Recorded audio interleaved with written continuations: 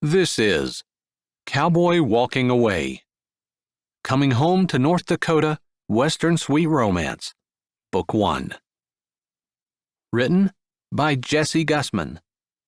Performed by J. Dice. Chapter 1. Good Communication and Willingness to Forgive. Mary S., North Carolina. Rose Baldwin pushed a hair back on her face and wished she were anywhere else. Anywhere. Even a snake pit would be better than this. Laughter cut into her thoughts, and she grabbed the pan of mashed potatoes, taking it to the second table on the right in the church basement in Sweetwater, North Dakota. The second table on the right was a table that she'd been avoiding as much as she could all evening.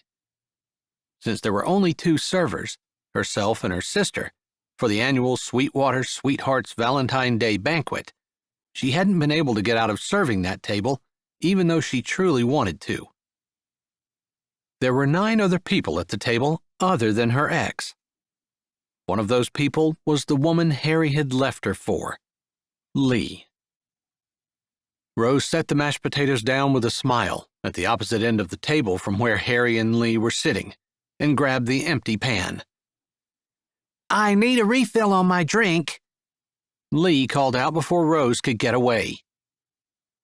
Rose's smile felt like her teeth would break, but she nodded and said, "I'll be right back." "Oh, honey, take my glass," she called out. Since Patty's Diner was only catering the event, not hosting it in their restaurant, they weren't bringing new glasses, but refilling the old ones. Rose knew this. She just had a memory lapse, since she worked at Patty's Diner and was used to bringing new glasses with each drink. "Thank you," she said as she took the glass from Lee, who probably wasn't looking at her in a smug, arrogant kind of way, even though it seemed like she was. Rose definitely didn't look over at Harry, which was quite a feat, since he was sitting so close to Lee, his arms wrapped around her, and Lee was practically pasted to his side. A person would think after 3 years of Harry being gone, it wouldn't bother her at all. The empty potato container in one hand, Lee's glass in the other, Rose strode to the kitchen area where Patty herself was doing dishes in the sink and where bottles of soda and gallons of water were sitting on the countertop. "I hope we don't run out of mashed potatoes," Patty said with her back toward Rose. "I don't think we have time to make any more." "There's a big box of instant mashed potatoes in the cupboard. We could probably use that if we absolutely had to, as long as we replace it," said Lavender, Rose's sister who had volunteered to serve with her, as she brought an empty pan of meatloaf back. "I hate to do that, because I like to make real mashed potatoes, but you're right. Keep an eye on it and let me know when that pan on the stove is empty." Lavender glanced at her sister, and Rose said, "We will." Lavender didn't work at the diner, but when they had needed help to serve the banquet, she'd volunteered, since anyone who had a significant other was at the banquet, and help was limited. Rose took a minute to shove back the hair that had fallen out from underneath the headband she wore, along with her ponytail. Lavender came over, putting her arm around Rose's waist and leaning close to her ear. "The guy's a jerk, and so is she. Don't let them get to you." "Thanks. He's really not. It's just, this wasn't the way these things were supposed to go." She gave her sister a sidelong glance before she picked up Lee's glass and poured diet soda into it. "Whether he gets it now, or whether God deals with him in some other way, it's coming.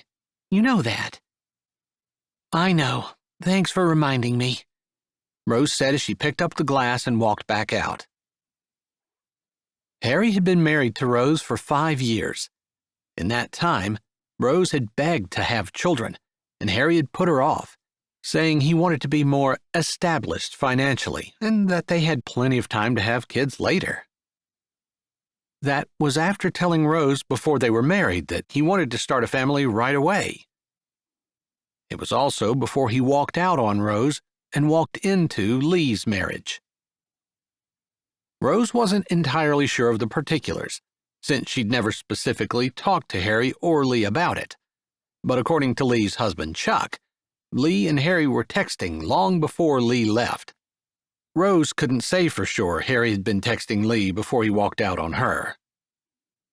Because she had trusted him, completely, blindly, and as it turned out, stupidly. So now, 3 years later, he acted like he was madly in love with the woman he'd left her for, and they had a happy family of 4 children, since Lee had 3, and they'd immediately had a child of their own as soon as they left their spouses. While Rose was alone. She set the glass down in front of Lee and murmured, "You're welcome," even though she didn't hear "thank you," and moved to another table where she took an empty plate and a container that needed to be filled up with more bean casserole. She supposed she didn't have to be alone. She'd been asked out more than once, but it was just hard to trust anyone after what she'd been through.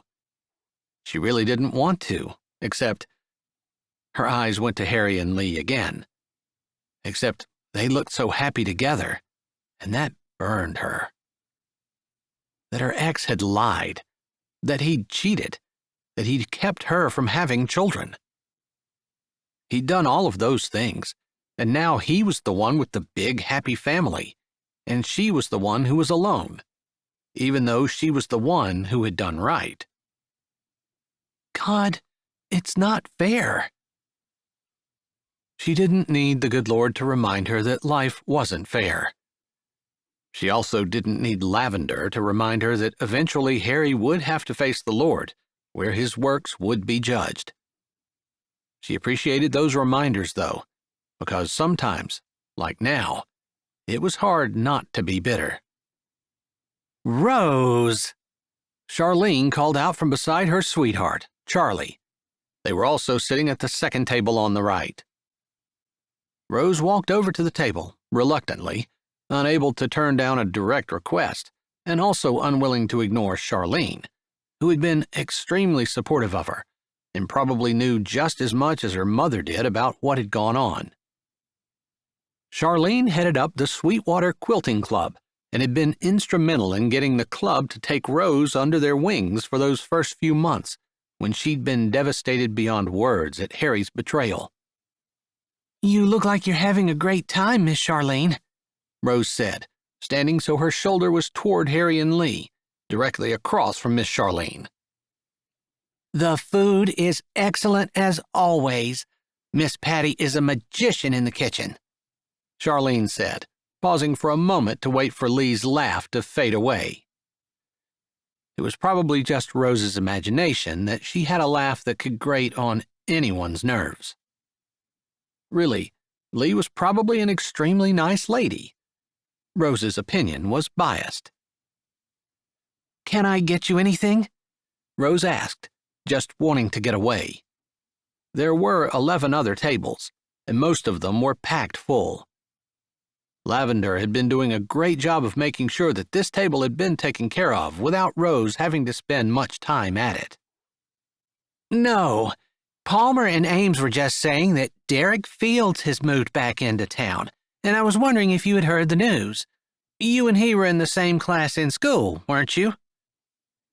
"We were," Rose said, remembering Derek well, and also having heard bits and pieces of the gossip that had been going on in his life. "His grandparents weren't doing very well," Charlene said, her face showing her concern. "I was disappointed to hear that. Their spread isn't far from ours, and I think his grandparents were thinking about selling. Now he's back, hopefully to help them and keep the farm from being sold," Palmer said, leaning casually back in his chair, one arm around his wife, Ames, whose rosy cheeks and athletic build suited someone who worked at the Olympic Training Center that had been built several years ago, just outside of Sweetwater. "Although I suppose I would have been interested in buying." "I don't think we have time for more land anyway, Palmer," Ames said, smiling at her husband, her eyes twinkling, like she knew exactly what he was going to say. "A farmer always has time for more ground," he said, and Ames' smile just got bigger, like that was exactly what she had been expecting. They didn't get out with their 4 children too much, but they still acted like a young couple in love, not like they were approaching middle age. They must be in their 40s since they had both been older than her in school. "He might not be interested, but he was when he was younger," Charlene said, and Rose nodded, remembering that Derek had wanted to settle down on his grandparents' farm, but he'd ended up moving to the cities because the girl he was with didn't want to marry a farmer. "If you're trying to match Rose up, I know for a fact that Derek and Rose would be terrible together. Derek's been living in the cities for over 10 years, and he's very debonair. He might have grown up here in Sweetwater, but he's not a hick anymore. I've actually spoken to him several times, since our parents are good friends."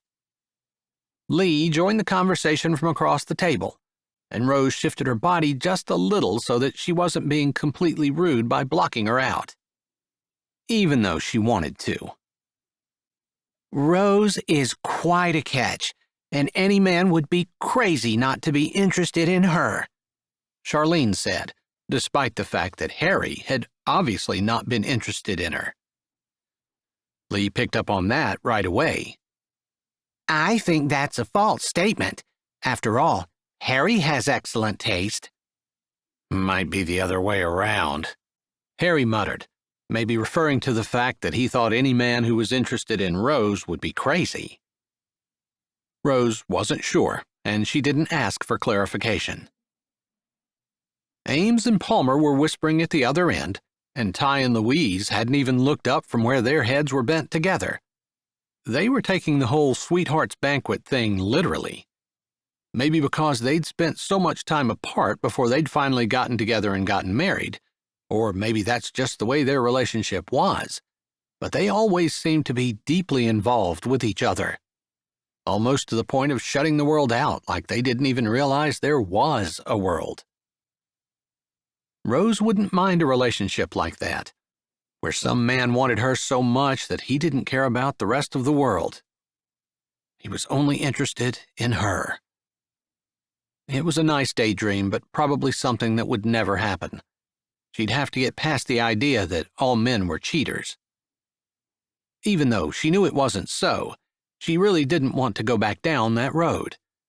As much as she wanted to be cherished and loved by someone, longed to be, she also did not want to be the laughingstock of everyone ever again in her life. "It's okay, Rose. After all, we need people to serve the sweethearts banquet, and you can hardly do that if you're with someone," Harry said, and maybe there was a slight smirk on his face, or maybe that was just Rose's imagination. "Actually, I am with someone," she said. She wanted to slap her hand over her mouth. That wasn't the slightest bit true. Why had she said it? And why wasn't she correcting herself immediately? But she didn't, and allowed herself a bit of a smug look at the astonishment on Harry's and Lee's faces. Why was she doing this? She was just going to have to confess the truth and be embarrassed. "Oh, that's interesting," Lee said, rolling her eyes a little, and Rose turned away, already ashamed of her lie. Knowing that she should just admit that the words had popped out, almost in self-defense, maybe because her heart was just so tired of being painfully beaten up all the time. So it threw those words up and out they came. Yeah, if only. It just showed a lack of character on her part, that she would prefer to lie rather than graciously accept the truth. "I'd heard rumors of you with someone.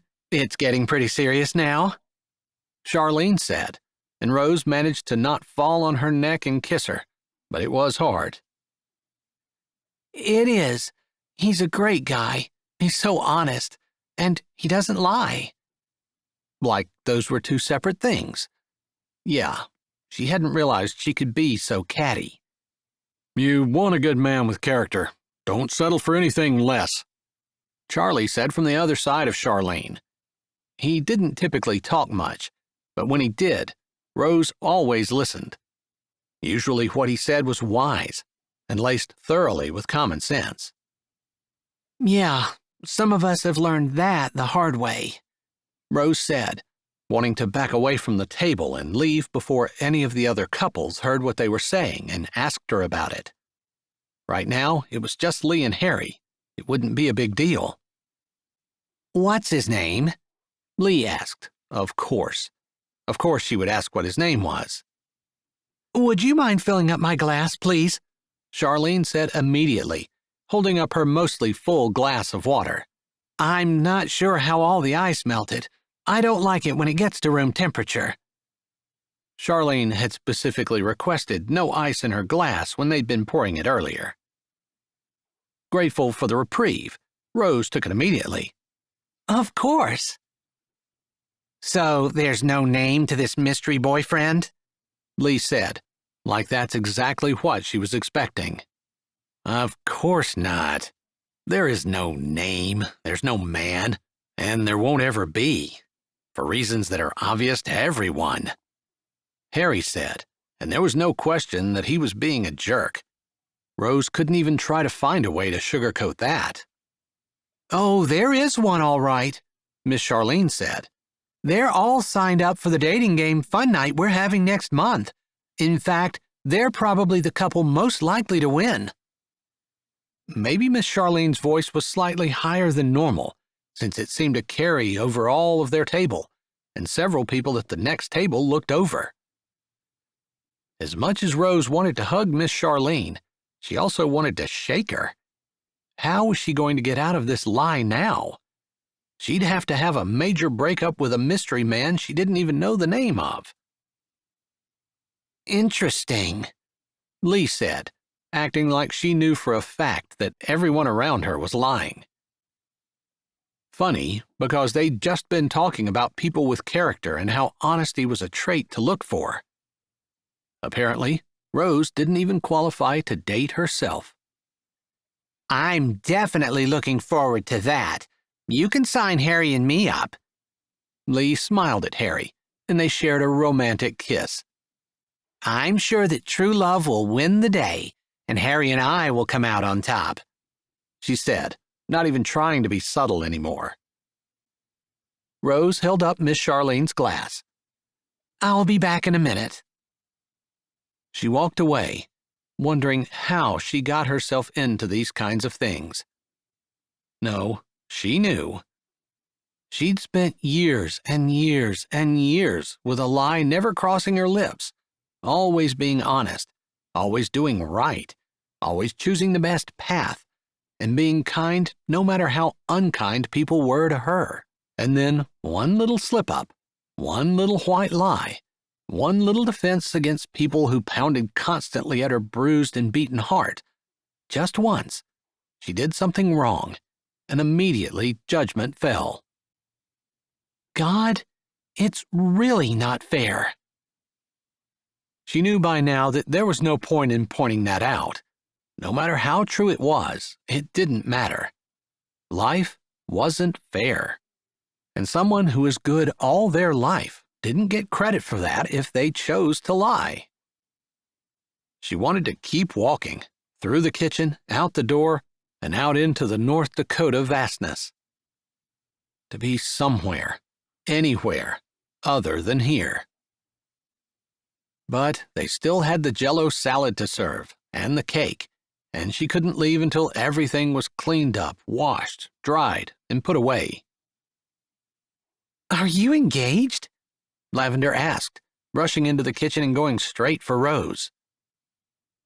At the sink, Patty lifted her head and turned around, her mouth open. Yes? Rose focused on pouring cold water into Charlene's glass. Her word came out as a question, not an answer, but apparently that was enough for Lavender. You're engaged? Lavender squealed. Why haven't you told anyone? She grinned. He asked you on Valentine's Day, didn't he? And wait, who? I'm sorry. I know you're excited, and I'm sorry I haven't said anything, but I have to get this water back. We can talk in a little bit. Normally, she would never leave her sister like that, but she had no idea of what to say. She carried the water back to Charlene's table, and thankfully the entire table was engaged in a rousing discussion of the price of corn and the weather pattern they'd been in, and everyone had their own prediction for what the weather was going to be this year, so she was able to set the water down and slip away. She went to the table at the far end, where George and Thelma were sitting with their daughter, Gracie. They were the only ones who had brought a child, and they had been seated at the table with Frank and Jean, the only couple who had brought their dog, Blondie. Technically, neither kids nor dogs were supposed to be at the banquet, since it was a sweethearts' banquet. But no one made anyone strictly adhere to the rules, and if they couldn't find a sitter or didn't want to leave their dog at home, it wasn't a big deal. It was Sweetwater after all, and people rolled with things. So far, Gracie and Blondie had been eyeing each other, and it seemed like Gracie wanted to pet the dog, but Blondie didn't seem too interested in children, ignoring people in general. Blondie's home all the time, so we had to bring her, because she needs to be socialized. We want to get her certified to be an elderly companion, and in order to do that, Blondie needs to be socialized while she's young with lots of people. Jean had explained to Rose when she'd first gone over to serve them, although Rose hadn't asked and certainly didn't care if the dog was at the sweethearts' banquet. Blondie lay beside Jean, her ears flattening against her head every time Gracie looked at her. She was young, and if Rose was any judge of dogs, she was terrified as well. The other people at the table had been fine as well, and the dog had helped guide them into conversations that involved all the dogs everyone had ever owned, with one old-timer telling a story about a blue heeler he used to have, and how it went out every night and guarded their home. And with the way the man was embellishing the tale, Rose figured by the time he was done, the dog would be making supper and doing rounds in the hospital as well. Obviously, the guy had been fond of his dog.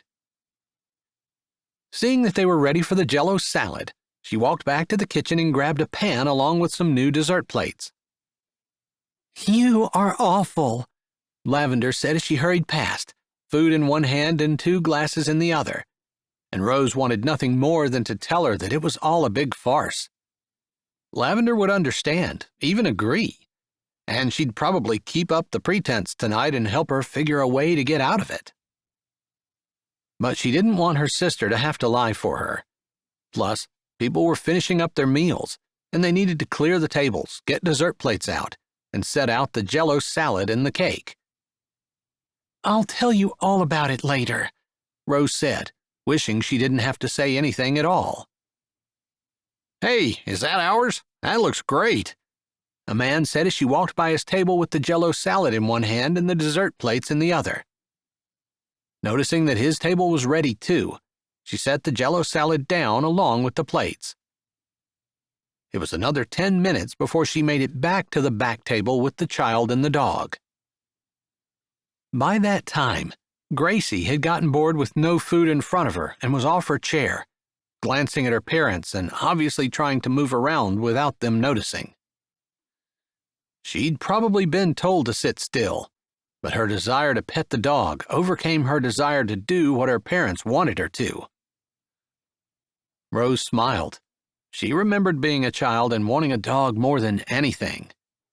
A dog of her own, something to cuddle up with at night, something to go places with, and something that loved her no matter what. She supposed every child probably went through a stage where they wanted a pet.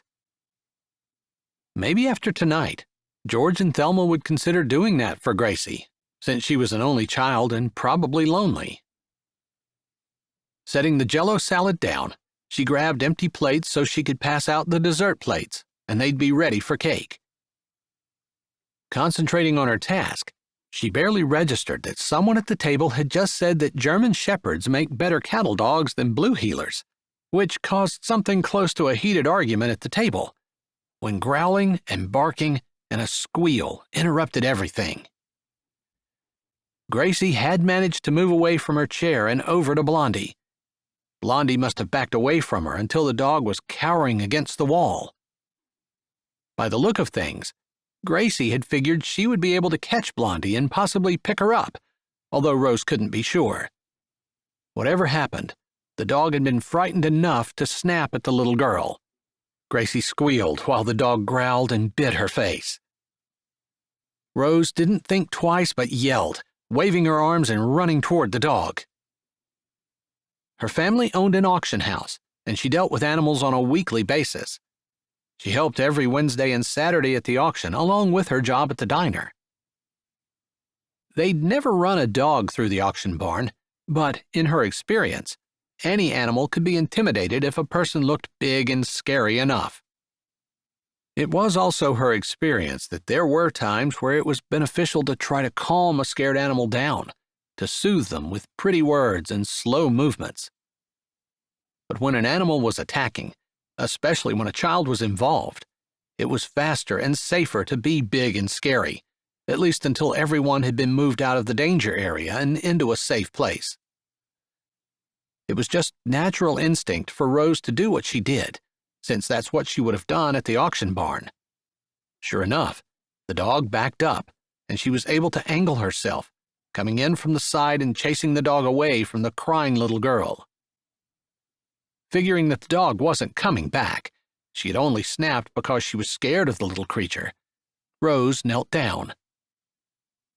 Gracie's face was bleeding, and Gracie was sobbing and scared, calling for her mom.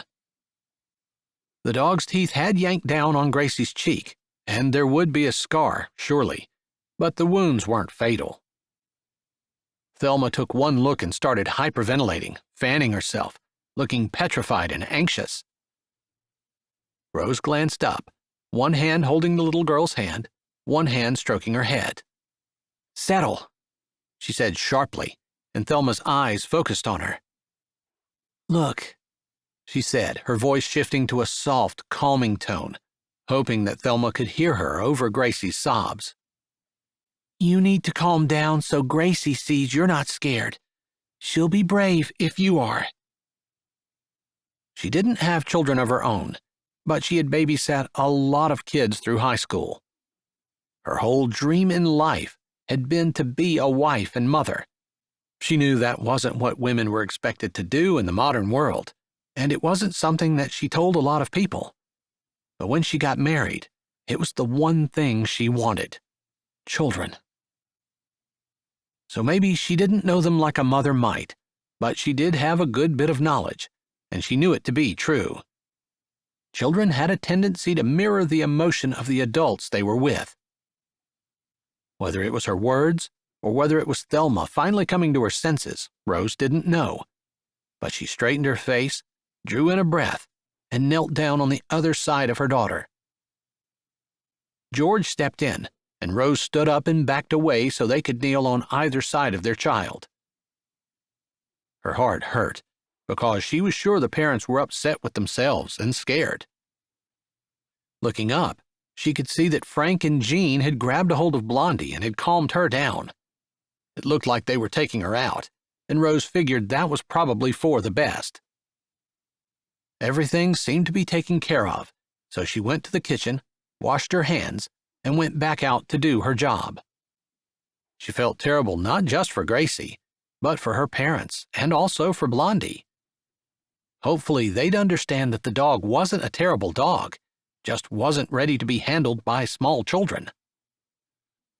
Regardless, she was grateful that the talk for the rest of the evening was about the dog, the attack, and debate on whose fault it was, along with stories people told about being attacked by dogs or witnessing dog attacks, and everyone seemed to forget that Rose had suddenly become engaged.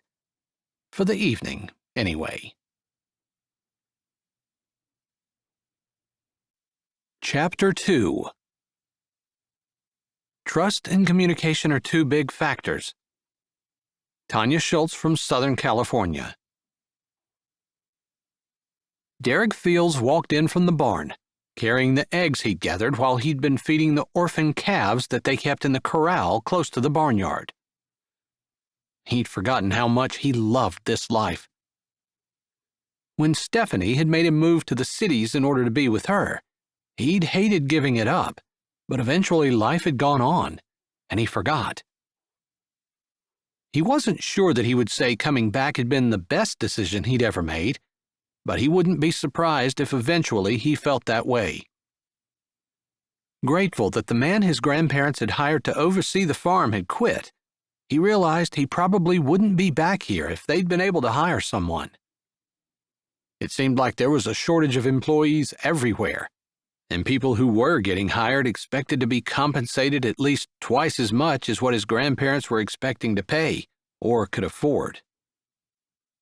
He had first-hand experience with this with his corporate job, and also because he'd been trying to hire a companion for his grandparents for several months now, since he'd been home at Christmas time and had seen how they struggled at times. They weren't incapable of taking care of themselves, but he would feel better if there was someone there to do hard things, like carry laundry upstairs and bring things up from the cellar. It hadn't been a hard decision to leave his corporate job and come back to Sweetwater. After all, Stephanie had just left him 6 months ago, and he loved the excuse to get out of the city. "Good morning," he said as he walked into the big farm kitchen, shaking the snow off his boots and switching the eggs from one hand to the other as he shrugged out of his heavy winter jacket. North Dakota felt colder than Minnesota. Whether it actually was or not, he wasn't entirely sure, but North Dakota was wilder, more open, less civilized. Maybe that was the difference. He liked the wildness, though. It made him feel like he'd been a city boy for too long. His grandparents looked up from the table, and Graham smiled, putting her hands down and pushing back from her chair as she said, "Good morning. Looks like you found us breakfast," as she reached for the eggs he carried. "Only 5 today. It's pretty cold out." "They don't usually lay when it gets below 0. Actually, they quit before that. You can almost tell the weather by them," Pap said, leaning back in his chair and looking at his grandson like he was the best thing that had happened to him in a long time. Maybe it was.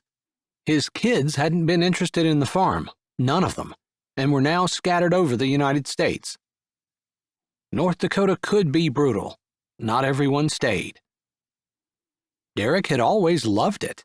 He'd only left because he thought he found someone he loved more. Someone.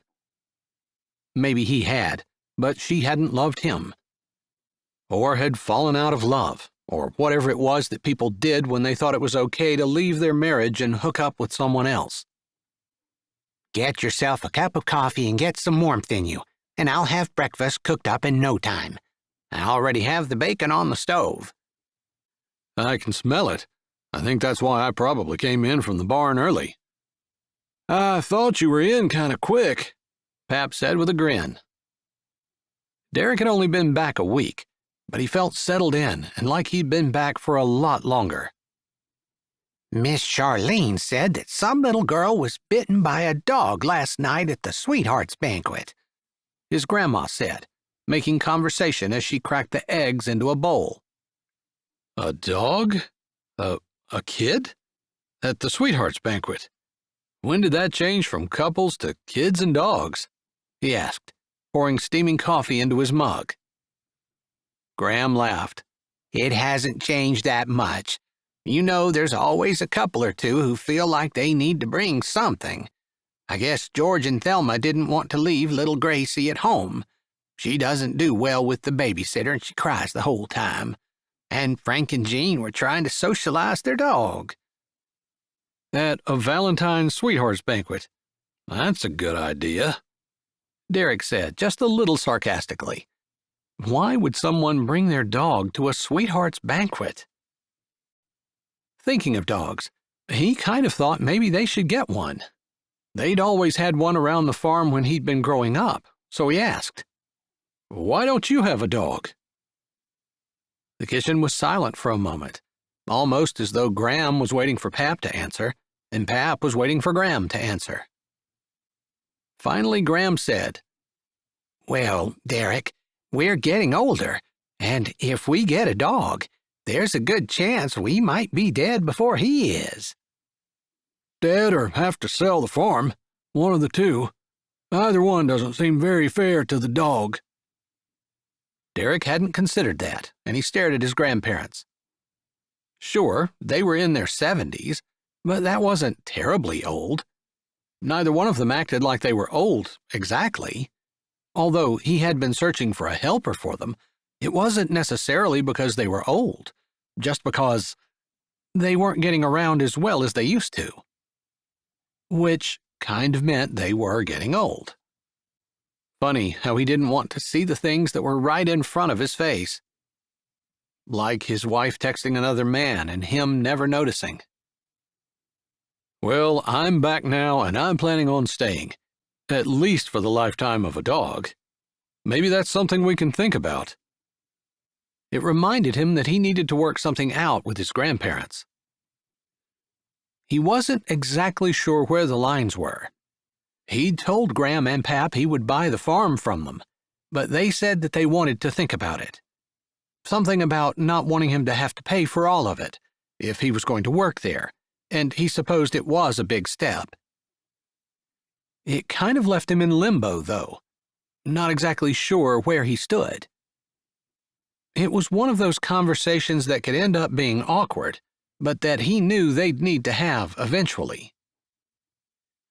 He pulled out a chair and sat down at the table, setting his coffee in front of him after taking a tentative sip.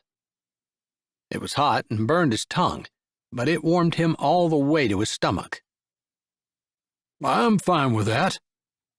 Pap leaned forward, looking thoughtful. "Are you sure you want to stay? Because your grandma and I have been talking about it and would really like to see that. Like to see the farm stay in the family. And we'd like to try to make that happen if you're sure." "I am. I know North Dakota isn't for everyone. But..." He didn't want to say he wouldn't have left if it hadn't been for Stephanie, but for some reason, that made him feel weak. Like he'd been a fool to give up something that was solid and unchanging for a woman. One who turned his world upside down, led him around like a puppy on a string, and then kicked him to the curb. Yeah, his experience with Stephanie had made him feel like less than a man. He wouldn't have even said that was possible, but it was true. North Dakota would be able to heal that hole in his heart. He was almost sure of it. Maybe that was why God had made places like this. Places where man could still pit himself against nature and come out the winner and feel better for it. Maybe God knew a man needed that fight, that struggle, that victory. Or maybe it was just him. "I need to talk to your grandma a little bit, but maybe we can plan on talking about that this weekend, and we'll come up with something. In the meantime, if you see a dog, by all means, a rancher should have a dog by his side." "Your grandpa and I always did. I'm sure you remember them over the years." "I remember 3, just one at a time, and they always followed Pap around, coming into the house and lying down in front of the front door. They didn't go any farther." "No, they always knew their place was at the front door. Until the last one. Somehow I guess we got soft or something in our old age, and before we knew it, she was in the living room, and then she was upstairs, in our bed." "Don't let your grandma fool you. She loved that dog, and I'm pretty sure she loved her more than me, because she slipped between us." Derek snorted, glad he hadn't put his coffee to his lips yet. That was more than he'd known about Sadie, their last dog. He'd known Graham had loved her. "I can't believe you let something come between you and Graham," he teased Pap. "I didn't have a choice. Your grandma told me if I didn't like Sadie between us, I could go sleep on the couch. I figured if I put up too much of a fuss, she'd have me sleeping in front of the front door." They laughed, and Graham soon had breakfast ready. They ate before he checked the weather on his phone and announced that he was driving to town. In small towns, sometimes the best way to get word around was to spread it among the townspeople themselves. On Sunday, he'd let it be known that he was looking for a helper, and he figured he'd run to the hardware store, grab a few things he needed, and see if anyone had heard of anyone who would be available. "You guys are welcome to come if you want." "No, it's pretty cold out today, and we were just in town on Sunday." It truly was cold. With the wind chills, it was well below zero, but there wasn't much snow on the ground, and the roads would be good. But he understood. He supposed when he got older, it would be nicer to stay inside in the warm house than to brave the cold North Dakota wind. Especially in February, after a person had put up with 3 or 4 months of winter already.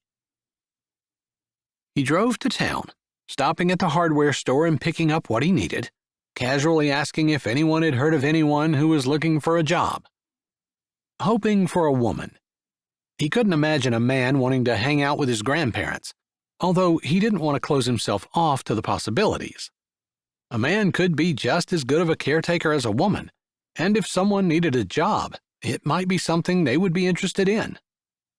Plus, Graham seemed to be taking things in stride, but would probably be the one to be the most upset about selling the farm. Having a woman around she could talk to might be a good idea. Still, he was assured that no one had heard anything, so he strolled down to the diner, thinking he might grab a piece of pie and catch up on the latest, since that was really the heart of the town. Wind blasted down the street, and he shrugged down in his coat, waiting until the wind died down a bit before he opened the door. Sometimes the wind would catch it and throw it back against the wall. He didn't want to break any glass this morning. That might hurt business. It was late enough that the breakfast rush had diminished, and he was actually the only patron in the dining area. Although Miss Patty was talking to someone, a waitress with an apron tied around her waist, but he couldn't see her face since she stood with her back mostly toward him. He didn't want to interrupt them, so he walked to a table and sat down, picking up the menu that was on it and scanning the list of pies. Might as well be ready to order when Patty came out so he could ask about whether she knew of someone who was looking for a job. Normally, there was music playing or something piping from the speakers, but there wasn't today, and he realized as he scanned the menu that he could hear the conversation clearly. He didn't mean to listen, but it was impossible not to hear what they were saying. "I'm sorry. You know that I wouldn't do this if I had any choice. But Denise's family and my sister will kill me if I don't give her a job. And it's winter." "I understand. It's a slow time, and you can't afford to have both of us." The other lady, whose voice he didn't recognize, sounded resigned. "I knew you'd understand, and I appreciate that." Miss Patty sounded relieved, though her expression held more than a little regret. "Honestly, Denise has never stuck with one thing very long, and I'm sure she won't be here more than a few weeks, a month at the most.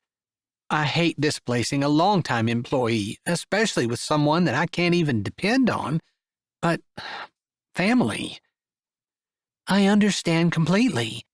Sometimes there are just things you have to do in order to keep the peace and make holidays bearable."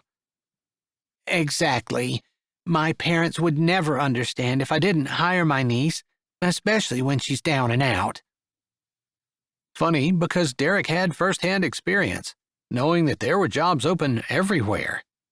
The niece shouldn't have a problem getting a job and shouldn't need to displace a valued employee.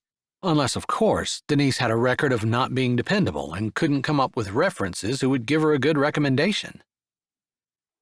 Derek kept his mouth shut, though, because he knew how things went in the business world. People who deserved promotions often didn't get them, and people who didn't have a clue what they were doing were often promoted well beyond their capabilities, just because they knew someone or were related to someone. He'd been passed over more than once because of that. It was just the way the world was.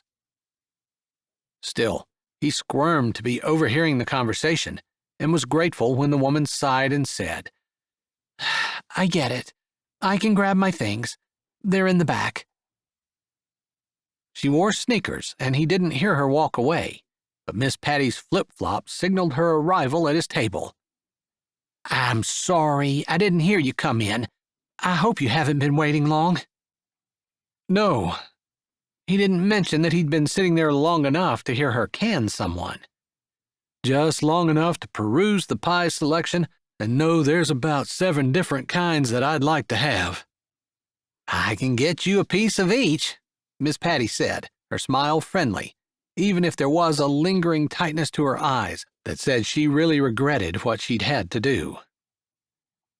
Then a thought occurred to him. Whoever she just fired would be looking for a job. Could he ask about her? She didn't know he overheard the conversation, which wasn't exactly his fault, but he thought of employee regulations and figured that even if Miss Patty would tell him, she probably shouldn't. Man, he still wanted to, just because that would be almost perfect, and he could get a recommendation right here. All he had to do was ask Miss Patty if the lady that she just fired was trustworthy. But she must have been, since Miss Patty obviously didn't want to let her go. Regardless, he ordered his pie, ate it, and chatted with Miss Patty as she cleaned the one dirty table in a leisurely manner, waiting for the best time to ask and not make it seem like he'd overheard, because he still wanted to see if there was anybody she would recommend who was looking for a job. Turned out, he didn't even have to ask. You know, I just remembered you were in here last week asking if I knew of anyone who was looking for a job. You were, right? I was, he said between mouthfuls.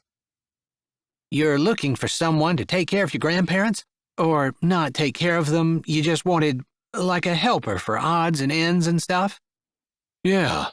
Just someone to carry laundry, maybe do some house cleaning to take a little of the burden off Graham, run up and down the steps so they don't have to. Maybe clean the bathtub so they don't have to get down. That type of thing. Maybe this spring they could help out in the garden.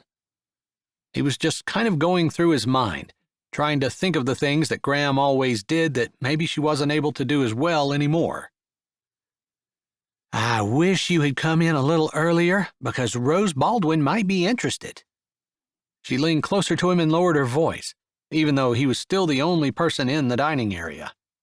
I had to fire her this morning because my niece, Denise, needs a job. She's supposed to be here. She looked at her watch. She was supposed to be here 10 minutes ago, and that's why I didn't want to let Rose go. She is an excellent worker and has been here for years, but my sister will make my life extremely difficult if I don't hire my niece, and I can't afford to keep them both. Not in February in North Dakota. I get it. Just like Rose, he understood, and now he had a name to go with the back of the head that he'd seen. He remembered her from school, although they had never really hung out. Still, she was a local girl, and her family was well respected. They owned the auction barn outside of Sweetwater. He felt less bad for her being fired because he knew she would have a job there. Still, she would be perfect for his Graham. I remember her, he said. Did she say she would be interested in some other position? No, but she's always supplemented her income at the auction barn by working here. She really seems to like it. I don't know if it's the people or just having something outside of the family business. Some people are like that, Miss Patty said. You have her contact info? He asked. I don't think I can give that out, employee privacy and all, but she was headed over to the church basement for the quilting meeting. You might be able to catch her there if you hurry, Miss Patty said. Not that I'm running you off, because I'll gladly get you another piece of pie. No, thank you. That piece of cherry was delicious, but it was enough. He could have just walked in and asked and not had pie. Probably that would have been better for his health, but he didn't regret it. The pie was delicious, and he had a name. He considered the trip worthwhile. He paid his bill, getting 3 pieces of pie to go, figuring it would be dessert for supper tonight with his grandparents, and headed out. He'd run into the church before heading home. He put the pie in his truck and jogged across the street, turning down along the church and going to the basement door, stopping with his hand on the doorknob. As he recalled, these meetings could get quite rowdy, having attended a few with his grandma over the years back when he was younger. Maybe the ladies had gotten more sedate as they got older, but somehow he kind of doubted it. Steeling himself, he twisted the knob and walked in. Chapter 3. Remembering to laugh and forgive and pray. Betty McIntosh, South Carolina. Rose shoved her hands deep into the pockets of her coat and ducked down against the wind, walking behind the church and stepping into the basement. She didn't always go to the quilting meetings, and she hadn't been planning on attending this one, but since she was now jobless, she figured she might as well. Wherever she went, she was going to face questions. If she showed up at home before they were expecting her, they were going to want to know what happened, and she really didn't want to have to talk about her being fired. She'd never been let go from a position in her life before, and she had to admit, it stunk. Even though she knew it wasn't because of something that she had done wrong, that there wasn't any problem on her part, it still hurt. Like a rejection. You are not good enough. She tried to get her mind off that, because it made her chin tremble, and she wanted to cry. Not that crying would solve anything. It's just how she felt. Everyone looked up when she stepped in, and she realized belatedly that maybe this was a bad choice too. She should have just gone to the library, buried her nose in a book for a bit, until she felt she could face everyone at home. These ladies weren't going to ask why she was off her job early, but they were going to ask what she was going to do about the almost fiancé that she didn't have. Or if they didn't ask, at least they would remind her that she needed to do something about that. Things had been too crazy with the dog biting Gracie, and she hadn't wanted to walk over to Harry and Lee's table and just announce that she'd lied. Even though she had, and that's what she should have done. Then she wouldn't be facing this double whammy this morning, being fired and still needing to admit to her cheating ex-husband and his marriage-wrecking wife that she'd lied. Rose, Charlene said, standing and holding her hands out. Pieces of material lay scattered all over the table in front of her. it's been so cold, only Vicky and Kathy could make it. We're glad to see you, Charlene said, coming forward and hugging her, and Rose had no doubt that her words were true. Charlene truly was happy to see her. She felt like she could melt into the maternal hug. She hadn't realized how much she'd needed that solace. What happened? Charlene said, seeming to know instinctively that something was wrong, because Rose hadn't said anything. She wasn't even crying. Or hadn't been. Her eyes filled. Miss Patty's niece is coming to the diner, and she had to let me go. Oh, that's terrible, Vicky said, standing and coming over. I'm so sorry to hear it.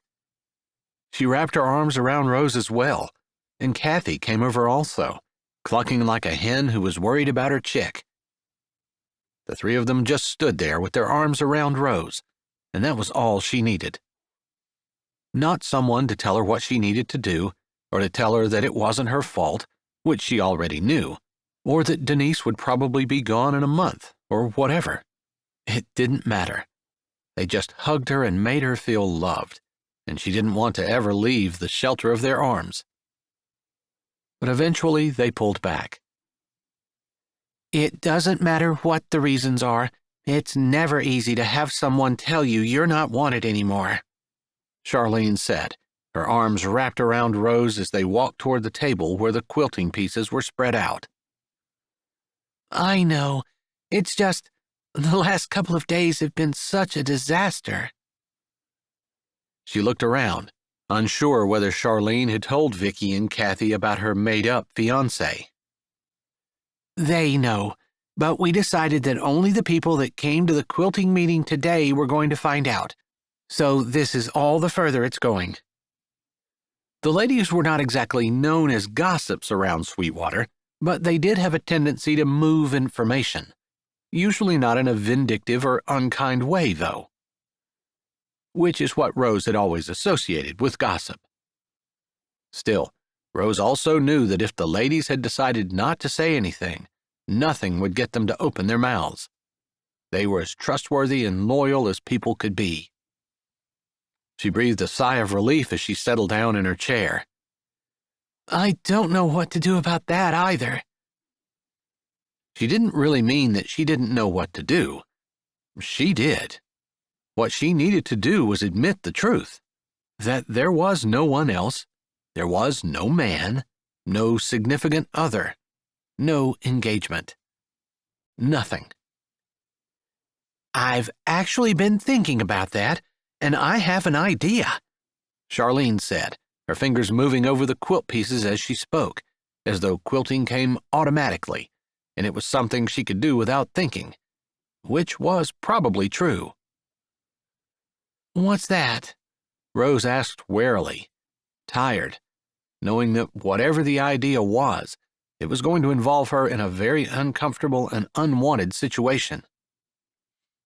She wished there was a way she could put it off without making it bigger, but the sooner she did it, the less embarrassed she'd be.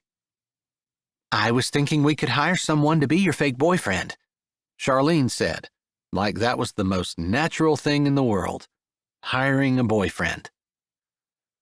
You want me to hire a boyfriend?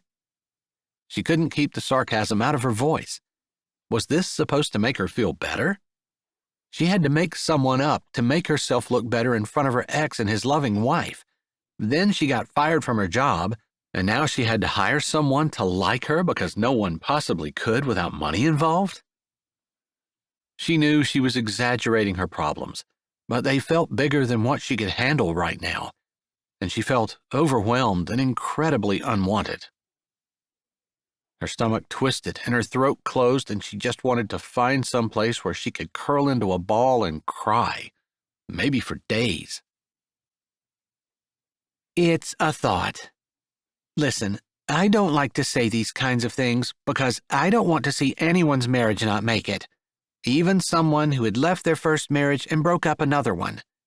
Even that marriage. I'd like to see it be strong, like to see it work. Most definitely when there are kids involved. But, Charlene said this, her hand closing over top of Rose's on the table, her head leaning close in, trying to catch Rose's eye. But watching them last night, there is a huge chasm in their relationship, and they were covering it with Scotch tape and plastic. They were acting happy, but there was a lot of tension between them. Rose knew those words should make her happy, and maybe on one level, a very fleshy, very shallow, very childish level, they did. But she was like Miss Charlene. She didn't want to see anyone's marriage fail. She just couldn't stand how Harry and Lee seemed to rub in her face that her husband had left her, and now he was happily married to the woman he cheated on her with, and they had lots of children and everything that Rose had ever wanted, and he didn't need her, didn't regret leaving her, and it made her feel like a loser. Just hire a boyfriend for a few months, 6 months. Make an offer. In fact, the ladies and I've been talking, and we'll take some of the quilting money to help pay for it if you can't.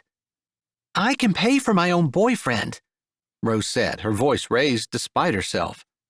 Then she froze. Wait, what? No, I'm not paying for a boyfriend. No one is paying for a boyfriend for me. Goodness, if that got out, and in small towns, stuff always got out, she would be even more of a laughingstock than just making a boyfriend up. But paying for one? Outrageous. Just think about it. Don't shut your mind off to the possibilities before you've considered everything," Vicky said earnestly. Rose tilted her head. Had these ladies gone mad? They were wanting her to consider hiring a boyfriend? That was crazy.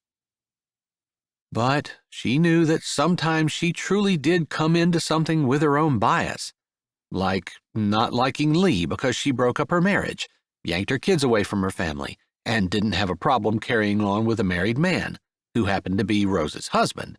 And so, yeah, she had a bias. Lee was probably a very nice lady. Her friends loved her, and her family couldn't live without her. So she stared at Vicky but didn't really see her, trying to roll that problem over in her head. In what galaxy was it a good idea to hire a boyfriend? Not in this one, came the answer. That's exactly what she thought.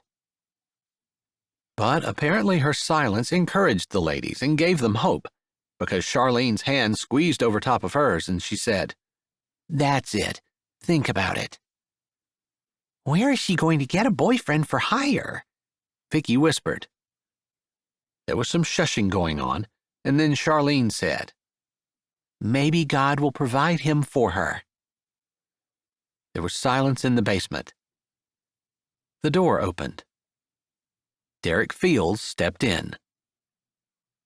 The ladies gasped, and one of them whispered, "God provides." "God provides a lamb," Rose muttered, thinking of Abraham and Isaac and the lamb that got sacrificed in Isaac's place. Poor Derek had no idea what he was stepping into. Not to mention, he had been sitting at the table in the diner when Miss Patty had fired her. Talk about embarrassing. Rose glanced over her shoulder once more, then back to the ladies. Was it too late to duck underneath the table? The temptation was almost more than she could stand, but she figured she needed some practice in overcoming temptation, since she'd let temptation loosen her tongue and shake a lie out of her normally nothing but truthful mouth. "Derek Fields, I heard you were back in town."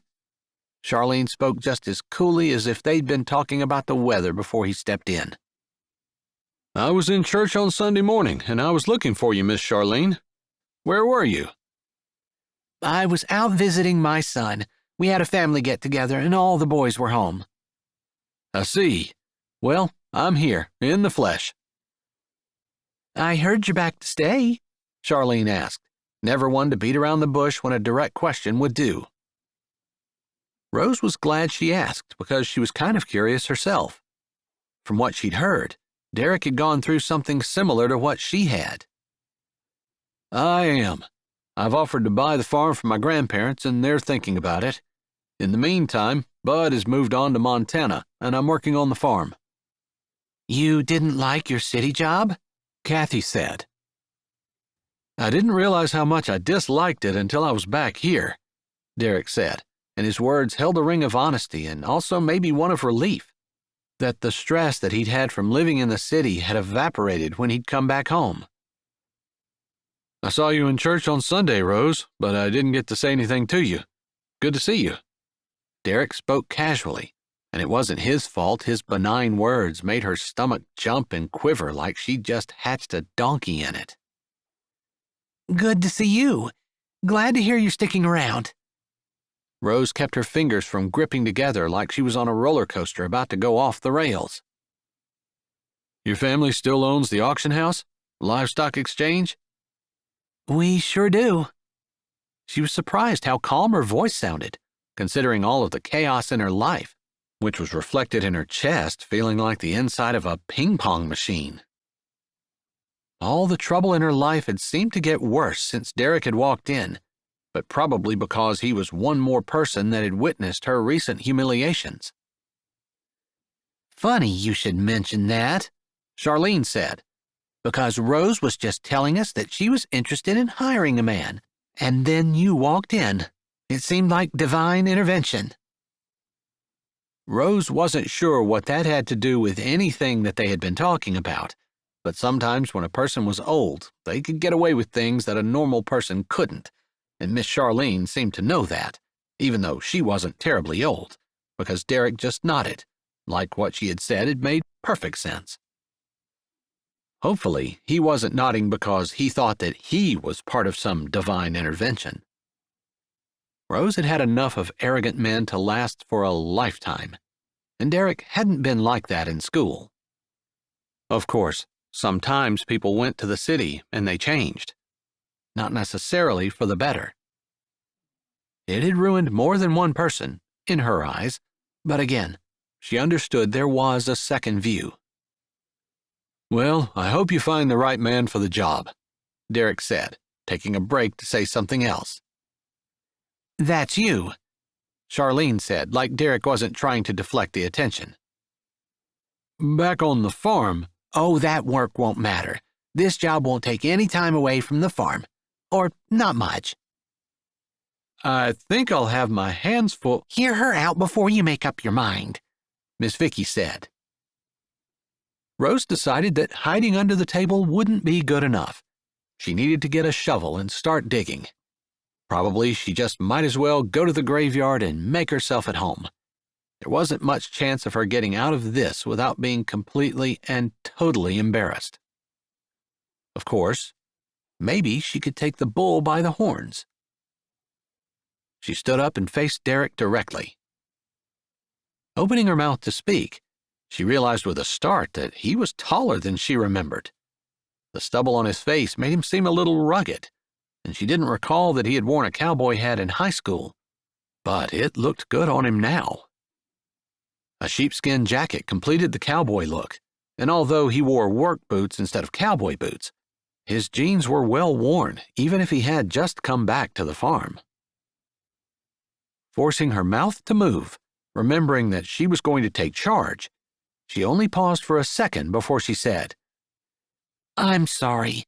I put my foot in my mouth yesterday. No, that's not true. I lied yesterday. I don't know why.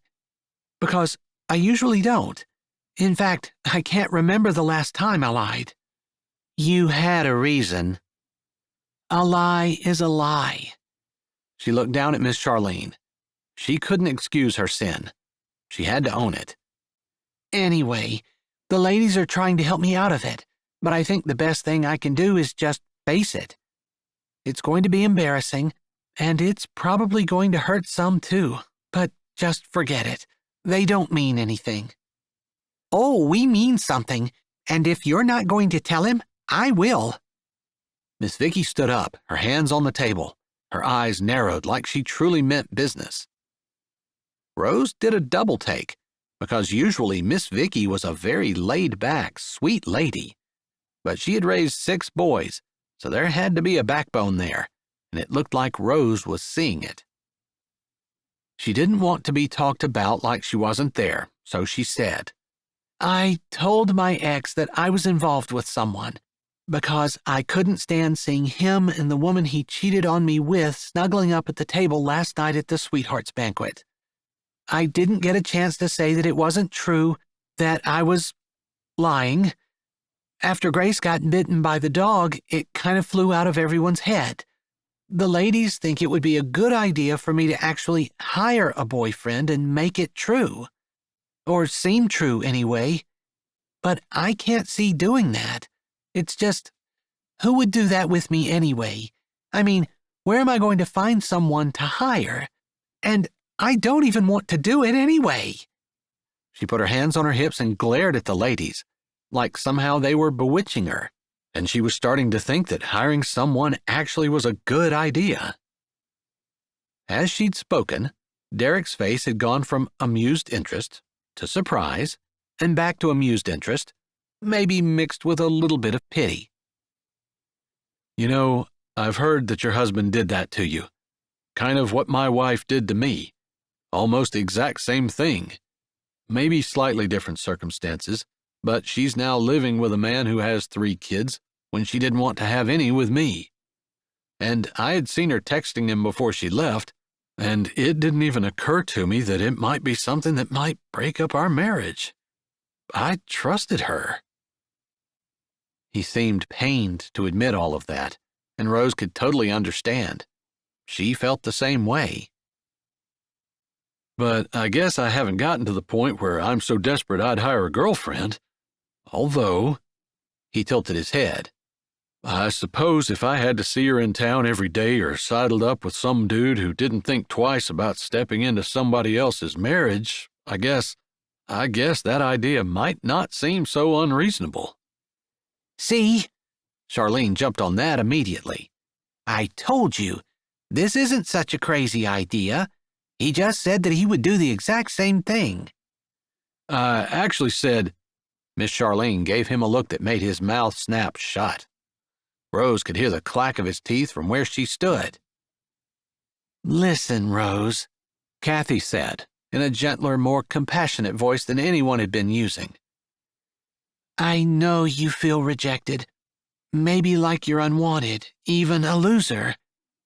Thanks, Rose said. But, Kathy said emphatically, but the entire town feels for you. There isn't a single person in town that would take Harry's side over you. We all want to see something good happen for you. Lots of good things. We know you were dealt a bad hand. We know you were treated wrong. We know that you're hurt, and we all hurt with you. Derek shifted, like Kathy's speech was making him uncomfortable, but no one interrupted her. Maybe we're butting in right now because we really, really want to see Harry get a little bit of what he deserves. You know, you're not the only one who wants that. Rose raised her eyes. She didn't know what was in Kathy's past. Maybe she was talking about herself. Maybe she was talking about one of her children. Rose wasn't sure, but the thought was plain. Rose hadn't been the only one who had been cheated on, and everyone could understand wanting to see Harry, if not hurt, at least get a little of his own medicine, to reap what he sowed. That's for the Lord to hand out, not me, she said. As badly as she wanted to do it, God had been clear about where vengeance lay, and it wasn't with her. Could you do it at least until the dating game get-together? You and your significant other are supposed to be there and be playing, and it would be really sweet to see you and him beat Harry and Lee. Please? Beating them would be doing a favor for the whole town.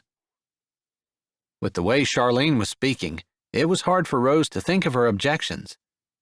She knew they were there, right on the tip of her consciousness, but when Charlene made it seem like she would be doing the whole town a favor, when she said that they were all on her side, when she made it seem like they were a team that was pulling together, she didn't want to deny her. She wanted to do it. You pretty much have me talked into it. What exactly are you thinking? Derek's deep voice came from off to the side. Rose had almost forgotten about him as she had gotten swept up in Charlene's plans and pleading. Charlene smiled, a satisfied smile without arrogance. Rose, do it for us. Derek, would you be interested in being my fake boyfriend for the next month? We're very close to marriage and are seeing each other exclusively. Rose's shoulders slumped. At least, that's what I told him last night. I see. She waited, thinking that no man in his right mind would accept that proposal. Yes, Derek said simply. Or should I demand that you get down on one knee and ask me? The ladies tittered, and Rose lifted her head, meeting Derek's eyes and seeing the humor in them. Okay, if he was going to be funny, if he was going to make her laugh, yeah, maybe she would enjoy it.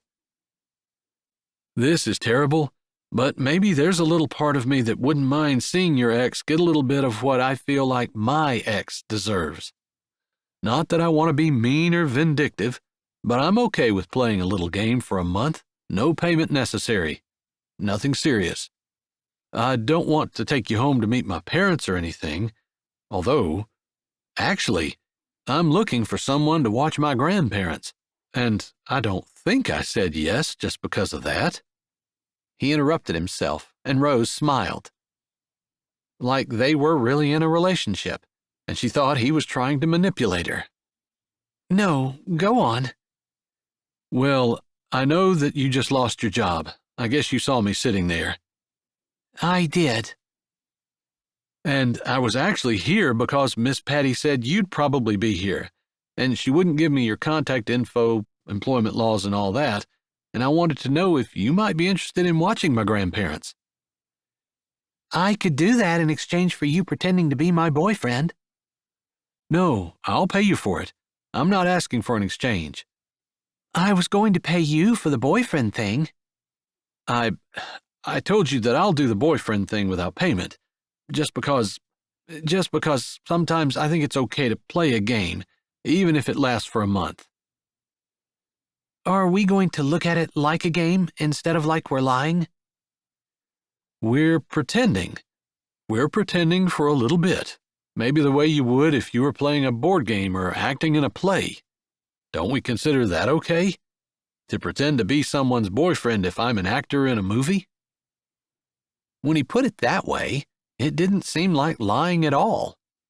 Technically, it still was, but it was okay lying. Maybe? It hardly seems fair that you're paying me and I'm not paying you. Well, I'm hoping to hire you for more than a month. It's a legitimate job. While my grandparents can still take care of themselves, they just need help with some of the things that get harder as you get older.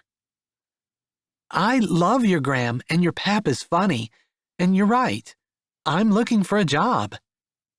Rose didn't really need to think about it. Maybe it was divine intervention with Derek walking through the door. Who knew? But the door was open, and she was going to walk through. I'll do it. That's great. Just let me know when you can start. Well, I'm unemployed, so my schedule is wide open, other than Wednesday and Saturday afternoons and evenings when we have the auction. I knew that. If you're available, we can go out to the farm right now. I feel like I just put in a good day's work, Charlene said, adjusting her position in her chair and looking at the quilt patches on the table like nothing big had just gone on. No fake boyfriend had been hired. No employment problem solved. Maybe Rose still felt like she was a bit of a reject, and she still didn't feel entirely wanted. But she could almost get excited about the idea of play acting, about pretending to have a boyfriend, about beating her ex at the dating game. And she could definitely get excited about taking care of Derek's Gram, a sweet lady, and one she wouldn't mind hanging out with. Why don't you come on out, talk to them, and if you're interested, we can talk about your hours and pay. That sounds good. And then, maybe at some point, we can talk about this whole fake relationship thing, because I guess we'll need to hang out for a few weeks and even maybe get to know each other some so we have a chance of winning the dating game. That's great. I don't really want to play and look ridiculous. Me either. I guess I play to win. Derek's eyes glinted. There was humor in them, but there was also a determination. Maybe it stemmed from his personality, or maybe it truly came from the idea that he wanted to beat her ex, just because it would give him a bit of satisfaction as he thought about his own situation. Whatever it was, Rose was going to take it. Chapter 4. Communication, compromise, and always make sure to tell them that you love them, even when you are angry. Samantha Dewar. A bit bemused at himself, Derek opened the door and held it for Rose to walk through. He couldn't believe he'd just agreed to be this woman's fake boyfriend. Wasn't that part of the reason he'd been excited to leave the city? To get out of the drama of coworkers and the soap opera that work seemed to become? Not to mention the added stress when people weren't getting along and when workplace romances bled over and affected daily life and made the workday miserable. But this wasn't going to do that. It was just a fun thing. She walked through. He closed the door and said, You know, I just realized, if we're going to go to my grandparents and talk to them, we're probably going to need to either pretend to be almost engaged or decide that we're going to share with them what's really going on. She glanced up, surprise on her face. You're right. Maybe we ought to hash out some of these details so that we're not shocked when people approach us, or probably more importantly, so we give out the same story. We've agreed to act in the play. Now we have to write it? She asked, her eyes twinkling a little. We need to figure out our own roles anyway. Agreed. Do you want to go up and sit in the church sanctuary and talk for a bit? I know they turn the heat down during the week, but it will at least be warmer than outside, she said as a gust of wind blew her ponytail so that it streamed ahead on both sides of her face. That's a good idea. It would be a little awkward to do it in the diner, he said, with a little smile, wondering if she would be fine joking about it, or if his words would upset her. He really didn't know what kind of girl she was, even if he'd just committed to being with her exclusively for the next month. He supposed he was going to find out. To his relief, she grinned. Unless we really want to make us a soap opera. It might end up that way, but we can keep it from becoming that today. All right, the back of the church it is then.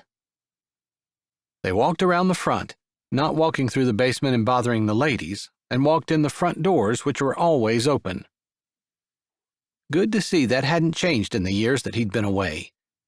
Anyone could stop in the church at any time, to pray, to just talk to the Lord, or to be alone if they needed to, or to write the characters that they were going to play for the next month.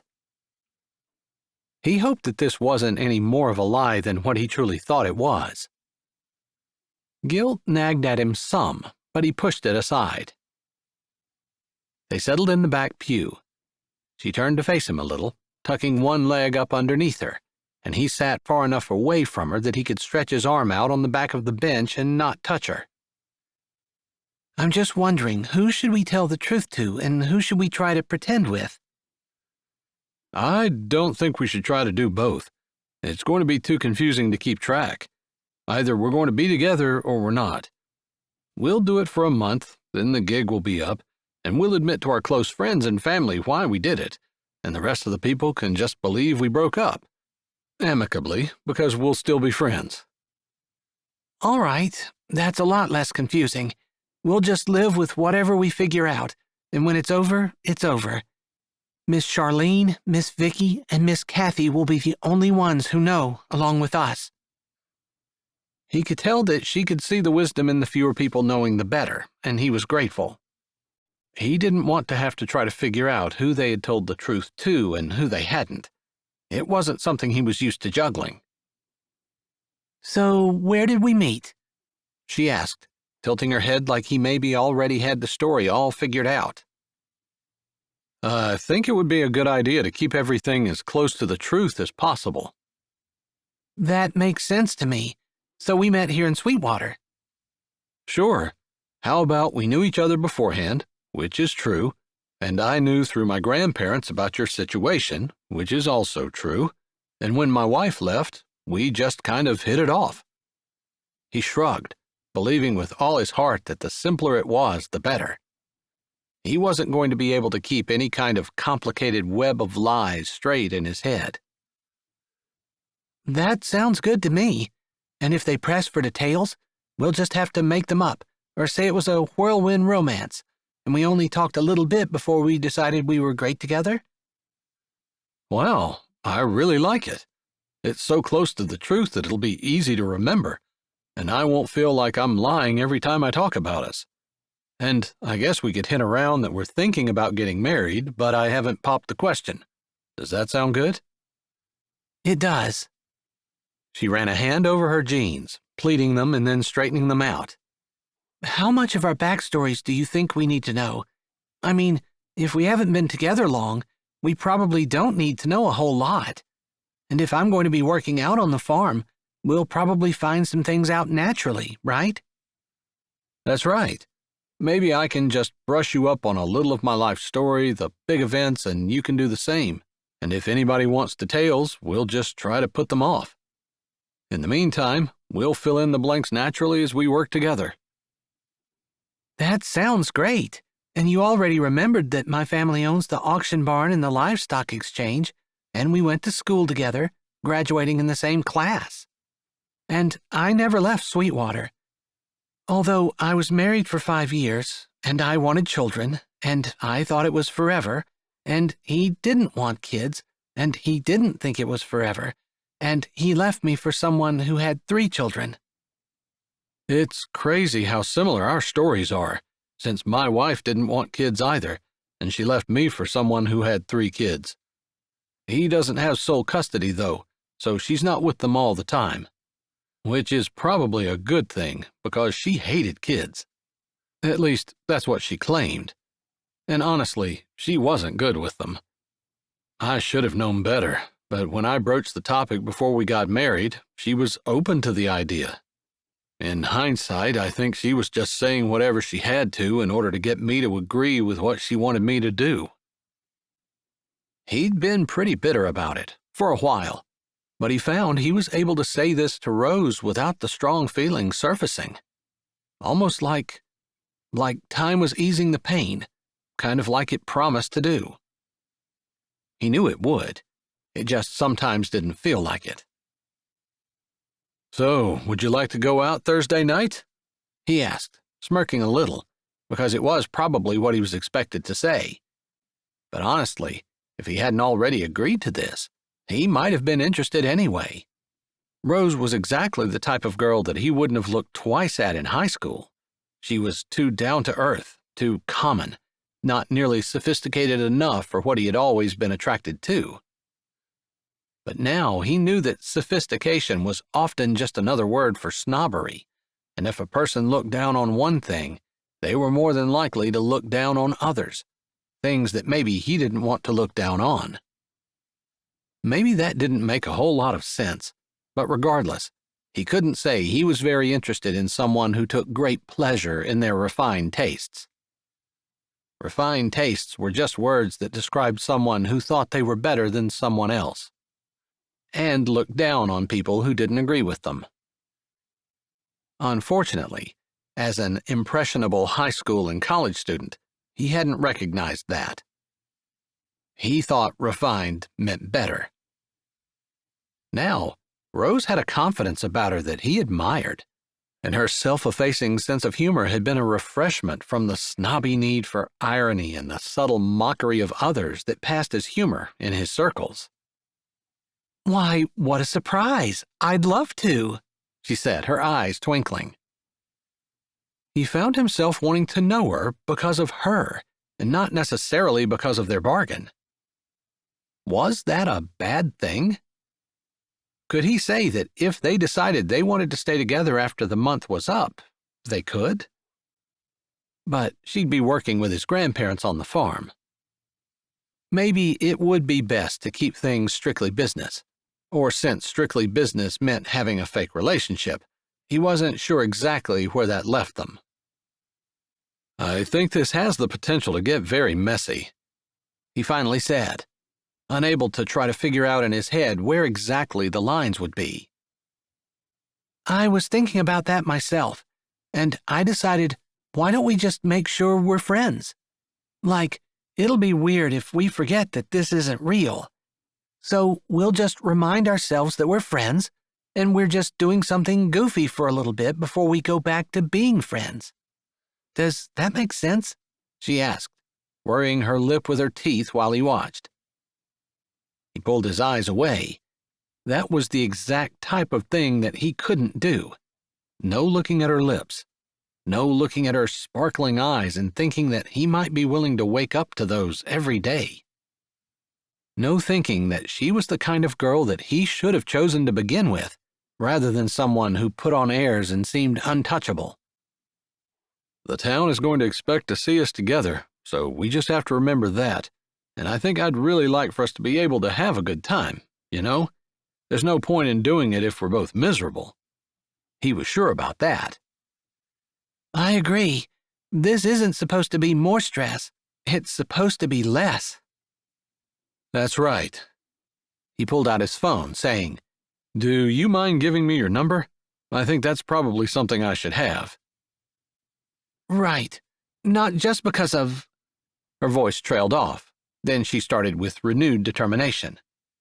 I'll be working for you. She rattled off her number and he typed it in, sending her a text so that she'd have his. Got it, she said, smiling at the smiley face he had sent. I think we pretty much have things hashed out. I need to get back to the farm, and if you'd like to come out, you're still welcome. Yeah, I might as well. I was supposed to work for 3 more hours anyway. My family's not expecting me, if you don't mind. Not at all. He stood, wondering if he should offer his hand to her, but not getting it held out in time before she slid out the other end of the pew. It might be a little bit of bumping as they figured out the roles, but he actually thought this might work out fine. Not just the idea of her ex getting a little bit of his own medicine, but the idea of spending time with Rose. It would ease his transition back to Sweetwater if he had someone to do things with as he became a part of the community again. It felt like a win-win all around. Chapter 5. Respect for one another and commitment to each other. Jan Newman, Memphis, Tennessee. Rose, this is my gram, Cordelia, Derek said as they stepped into the warm farmhouse kitchen. Of course, she knew Miss Cordelia from church, but Derek didn't realize how familiar they were, and the polite thing to do was introduce them anyway. Just call me Graham, his grandma said, smiling. And we already know each other. Normally I think you say Miss Cordelia. I do, but Graham seems much nicer, especially if I'm going to be spending a lot of time here. I knew Derek was looking for someone, but I wasn't expecting him to come back from town with someone in tow already. I've heard that there's a shortage of workers and the market is tight. I think he just had really good timing. And the Lord was working things out for him. Maybe he just knew we needed someone and didn't want us to have to wait, Pap said from his chair. And by the way, he added, you can call me Pap. All right, Pap, Rose said with a smile, glancing up at Derek to make sure he was okay with all of this. He seemed like the kind of guy who was pretty easygoing but wasn't afraid to take charge when necessary. Sure enough, he had a smile on his face, like he was enjoying their interactions and thinking he made the right choice. She needed to see a smile like that. After feeling like such a failure for the last couple of days, it was reassuring to know that she could do something right. God is a rewarder for those who diligently seek him. The verse came to her head without being bidden, and it made her smile. She knew he didn't reward anyone who told untruths, and she wasn't expecting that. But she had sought the Lord and tried as hard as she could to do what was right. Maybe this was a reward. Are you starting today? Graham asked. We hadn't actually talked about my hours, other than I'd be around when you needed me. How many hours were you working at the diner, if you don't mind me asking? Derek said, and she shrugged. Of course she didn't mind him asking. In fact, that was something he probably should know. I had worked up to 40, sometimes more in December when people were out more. January and February are notoriously slow, just because of the cold weather and all the snow. I'd been down to about 20 per week. Graham? I had wanted to get the spare room cleaned out, and there were some things in the attic I wanted arranged. In the spring, I'd like to have some help with the garden, too. Are those things you think you might be interested in? Graham asked. Sure, I'm here to do whatever you want. I wasn't sure whether you were talking manual labor or if you wanted to sit and chat, maybe quilt a little. I'm not a very good quilter, but whatever you need done, I'm happy to help with. With that settled, they decided that Rose would stay for a little while, carrying some laundry up and taking a look at the things that Graham wanted done. They decided on her schedule for the week, and she would keep track of her hours, checking with Graham each week as she made out her schedule for whatever worked for both of them. "If you guys have everything settled and you're planning on staying here for a bit, I'm going to run out and fix that water line now that I have the parts I need," Derek said, putting his hand on the doorknob. She met his eyes. Maybe he saw the questions in hers, because he dropped his hand from the doorknob and turned back. "Actually, Graham, Pap, there's something we probably ought to tell you." Graham said, "Oh?" while Pap turned in his chair to more fully face them. He looked at Rose and didn't seem to know where to start. They were his grandparents, and she figured it wasn't her place. But more than that, she just couldn't. She couldn't lie. She couldn't tell them that they were a couple when they really weren't. It seemed great when they were talking about it and fun to play act, but she just couldn't. Maybe Derek was having the same issue, because finally he shook his head. She took that as a sign that it was up to her to go forward.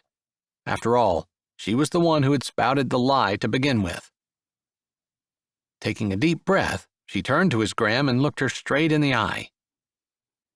"At the Sweethearts Banquet, I told a lie." Derek took a breath in, like either he was shocked or he wanted to say something. She didn't give him the chance, but kept talking. "I saw my ex and his wife sitting there, looking all happy and in love, and it hurt." That was the truth. It wasn't that she was still in love with her ex, necessarily. She just after everything he'd done, it hurt to see him happy, with someone, and in love, having everything she'd ever wanted, while she had nothing. Because she'd put everything she had into her relationship with him, and he'd betrayed her. She shook those thoughts off. I don't usually lie, but somehow the words came out and I didn't stop them. I said I was in a relationship with someone, a very happy, serious relationship on the verge of getting engaged." She kept her eyes on his Graham, who didn't turn a hair when she admitted that she lied. She could hardly respect herself for doing it. God abhorred lying, and she spent most of her life feeling the same way. If someone lied, they couldn't be trusted. "I didn't correct it, but I let the lie sit there. I let them all believe that I was in a happy relationship." She shrugged. "The evening ended without me saying anything or correcting it at all." She took a deep breath. "So, this morning, Derek and I ended up at the church at the same time with the quilting ladies, and they suggested we have a fake relationship. I wanted to do that so much because I didn't want to have to admit to the whole town that I'd lied. I would look weak, like I was still in love with my ex, like I was jealous, like I didn't have any character and couldn't find a man on my own, so I had to make it up." She shook her head. "Like having a fake boyfriend is somehow better, I guess. I just didn't want to have to say that it wasn't true. So I jumped on the whole fake boyfriend thing, and reluctantly, Derek agreed to it." "You asked Derek to be your fake boyfriend?" Pap asked, sounding confused. This was definitely a woman's invention, way too convoluted for a man's normally straight and analytical mind. "I did," she admitted. "He wasn't too keen on the idea." I agreed to do it, and I still will." She glanced up to see his eyes on her. She couldn't really read what was in them, but she thought maybe pity, which she hated, but also perhaps a little admiration, and she could only think it was because she didn't want to carry the lie any further. "I would do it because in the short time I've been around her, Rose has been the kind of person that I admire and respect and like at the same time, but also because I've been there. I've had my spouse walk out on me. I've had her be with someone else and look happy while I wasn't. And I resented the fact that I had put everything into our marriage while she had put everything into a relationship with someone else, so I was left with nothing but rubble, while she stepped into a completely new relationship that she'd been building instead of working on ours. Rose nodded. That was exactly right. They were supposed to be working on their relationship together, but instead, he'd already had one foot out the door, building something with someone else. She hadn't even known. She had suspected, and now she felt foolish in a way, but why should she? He was the foolish one. He was the one who hadn't done what he said he would. She just assumed that the man would keep his word. Was it terrible to expect one's spouse to be honest? She kind of felt like the world had things backwards. That should be the norm. And when someone didn't do what they said, they should be the ones who were considered the fool, instead of the person who believed them. That wasn't the way it was, and there was no point trying to fight the tide. But she appreciated Derek putting into words the way she felt. "I've never been there," Graham said slowly, looking over at her husband of more than a half-century. "But I can see how painful that trail might be.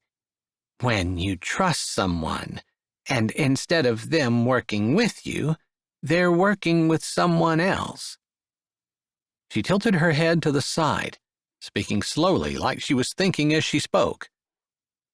And Rose felt it again. That little slimy curl of jealousy that made her wish that she didn't know what it was like to be betrayed, what it was like to be putting everything into a relationship with someone only to have them turn and decide they'd rather be with someone else. To feel like she'd helped build the man that he'd become, and rather than returning the favor, supporting her and helping her become better, he gave the better person he had become to someone else. Like he had taken what she poured into him and given it to someone else. It hurt. But suddenly, right there in the kitchen, a thought came to her that was so profound, she almost gasped. Isn't that what God did? Didn't he pour everything into her? Didn't he love her unconditionally, help her become a better person, a better human? And instead of giving him her life, living it for him, she took what he'd given her, her money, her time, her health, and used it on other things.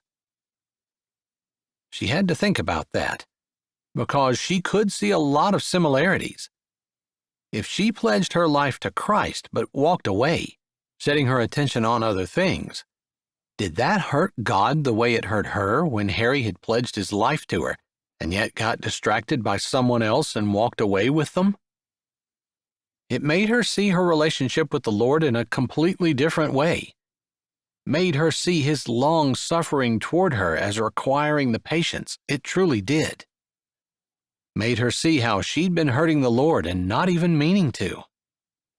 Made her long for forgiveness and grace from God and realized that Harry deserved the same from her. She couldn't expect God to forgive her for her walking away from him, not being completely devoted to him, if she couldn't forgive Harry. It was a much greater sin for her to ignore her Creator than for Harry to betray her. She shook her head, realizing everyone in the kitchen was watching her. Sifting back through her thoughts, she remembered that they'd been talking about the fake relationship that she and Derek were supposed to have. "I'm sorry, Derek. I know we had everything worked out, but I just don't think I can lie to people. Your Graham is just like all the other ladies in the church. I can't look them in the eye and pretend to be something I'm not. Not when I'm in my rational mind. Maybe if I'm green with jealousy or hurt so bad it feels like my whole body is bleeding. But now, when it's just a small pain that feels like it's never going to leave thumping in my chest, I can't do it. I'm sorry." Derek nodded, and the pity was gone from his eyes, and she was almost positive admiration was there instead. "I appreciate that, because I was having a hard time finding the words. I could have followed your lead, but I couldn't look my grandparents in the eye and lie to them. It's good to know that you can't either. I'm glad to know you guys have such a tough time lying, Graham said, her tone a little more cheerful than it had been, seeming to say, let's put this stuff behind us. But I have an idea, one that I can't believe you guys haven't thought of. They both turned to her, staring at her, and Rose, at least, was turning things over in her head, wondering what in the world she hadn't thought of that his Graham thought was such a great idea. What's that? Derek said, shifting and taking a couple of steps which put him closer to Rose, almost as though he were going to stand with her in solidarity. He wasn't quite beside her, but she appreciated the proximity. Not sure if he did it on purpose, but it didn't really matter. It still made her feel better, thinking he was on her side. Why don't you guys date for real? That would pretty much negate any reason to have to lie. I mean, you might have to still admit that you aren't as close as what you insinuated, but if you're in a relationship, Graham shrugged her shoulders, you don't have to tell everybody when that started. Or I could just admit that I had lied then, but I am in a relationship now, Rose said, not wanting to have any lie hanging over her head for the rest of her life. There you go. You have to admit to the lie, but then there's truly a relationship, and people will be more interested in that gossip than they will be in any confessions. That's true. She laughed a little. People were always interested in gossip, and ladies especially were always interested in who was dating who. She hadn't really been a part of that rumor mill for most of her life, and now, all of a sudden, she found herself front and center. But it wasn't just her. She looked him in the eye. I wouldn't ask that of you. I've already dragged you around, switching this way and that, agreeing to do it, backing out. I couldn't blame you at all for wanting to wash your hands of me. And it's only been a morning. It hasn't been that bad, and we have to do the dating game for Miss Charlene anyway. I'm fine with real dating for the next month. It sounded like he still wanted an end date on it, so she agreed to it immediately, to ease his mind, not wanting him to think that he was going to be stuck with her for the rest of his life if he agreed to spend a month with her. That sounds like a great compromise. We'll have an end date 1 month from today, or after the dating game, whichever. We don't have to have a big breakup. We can just quit dating and stay friends. That last came out kind of like a question, because she wanted to make sure he was okay with it. They hadn't really been friends to begin with. But she admired him. He'd been honest, and he understood what she was going through, better than anyone she'd ever met. Plus, he obviously respected his grandparents, and while he'd been lured away by the city, he'd come back to his roots and seemed to want to settle down and be part of the community. There was a lot to admire in him. She would be honored to be his friend. Yes, I would definitely like to stay friends. After all, I just moved back, and I could use some around here. Then you can consider me your friend, she said, knowing that friendship was more than just considering someone as such. It involved action, just as much as love did. Now that sounds about right, Graham said, and Pap grunted his agreement. I'm not sure I understand about all these games. That's not the way we did it when I was young. I told your grandma I liked her and wanted to marry her, and that was pretty much it. He spoke with finality. That's not quite the way I remember it, Graham said with a little smile. I can't help if you remember wrong, Pap said, but his grin gave him away. Their story might be interesting. It probably was, and Rose hoped that as she worked with them, maybe she'd hear it. It's probably not the way I would choose to do things either, but I don't see anything wrong with it, and it's not exactly a hardship to spend time with Rose. So far, she's made my life a whole lot more interesting. And complicated, Rose said, her brows raised. Complications are to be expected, he said, and he lifted a hand, almost as though he were going to pat her on the head, touch her shoulder. She wasn't sure. But he dropped it and then walked back to the door. I think we have that settled, so now I'm going to go out and fix that pipe. You go right ahead. We'll have something hot to eat when you come in, Graham said before Derek turned the knob and walked out.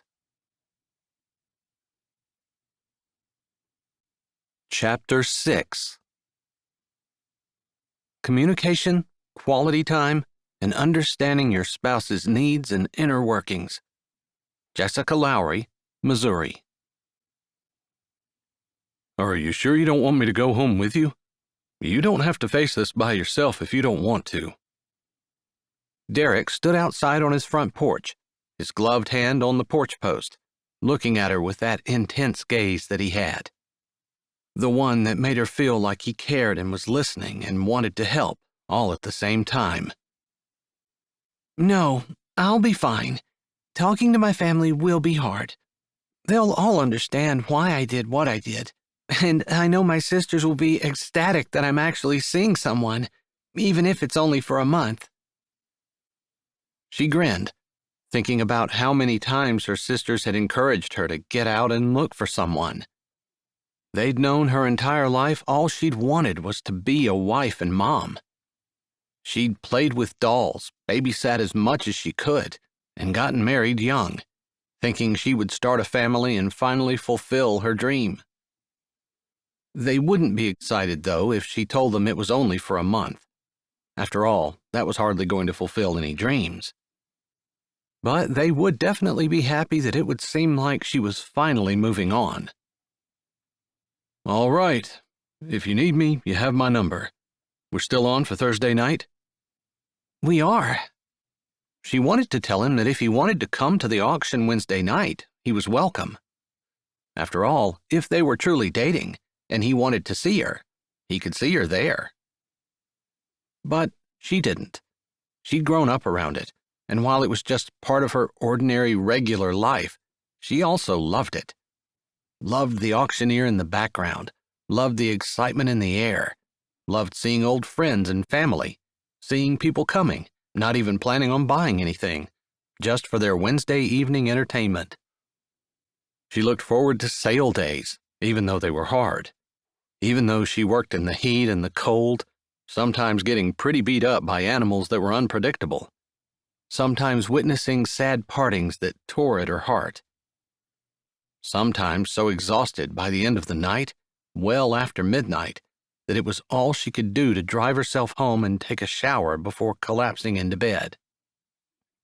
Still, she'd grown up not knowing anything else, and she loved it. If Derek were her true boyfriend, she would expect him to love it too, or at least put some effort into liking it. But since they were only committed for a month, a tenuous tie at best, she wasn't going to say anything. She drove home, her lie feeling heavy on her heart, knowing that her sisters and mother had surely heard that she had announced she was in a relationship. She'd taken one look at her phone, read a few texts, before she'd put it right back down. There were all kinds of unanswered texts, from pretty much every one of the ladies in her family. Her brother Coleman had even texted. His had been short and to the point. Why are you lying? It kind of irritated her that he assumed she couldn't possibly be with someone, even though he was right. Regardless, she hadn't answered anyone because she didn't want to have to repeat herself 100 times. Not to mention, she didn't want to spend an hour answering texts before she even managed to pull out of Derek's lane. So much had happened since she'd been fired from the diner. She'd have to tell them about that too, if they didn't already know. It was a small town, and being that people congregated at the sale barn and were in and out of the livestock exchange on a daily basis, her family had probably already heard the rumors. Pulling into her house just after 6, she noted that most of her siblings' vehicles were there. Her mom's big dually was parked along the house, hooked to the trailer the way it usually was, and she was glad to see it. Her mom was the one person she'd texted right after she'd been fired. She'd promised to tell the story when she got home. When she walked in, her 3 sisters, her oldest brother Coleman, and her mom all sat at the table, supper in front of them, and they all turned and stared at her. Marigold, who had just gotten married to her childhood friend, Dodge, last summer, was the only one who wasn't there. "We were just talking about you," her mother said, sounding regal. For all she drove around hauling cattle and other livestock all over the place, her mother had a way of speaking and walking that just almost screamed class and decorum. Her tone indicated she might have been requesting that Rose look at samples of fine china and report to her butler on the pattern she preferred. It was a tone that made it impossible for Rose to attempt to change the subject or put anything off. Not that she would. Her mother's hair, brown and wavy, fell around her shoulders in careless curls. Her mother was a natural beauty. Even now, in her 50s, she looked young with laugh lines that only emphasized her classic good looks. Good looks could be deceiving because her mother was tough, unafraid, and could outwork any one of her children, including Coleman. "I guess I have a few things I need to talk to you guys about, so if you don't mind." Coleman's mouth twitched.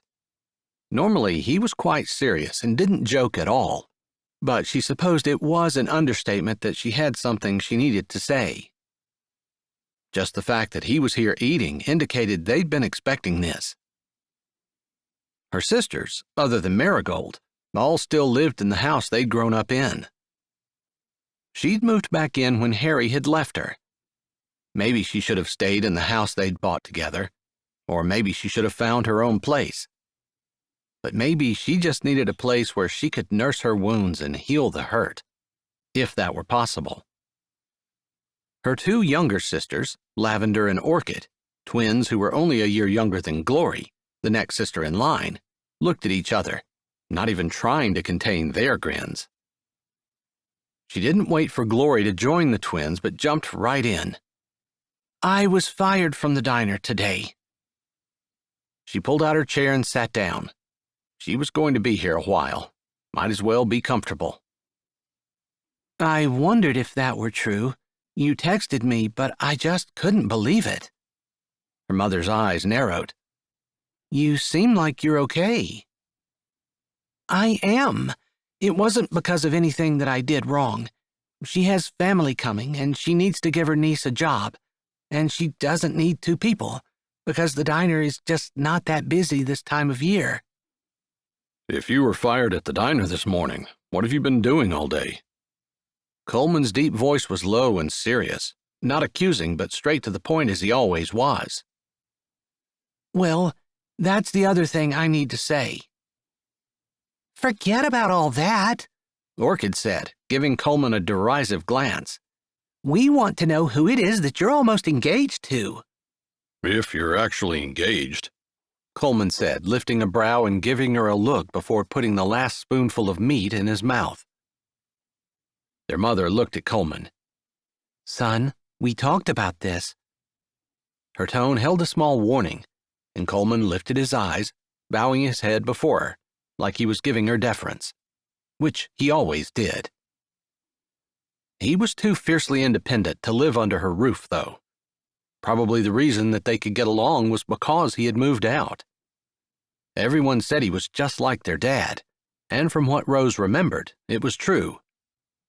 That was probably one of the main reasons why he and her mother needed to be separated in order to get along. Opposites might attract in a romantic sense, but between parent and child, it could make for some testy fights. Her mother had too much class to get into a low-down, drag-out, shootout fight with one of her kids, but Coleman had tested her patience on more than one occasion before he'd left. He still ran the livestock auction in the exchange, and they worked together just fine. that little bit of distance making it possible. I lied, she said, looking straight at Coleman, because she knew he'd gloat over the fact that he'd been right. He surprised her there, because while there was a small flash of satisfaction in knowing that he'd guessed correctly, he didn't look at anyone to prove his point or to taunt. Instead, his look immediately became concerned. "I've never heard you lie in my life. I want to know why, and why about that?" he said in the same low, serious tone he'd been using the whole time. Well, that's the thing. Harry and his new wife were there last night, and they weren't gloating or anything. Not really. But I guess in a conversation with them, in order to make myself look better and not like a pathetic loser who couldn't find anyone who would take me after Harry left me, and not wanting Harry to think I'm sitting here pining over him, I said I had someone else, and we were close to being engaged. She held her hands out, like, "There you go. That's the truth. All of it." And you told them you were kidding immediately? Her mother prompted. She probably got her absolute abhorrence for any type of lie from her mother. They just had never been tolerated in her house, ever. No, that's the problem. I didn't. I should have. I knew that as the words were coming out, but I didn't. Then there was that kid that got bit by the dog. Other people probably forgot about you when that happened. Rose nodded at Glory, appreciating her insight. That's exactly right. I don't think people are used to having the paramedics at the Sweethearts banquet, and it kind of distracted everyone for a while. Distracted them until this morning, when they remembered they had no clue who you were almost engaged to, and everyone wanted me to tell them. And I didn't know what to say, Lavender said, giving Orchid a glance, and they nodded together. They were maternal twins, identical, and honestly, sometimes Rose had trouble telling them apart. Sometimes identical twins had distinctive characteristics, and Lavender and Orchid did, but a person had to really pay attention, and even now in their 20s, it was easier to tell if one saw them together. Although, when they were separated, sometimes their personalities gave them away. Lavender was much more outgoing. Orchid was quiet and thoughtful and maybe a little bit of a dreamer. She had a tendency to do kind things in the background, not wanting attention for herself and enjoying being anonymous. Rose supposed that growing up in a family with 5 other siblings, being anonymous was something the youngest might have to get used to. So you're not dating anyone? Glory stated. It probably should have been a question, but she spoke it like it was a fact, like they'd already decided it and needed to move on after they got the facts down. Well, that's where things got a little hairy. Did she need to talk about the fake relationship? Yeah, she better tell it all. That way, if they heard it from someone, they'd have her side of the story. She gave a quick rundown of what happened with the ladies at the church and how Derek and she had decided to have a fake relationship. Derek Fields, he just moved in with his grandparents? He's thinking about buying their farm? Coleman interrupted her when she mentioned Derek. Yes, that Derek. I graduated with him. He was in my class. Yeah, I remember him. He had a couple of sisters and a brother, I think. I remember them as a good family, even though the parents are living somewhere in the South. Yeah, I suppose I ought to know how many brothers and sisters he has, but I don't. So are you dating him or aren't you? Lavender said, her nose scrunched up. I am.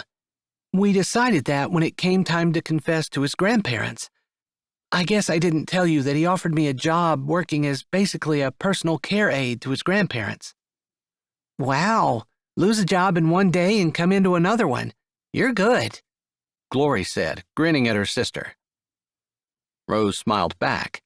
She didn't feel good. The Lord had been good to her, giving her a job to replace the one she'd lost, even if the rejection still stung. Regardless, I was going to be out there with his grandparents, so they were going to be the first ones that we would have to lie to. But when it came time to say that we were practically engaged, neither one of us could get that lie out to his grandparents. I should hope not, her mother interjected. Sometimes her mother's high standards had been hard to live up to, and she probably spent more time than she should have worrying that she'd let her mom down. But at the same time, she appreciated those high standards because they let her know that there was a standard. She couldn't imagine living with no standards, just doing whatever she felt like and believing that whatever she thought was right was actually right. The idea that she herself could call something right just because she felt it was almost unthinkable. Her mother had made sure that none of her children had lived in a fairy tale like that.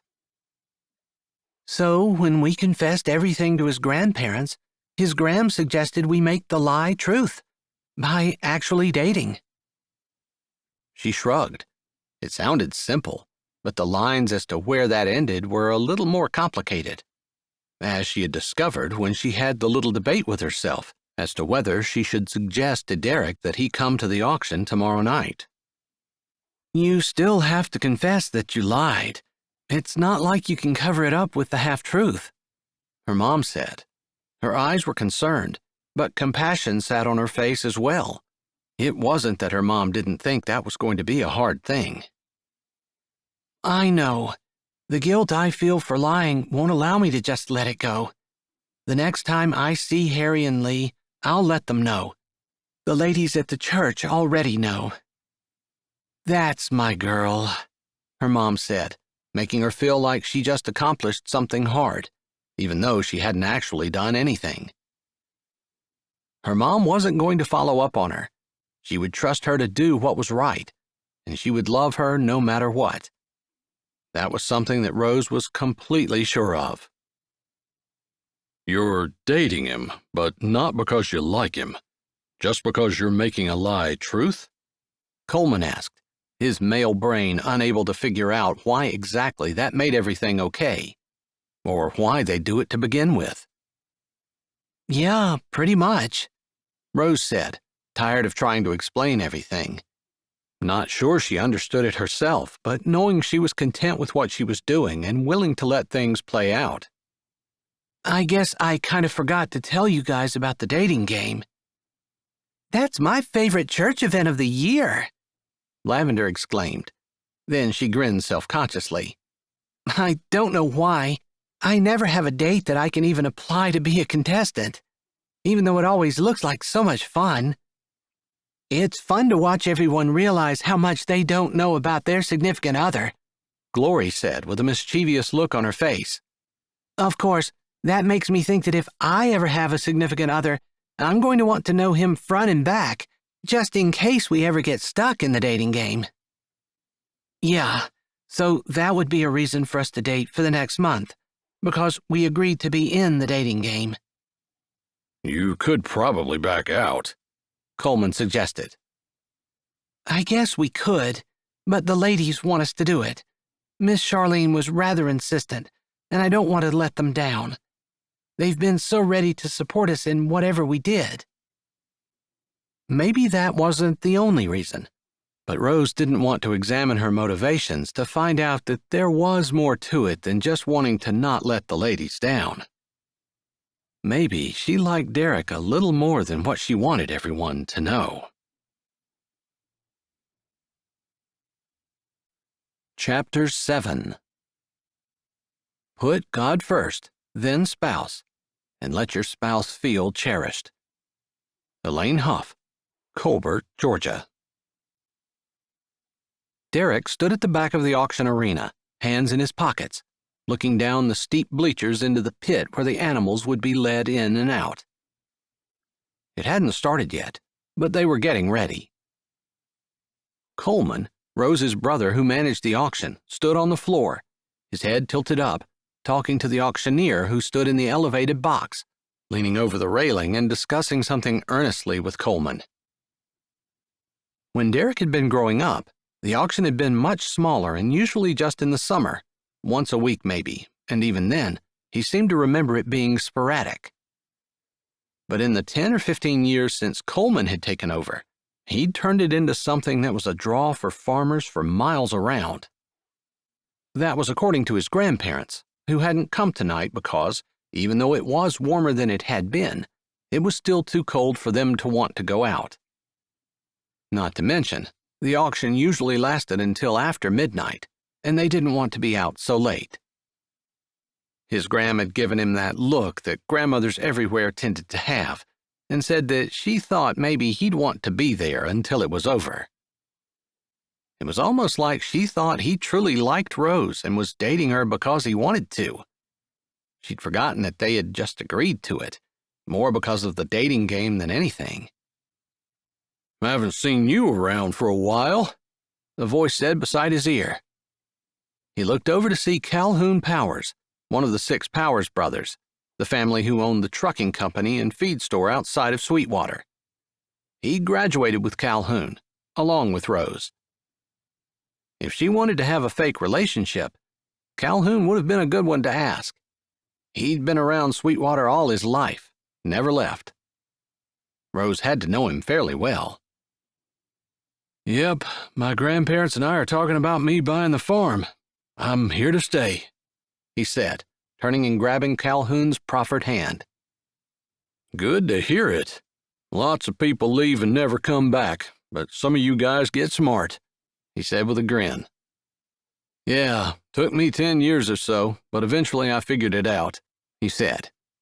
If Stephanie hadn't left him, he'd still be in the cities. No point in saying that, because he'd been unhappy. "Well, at least you figured out the place to be on Wednesday night in Sweetwater. Gotta try the cheese fries. They're good," Calhoun said, lifting the boat of fries dripping in golden yellow cheese sauce that he held in his other hand and sticking one in his mouth. "I'll do that. This is the first time I've been here since it got so big. My grandparents are telling me it's quite a thing now." "Yeah, Coleman has really done a great job with it. He gets all the credit, but his sisters are here every time the doors are open, working in the back.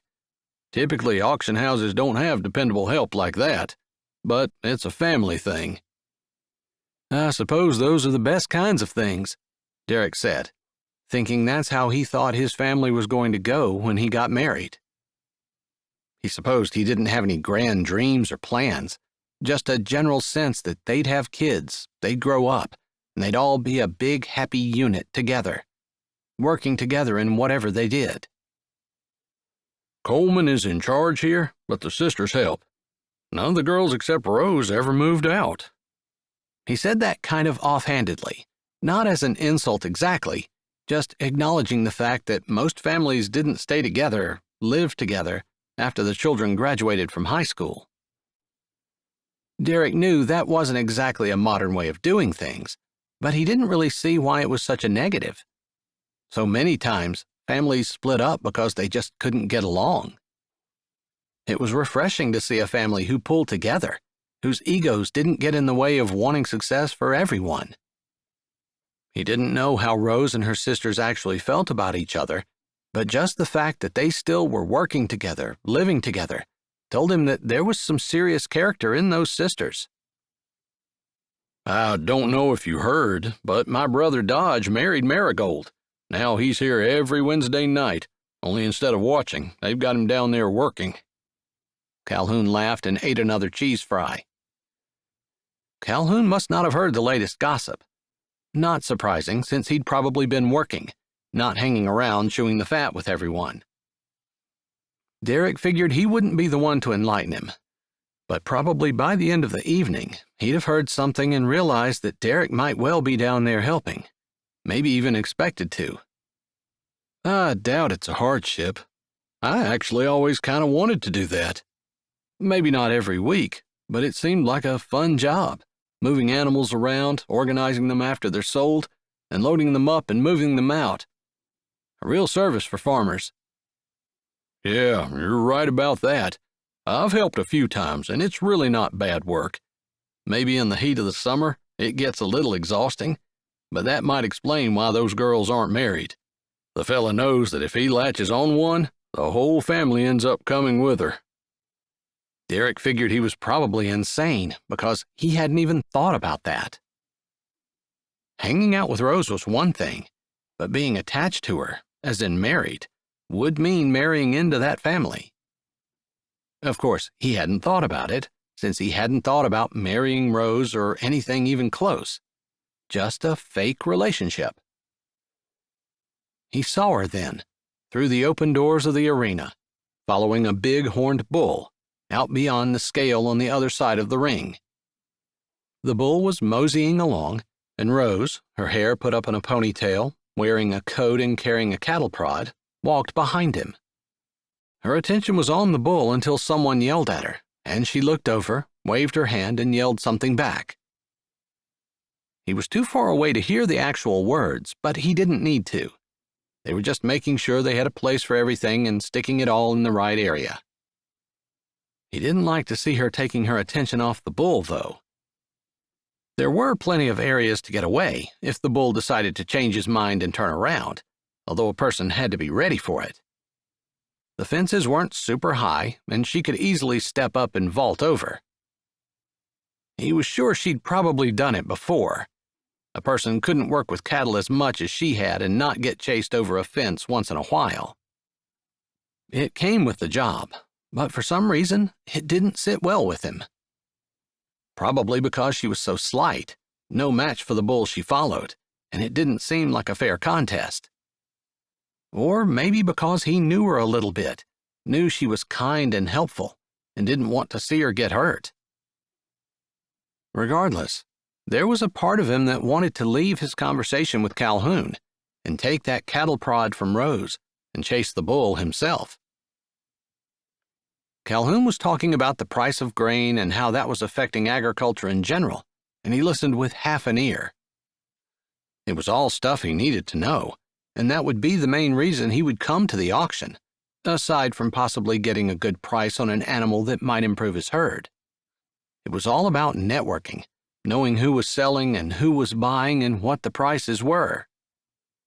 In his corporate job, that was all done online, but out here in North Dakota, it was still a face-to-face, people talking to people kind of thing. "I think the rumors are true," Calhoun said, sticking a fry in his mouth and chewing thoughtfully. Derek had only been paying partial attention, but that comment made his head jerk around. Calhoun smiled, like a cat with a bird feather in its mouth. "What rumors?" "Well, that caught your attention faster than old biddies at a tea party." He grinned. "Being in the city make you a glutton for gossip?" "It ruins a man." His words were only half joking. City living did make a person soft. He'd known that the day he'd come back to North Dakota and walked out with the hired man on his grandparents' farm to feed the animals. He'd been cold the second they stepped out and was practically frozen into an ice cube by the time they got back in. He definitely needed to toughen up. "So you and Rose are together?" Calhoun said casually. "Yeah," Derek said, not even bothering to think about it, realizing he liked the fact that it wasn't a lie, and, other than the automatic shock of having a someone to be with, it felt right. "Then you should be down there helping her. I don't know why you're standing up here." He popped another fry into his mouth and grinned. "Because the city makes a man soft. I think she didn't want me to get hurt." He was totally making that up, poking fun at himself, but it made him wonder why she hadn't asked him to come. After all, obviously Calhoun expected him to be down there working. Why wouldn't she have said something? They'd only been together for a day. He had to give her a little slack. Plus, around here, he figured guys didn't wait for an invitation. They just jumped in and helped wherever they could. He had been in the city long enough, with everyone minding their own business, no one wanting to stick their nose into someone else's stuff, because it just wasn't done there, that he'd forgotten that around here, people just lent a hand, didn't even think about it. "Well, you're not going to get tough standing up here." Calhoun shoved the last fry in his mouth and balled up the cardboard boat in his hand. Standing up here eating cheese fries? I guess you got that right, Derek said, smirking, but knowing that if he were truly in a real relationship with Rose, he wouldn't hesitate to go down. Just tell her to put him to work wherever she needed him. But the fact that theirs was not exactly a real relationship left him in somewhat of a limbo. Did she even want him here? Maybe that's why she hadn't said anything. But they had agreed that they would date for a month, like real date, so they didn't have to lie. So it made sense that he would act the way he would act if he were really dating her. He couldn't believe he needed Calhoun to point that out to him, but he appreciated it. See you around, man. He smacked Calhoun on his shoulder, met his grinning gaze, and strode away. If Rose didn't want him, she was going to have to say so. Chapter 8. Open communication about everything.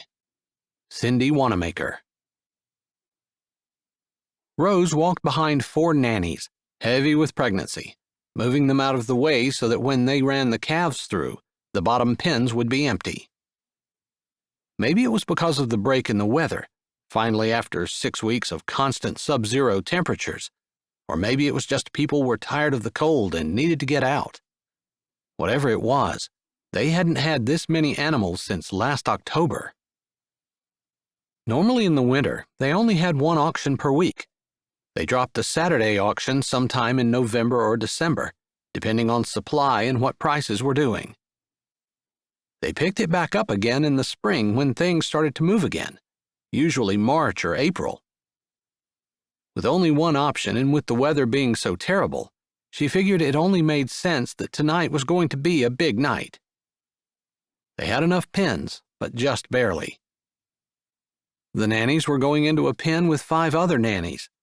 They'd be fine for the 2 hours they'd have to stand together, but normally they tried to keep things separate as much as they could.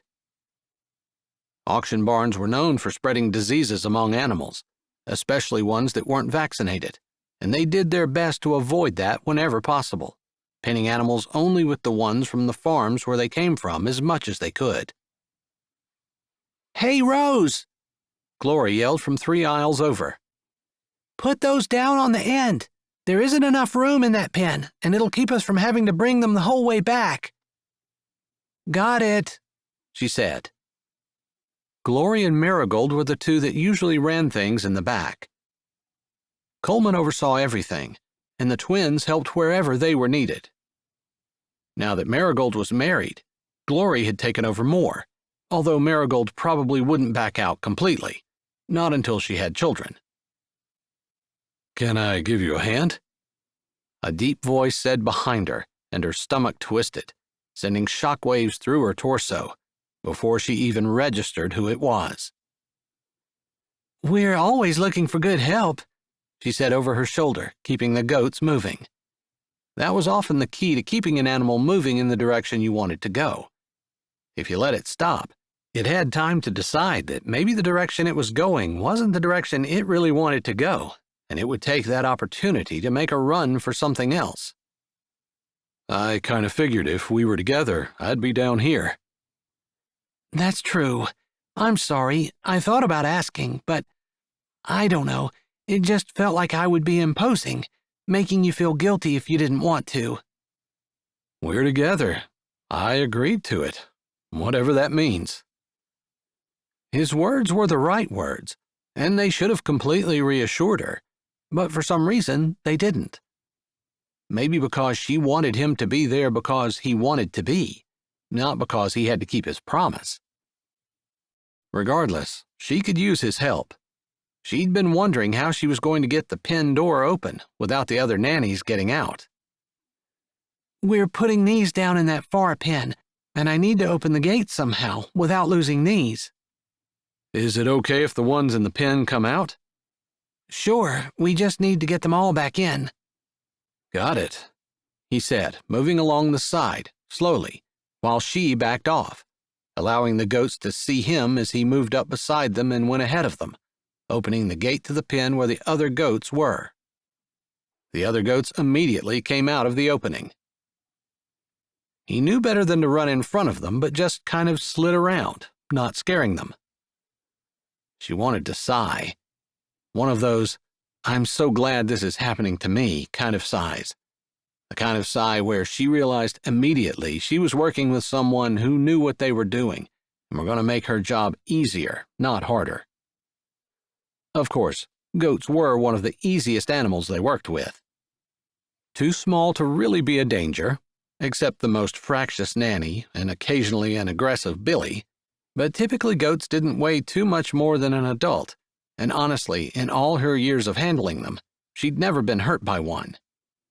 Unlike pretty much every other animal they handled. Even geese could be vicious. They herded the goats back in, easily moving them and shutting the door behind them. She smiled at him. "Thanks. It's nice to work with someone who knows what they're doing." He jerked his head. "I was just talking to Calhoun, and I think he was afraid the city had made me soft. He's right, but I guess there are just some things you don't forget, and working with animals is one of them." "Or maybe if you've done it since you were born, it just kind of comes naturally," she said, shrugging her shoulders. Because there were some people who just never got it. No matter how often they worked with animals, no matter how often they tried, they just didn't get the knack. "I suppose that's true. Just depends on where you were born and what you were taught as a child. We really don't think about that much, but it's true." "I think God probably made it that way, because He expected us to grow up and help our families and our parents and not dive into something completely new. Although He made us elastic enough that we could if we needed to."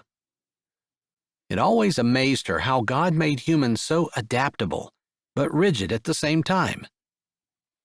"That might be true for some people, but I don't think I was ever going to fit in the city." "Looked like you were doing okay to me." She wiggled the gate to make sure the latch held before she turned to face him. "You had a good job, were successful. At least that's what I heard around town." They walked down the aisle. The auctioneer's voice traveled back to them, indicating the auction had started. They always sold the calves first, and the twins moved them in and out. Just the way they'd always done it, no real reason. But moving the calves around was tough physical work, and once that was done, Glory and Rose usually handled the rest of the animals while Coleman worked in the actual auction pit, and the twins pitched in where they were needed, usually slipping out early. Coleman worked the pit because that was the most dangerous place and also the most important one, because it was his job to show the animals at their best as much as possible. "I have a few minutes. You want to see something neat?" "Sure." He lifted a shoulder like he couldn't imagine what in the world she would show him at an auction barn.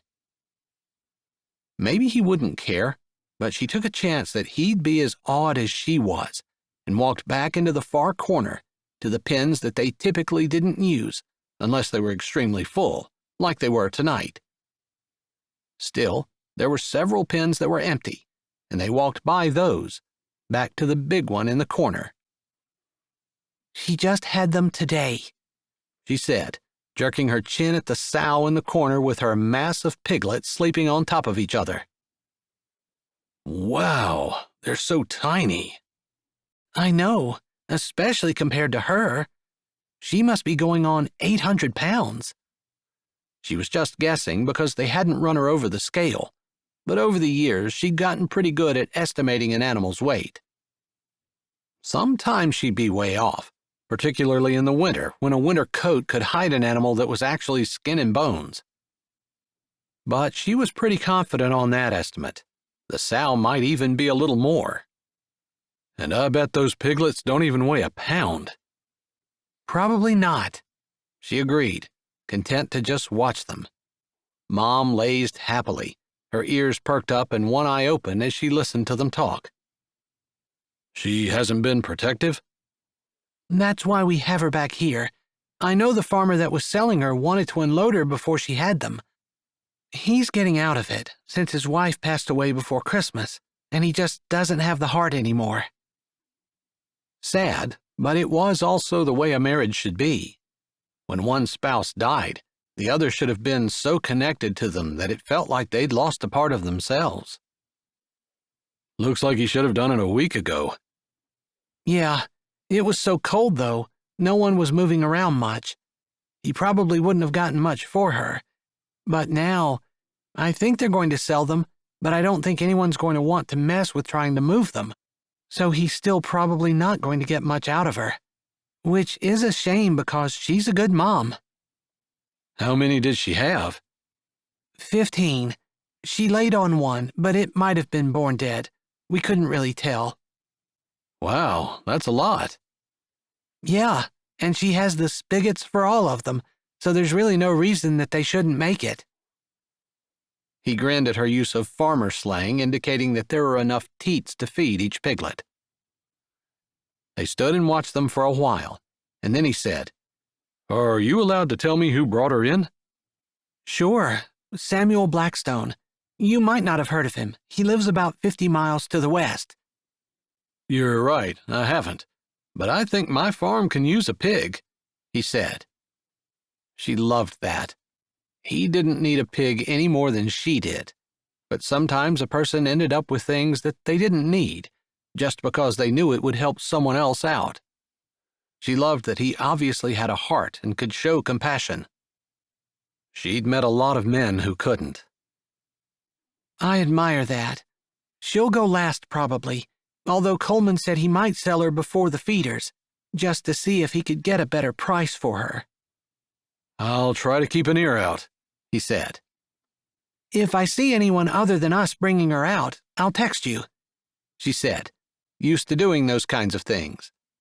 Sometimes people would be out talking and not in the actual auction arena, and if she knew they wanted something, she let them know. It was part of her job, really.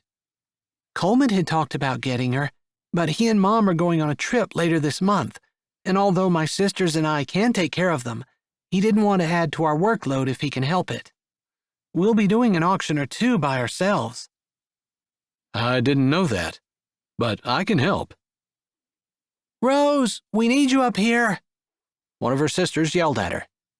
She wasn't even sure which one. She just knew her break time was over. Come on, I'll let everyone else know you're available, and I'm sure no one will have a problem putting you to work. He grinned and followed her easily. She really didn't need him to be easy to work with on top of everything else. But as he spent the evening moving animals around and helping to load the ones that had been bought, she realized he truly was. He took orders well, but could make split-second decisions and issue commands just as easily. Someone like that was hard to find. Oftentimes, people who were leaders couldn't follow, and people who made great followers couldn't make a decision to save their souls. He did make it in time to purchase the sow, and while he couldn't raise the bid on it, he had asked her to point out Mr. Blackstone, and she saw him slipping him a check, independent of going through the auction house. She assumed that he was paying him fair market value for his time. He didn't say anything to her about it, though, and she didn't jump him. Just kept that tucked away. One more thing to admire about him. After the last animal had been loaded and the last car had pulled away, Coleman thanked him and told him to come back next week for a paycheck, which was the way he paid everyone. They worked this week, got paid the next. Derek didn't argue, and Rose figured that meant he'd be back next week at least. She was glad he'd allowed them to pay him, since he definitely earned it. That was fun, Derek said as they walked out of the dark sale barn, the lights having been turned out as everyone dispersed. I love it. It's a lot of work, and sometimes I don't feel like going in on Wednesdays and Saturdays, but I almost always have a good time. I can see why. The wind blew, and even though it was above zero, it was still below freezing, and they didn't linger in the parking lot. We're still good for tomorrow night? He asked as he opened her car door. Sure are, she said with a smile. Glory was already in her seat, since they'd come together, so she didn't mess around but said, Thanks a lot. She hoped he knew that she meant for coming in the first place and not just for helping. He nodded. My pleasure. Chapter 9. Trust and communication. My husband is my best friend, and that's something that makes our marriage work. We tell each other everything and have no secrets from each other. Drea Drake from Kentucky. Thursday morning came early, but Derek was smiling as he went about the feeding chores, thinking about last night and how much fun it had been. He would never have said that working at a sale barn would be something he'd enjoy, but he supposed having the right person there made all the difference. He really couldn't keep the smile off his face, even if it had been more difficult to get out of bed this morning because of the late night. He wasn't in a big rush either, because he knew Rose had set up with his grandparents that she would come later on Thursday mornings, because she knew Wednesdays were usually a late night for her.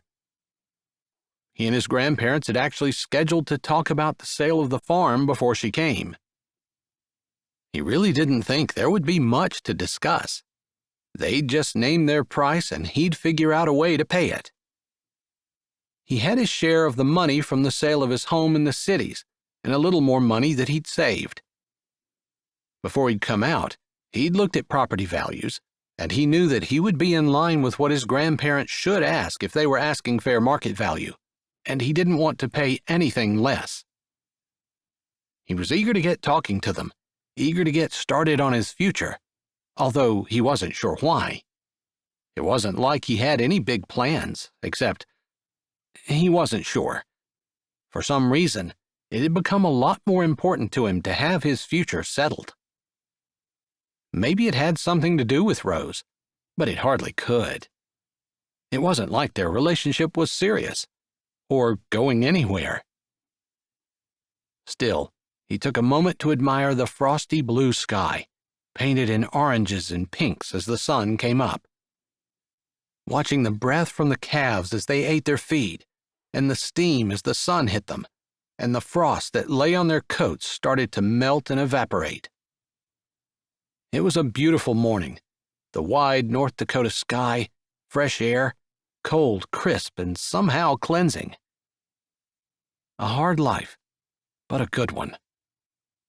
Kind of funny, with as cold as it was, as difficult as the work could be, that the people in North Dakota rated themselves the second happiest in the nation, after Hawaii. He could understand why, though. Whistling a little, glad he decided to come home, he walked out of the barn and into the house. Later today, he'd need to move some hay bales from the far field to the field where the cows were wintering. Maybe, if Rose were done with his gram, she'd want to ride along. The thought surprised him. They weren't really dating. But they were. He should have known better than to agree to something that was guaranteed to confuse him. "Good morning," his gram said cheerfully as he walked in the kitchen, warm and toasty and smelling of coffee and bacon. "Just got a lot better. Smells like someone's cooking bacon, and I know there's coffee." "I think both are necessary for a good morning, so we try to have them as much as possible," his gram said, breaking eggs into a bowl like she'd known he was on his way in. Maybe she'd been watching out the window for him. "Looks like it was about -10 out there this morning," Pap said. "Yeah, I thought that cold snap was over, but it definitely dipped down last night." "The water wasn't frozen, was it?" "Nope. The heat tape is plugged in and working. I checked it last night after I got back." "You were out pretty late," his gram said. He returned her grin, shaking his head. Funny, he was in his 30s, and his grandparents were keeping track of what time he pulled in. He didn't mind. In fact, he actually thought it was kinda nice to have someone care about him. A wife would, too. The right wife. He'd already been down that road, and he wasn't going down it again without a really good reason. Rose was a good reason. He couldn't argue with that. He thought that that was exactly right, and wherever that thought came from, he kind of wanted to take it out and look it over.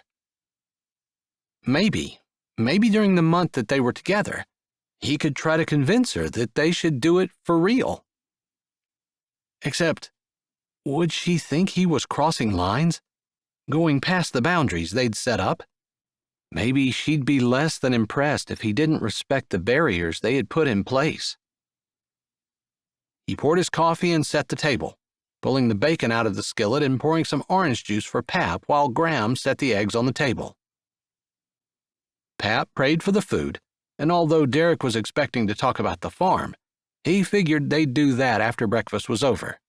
But he'd barely said amen when, with his fork in one hand, Pap leaned his forearms on the table and said, "We're still going to talk about the farm today?"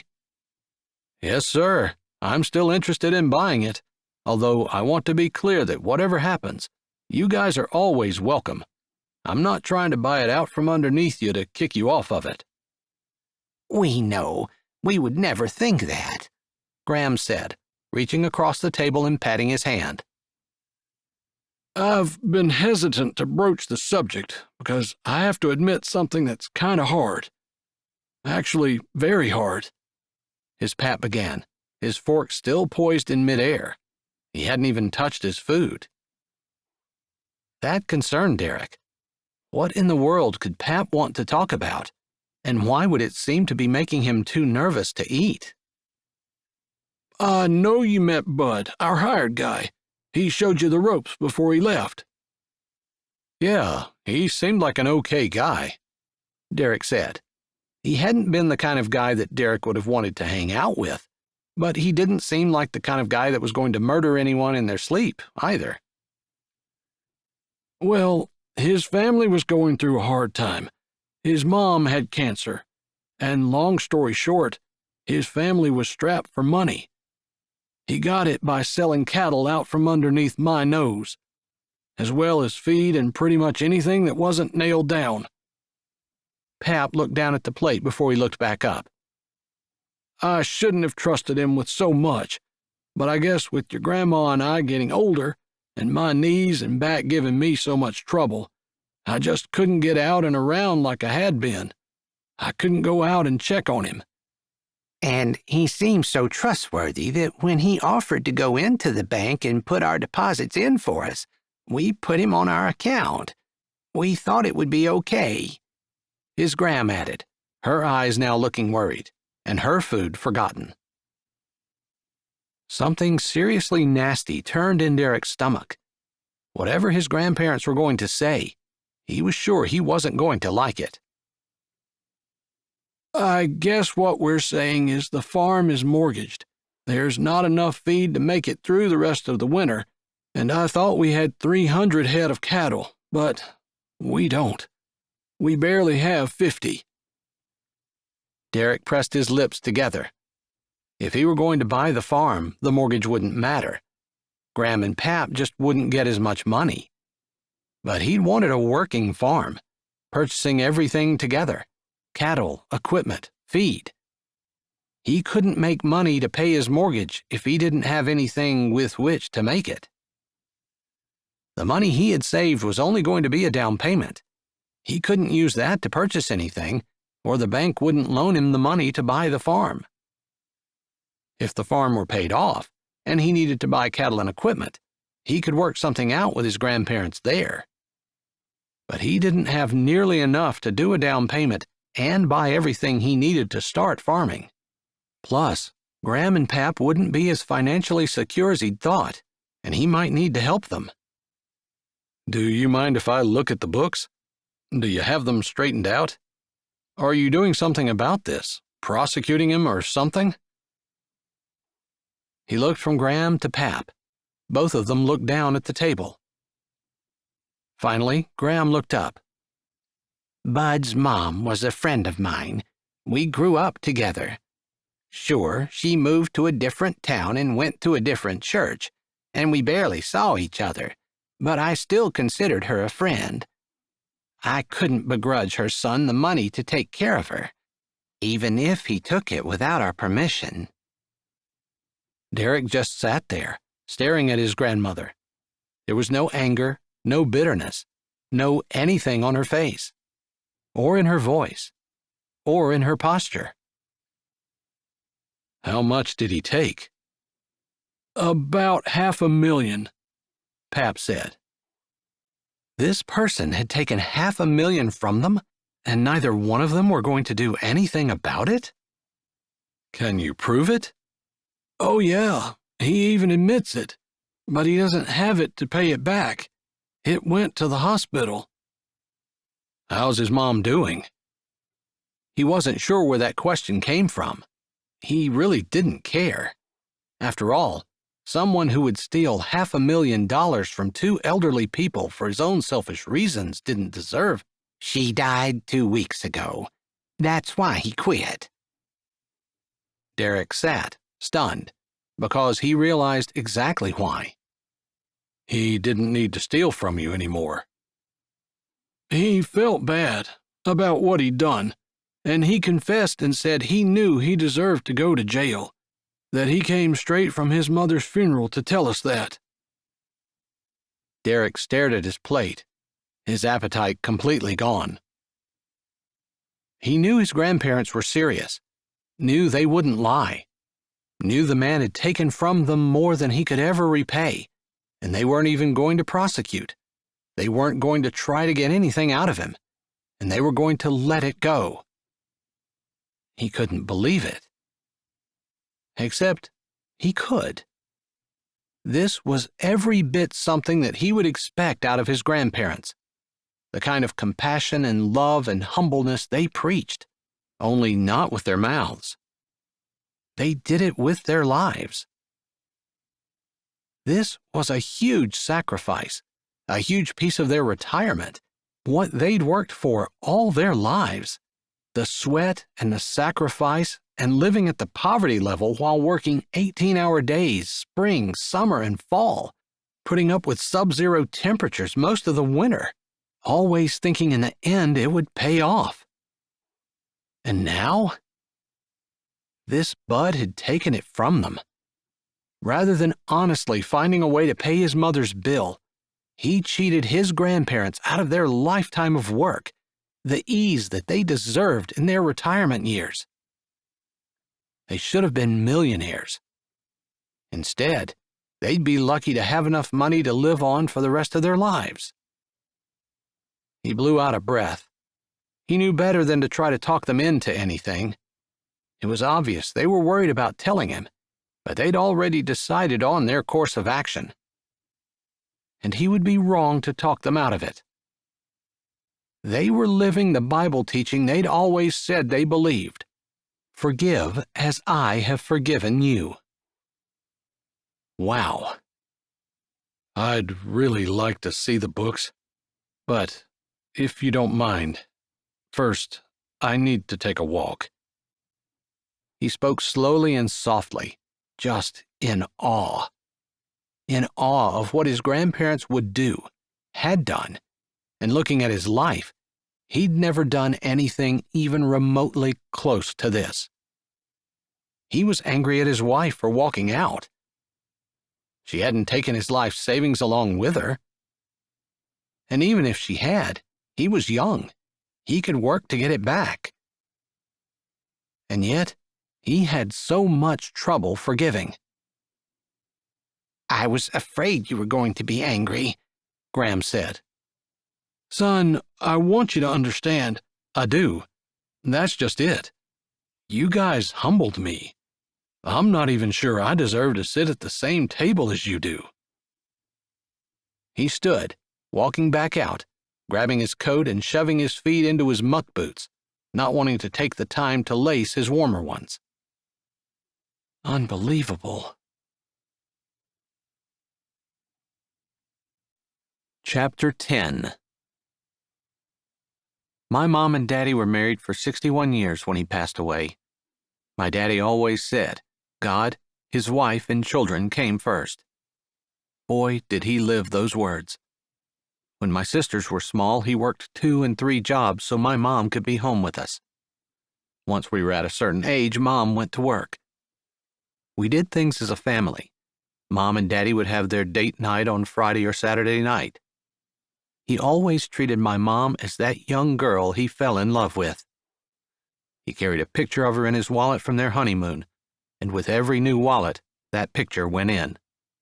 Millie, New Jersey. Rose walked into the kitchen late, as was usual for Thursday morning. Wednesdays were always late nights, and no one was ever in a hurry to do anything on Thursday morning. When the Saturday auction started up again, Sunday mornings were the same. They got up in time to go to church. However, when she walked into the kitchen, she knew it wasn't going to be a typical Thursday. First of all, Coleman was there. He was never there in the morning, and definitely not on Thursdays. She looked at the clock. 10 o'clock. Later than she usually slept in on Thursdays, but not enough to warrant Coleman's presence. All three of her other sisters were there as well, along with her mom.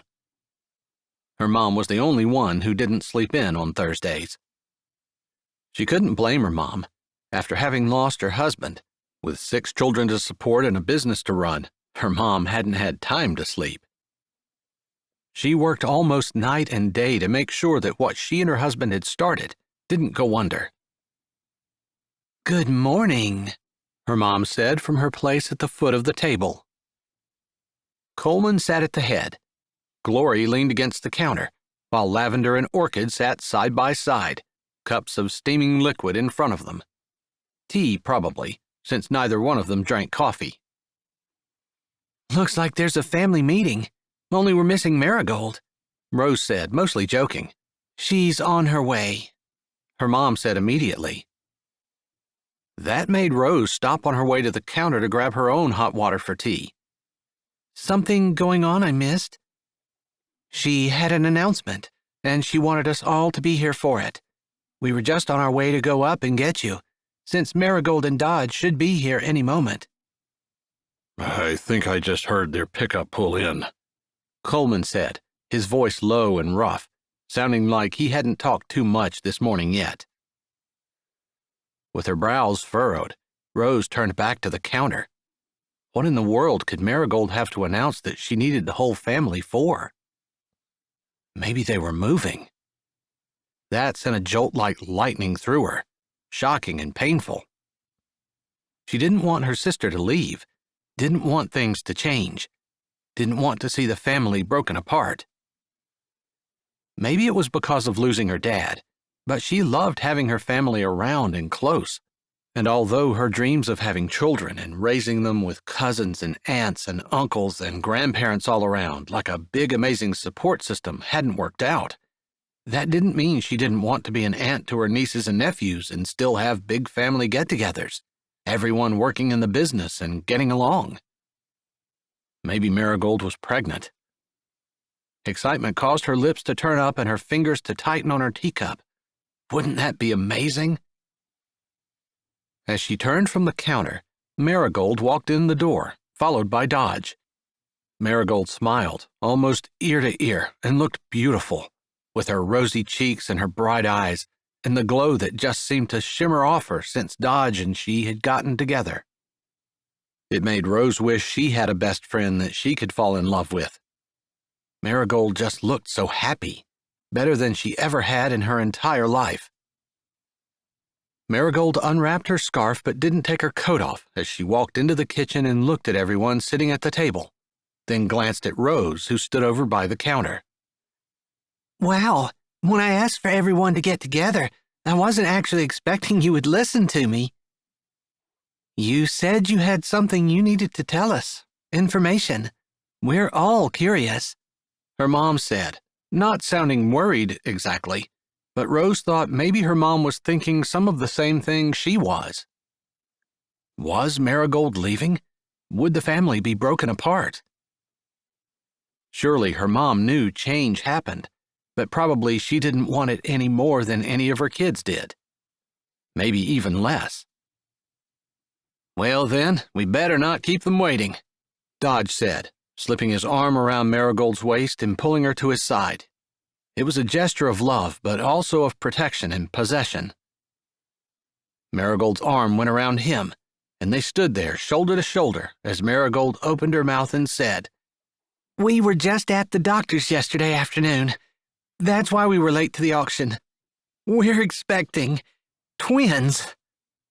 Her smile grew even bigger, excitement causing her voice to tremble as Dodge stood, looking excited and proud and happy and not the slightest bit scared or anxious. Lavender was the first to jump up, squealing and running over to Marigold. "I knew it! I knew that's what you were going to say. Oh, this is so exciting. I'm going to be an aunt." Glory went over as well, hugging Marigold, as Dodge slipped away, giving the sisters room to congratulate his wife. Rose made her way over, excitement the dominant emotion in her chest. But to her dismay, there was something else there too. Something heavy and dark. Something that felt almost evil. Jealousy. She had been the one who had dreamed all her life of having children. She had been the one who had played with dolls, named everything, mothered everything, babysat every kid she could get her hands on, even without pay. She wanted nothing more in her life than to be a wife and mother, and yet her arms were empty, her husband gone, and now her sister who she loved, was going to have not one baby but two. So maybe her steps were slightly slower, and maybe that's why she saw her mom.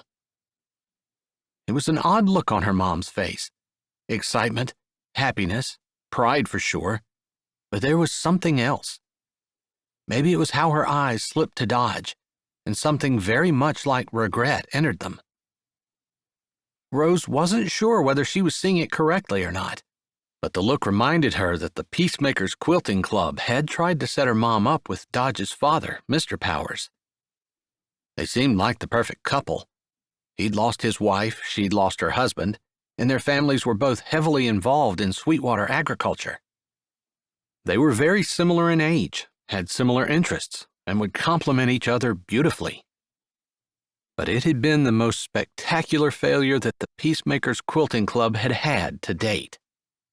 And that was saying something. Something about the look in her mother's eyes said maybe she regretted it. Then the look was gone, and her mom was hugging her sister and congratulating her along with everyone else, and Rose added her voice into the mix, shoving aside the nagging voice that said it wasn't fair. Life wasn't fair. Even as she hugged her sister, the Bible verse popped into her head. "God is a rewarder of those who diligently seek Him." Wasn't He? It seemed like she tried to do right all her life, to be a good daughter, good sister, good person to seek God and do His will, knowing that His will for her life was for her to do right, to seek peace and pursue it. "Where's my reward? Where's my child? My children? Why did you put this deep longing in me if you weren't going to give me children?" No answer. She hugged her sister tighter, happy but also miserable. As she pulled back, Glory met her eyes from the other side of Marigold. There was understanding and maybe a little pity in them. The twins had been in their own little world growing up a good bit of the time, and of course Coleman had been a part of the family, but as a boy, he'd been different. He was their protector, and they loved him, but he wasn't always privy to the girl things they talked about. He certainly never shared a room with them, hadn't had the late-night chats, the discussions about the things they loved and how situations should be handled. Marigold and Glory and she had been close, and now that Marigold was married, Glory probably understood her better than anyone else in the family. That's what she read in her gaze, that she understood and felt bad, even while she was happy for her other sister. Rose pushed the nasty feeling in her chest away, swallowing. She lifted her chin and gave a tremulous smile. Glory lifted her brows, almost in inquiry, without words. Rose didn't need them. She shook her head just a little and forced her smile to grow larger. They stepped back, their eyes on Marigold as she practically hummed with excitement and anticipation. Truly, Rose didn't feel anything but happiness for Marigold, and, she reminded herself, sometimes God's timing wasn't hers, which meant maybe her day was coming. Chapter 11. Number 1. Faith in God. Number 2. Mutual respect and lots of love. Number 3. Sharing the load of work. Debbie Jones, Hartselle, Alabama. Derek had seen Rose pull in around dinner time. He'd texted to let them know he wasn't going to the house for lunch. Part of the reason was he was still so amazed at what his grandparents had done. But part of the reason also was he needed to think. He hadn't expected to be handed the farm, but he had expected to have enough cattle and crops and equipment included in the purchase that it would be a turnkey operation for him.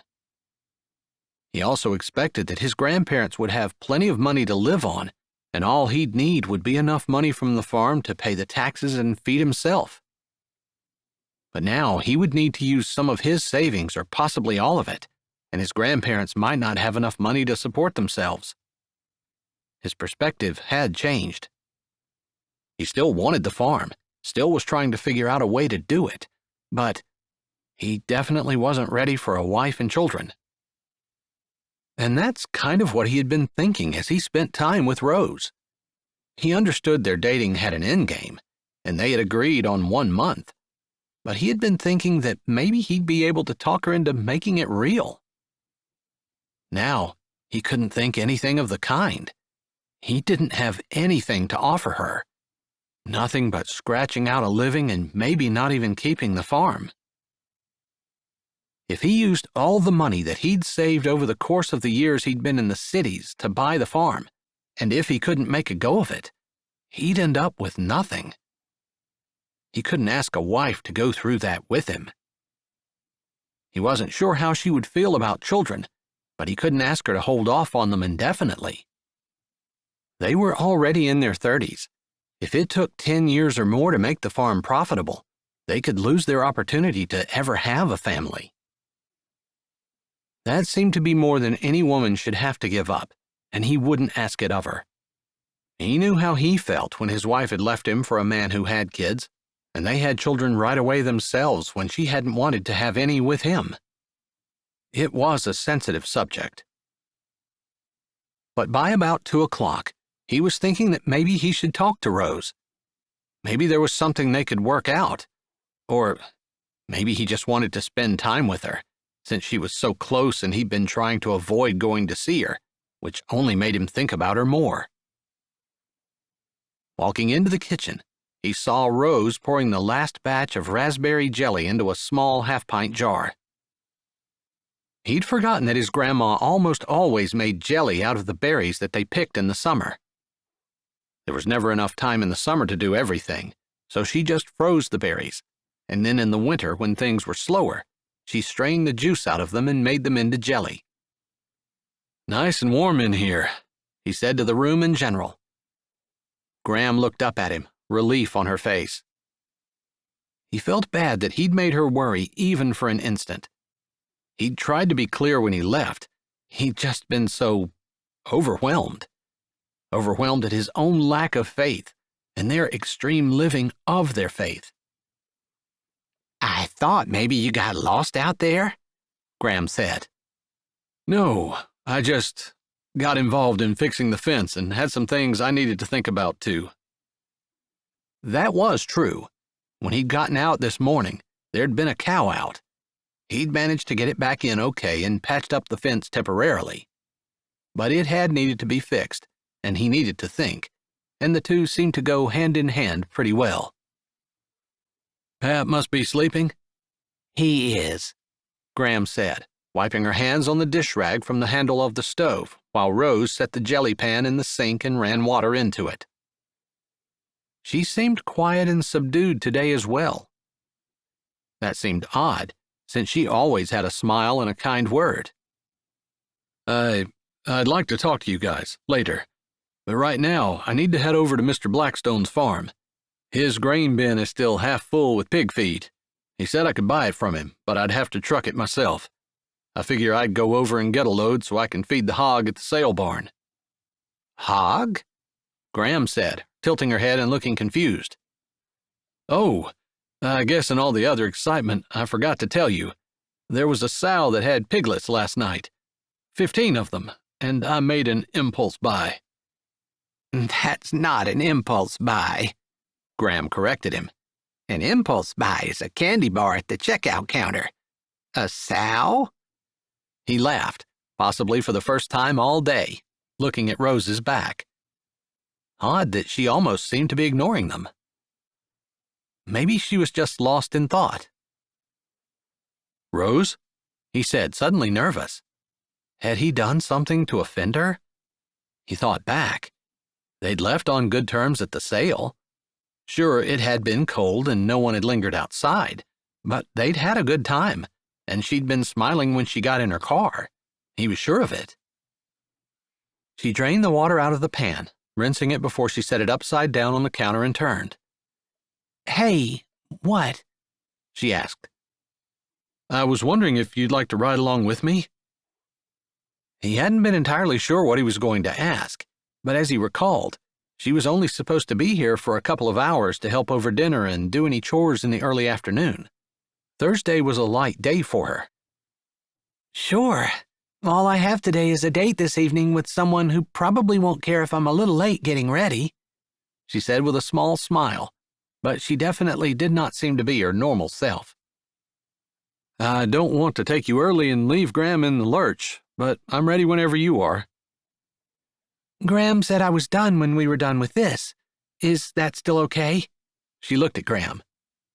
It sure is. The sun is out and it's a beautiful day, even if it is still chilly. You youngsters go out and enjoy yourselves. I'm going to go join Pap in the other easy chair and take a little nap. I feel like we've earned it with those pretty jars sitting there on the counter. His Graham seemed happy that Derek had asked Rose to go, although it concerned him that Rose seemed less thrilled. Maybe it was whatever was bothering her. If she wanted to get out of their agreement, he preferred that she tell him immediately. And considering what he'd learned about the farm today, maybe that would be a good thing. They didn't talk as they grabbed their coats and shoved their feet in their boots and walked out into the cold afternoon air. "I brought the truck around, and I left it running so it would be warm." That's nice, although after working in the hot kitchen, I'm feeling pretty toasty, she said, her words light, her smile in place, but her internal spark, or whatever it was, just didn't seem quite right. Still, he walked her to the side of the truck and opened the door for her. She thanked him, climbing in without saying anything else. He walked around and waited until they'd gotten on the road before he said anything. "You're kind of quiet today. Is there something wrong?" He figured the direct route was best, although part of him curled inside at the idea that this might be the last time they were together. He'd just been thinking that very thing this morning, though, with the farm, thinking that this wasn't going to work. Whether it was now or whether it was later. Did it matter? It's nothing, she said, looking out the window at the flat, snow-covered North Dakota landscape. Nothing? She lifted a shoulder. Yeah. He didn't want to pry and almost let it go, but maybe part of him didn't want to let go of the idea that there might be more between them. That was true, but there was also part of him, a compassionate part, that saw another human being sitting beside him, someone who had something on her mind and knew it was bothering her. Maybe she was hurt. Maybe she'd gotten sad news. Maybe it was something else, but he just felt that, as a friend, he should do his best to help her if he could. So he tried once more when maybe, when he was younger, he wouldn't have. If she wouldn't answer, he'd have to let it go. Hopefully this meant he was getting better at seeing people through Jesus' eyes and not through his own, much more selfish ones. You don't have to tell me if you don't want to. You just seem quiet and a little withdrawn and sad. I noticed it almost the second I walked into the kitchen. Again, you don't have to say anything, but I did want to make sure that I didn't do anything to offend you." "No, you didn't." She looked down at her lap, her fingers clasped together inside her gloves, her thumbs catching back and forth on each other, and he supposed she was probably doing that without even really recognizing it. "So it's something you can't talk about?" He prodded gently. "I suppose maybe this would have something to do with the dating game, because not everybody's pasts are all roses and cherries." "Roses?" he asked with a little grin, trying to get her to smile. "Roses," she said, lifting her lips a little, then looking back down at her hands. "When I was growing up, I didn't want to be a doctor or a nurse or a teacher or any of the things that kids usually want to be. I just wanted to be a mom. That's it. I didn't even care if I was married for the longest time. You know, the way little kids are. I just wanted a baby to hold. I had a whole collection of doll babies, and I took care of them every day. It was really kind of pathetic." There was a little bit of humor in her tone, maybe laughing at her younger self. He couldn't really relate at all. He'd never played with dolls, not once. He definitely never wanted to be a mom. "I recall my sisters taking care of their dolls and crying if they had gotten dropped or stepped on. I can't say that I relate," he added, thinking she probably knew that. "No, I didn't expect you to. I just wanted you to know that my dream was to be a mom.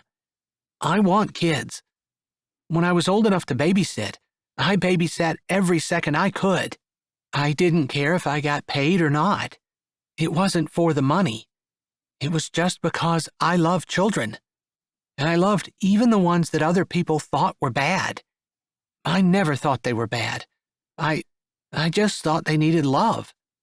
Thought they needed to be guided in the right direction. And sure, maybe sometimes they needed to be disciplined, but I just love kids." She shrugged her shoulders, like words failed her, and she just couldn't figure out what more to say. He wasn't sure what to say. Didn't know where she was coming from, where she was going with it. Didn't know how to draw more out of her. "I've never seen you with children, but it sounds like you'd be really good with them," he finally said, not knowing what else to say. "When I got married, I wanted to have children. Right away. I mean, that was the point. And before we were married, Harry acted like he was good with that. But once we were actually married, he wasn't interested. He wanted to wait. He said we needed to be established first, so we could take care of them properly." Her lips pressed together, and her hands stopped moving and clasped together tightly. "I didn't want to fight with him. We were young, we had time. So I went along with it. Then, of course, he left me for a woman who had children. Actually, she was pregnant when he walked out on me." There was bitterness in her voice, anger. It wasn't hard to hear. He thought of the unfairness of life and how sometimes the people who did everything right seemed not to come out on top, while the people who cheated, the people who hurt others in order to get ahead, the people who lied, the people who stepped on their friends and took advantage of them, just to make themselves look better, were the ones who often seemed to win.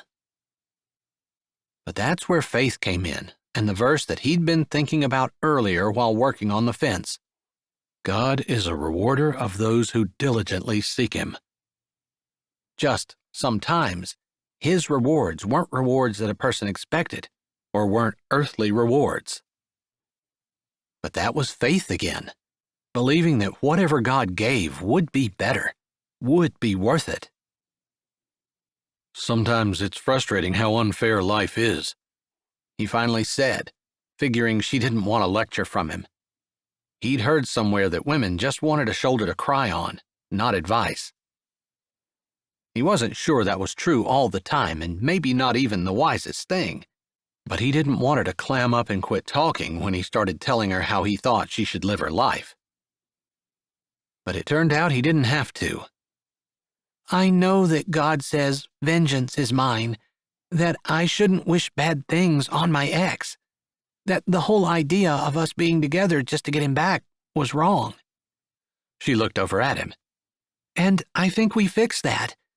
I still need to apologize and admit that I lied, but I don't think that we're in this to try to get him back. No, you made the right decision there. I'm sure of it. And you helped, she said, and he appreciated her giving him credit. Rose wasn't the type of person to not appreciate the people around her. He hoped he wasn't either. But that doesn't explain why you're so down today, and what was going on with her. No, I'm sorry.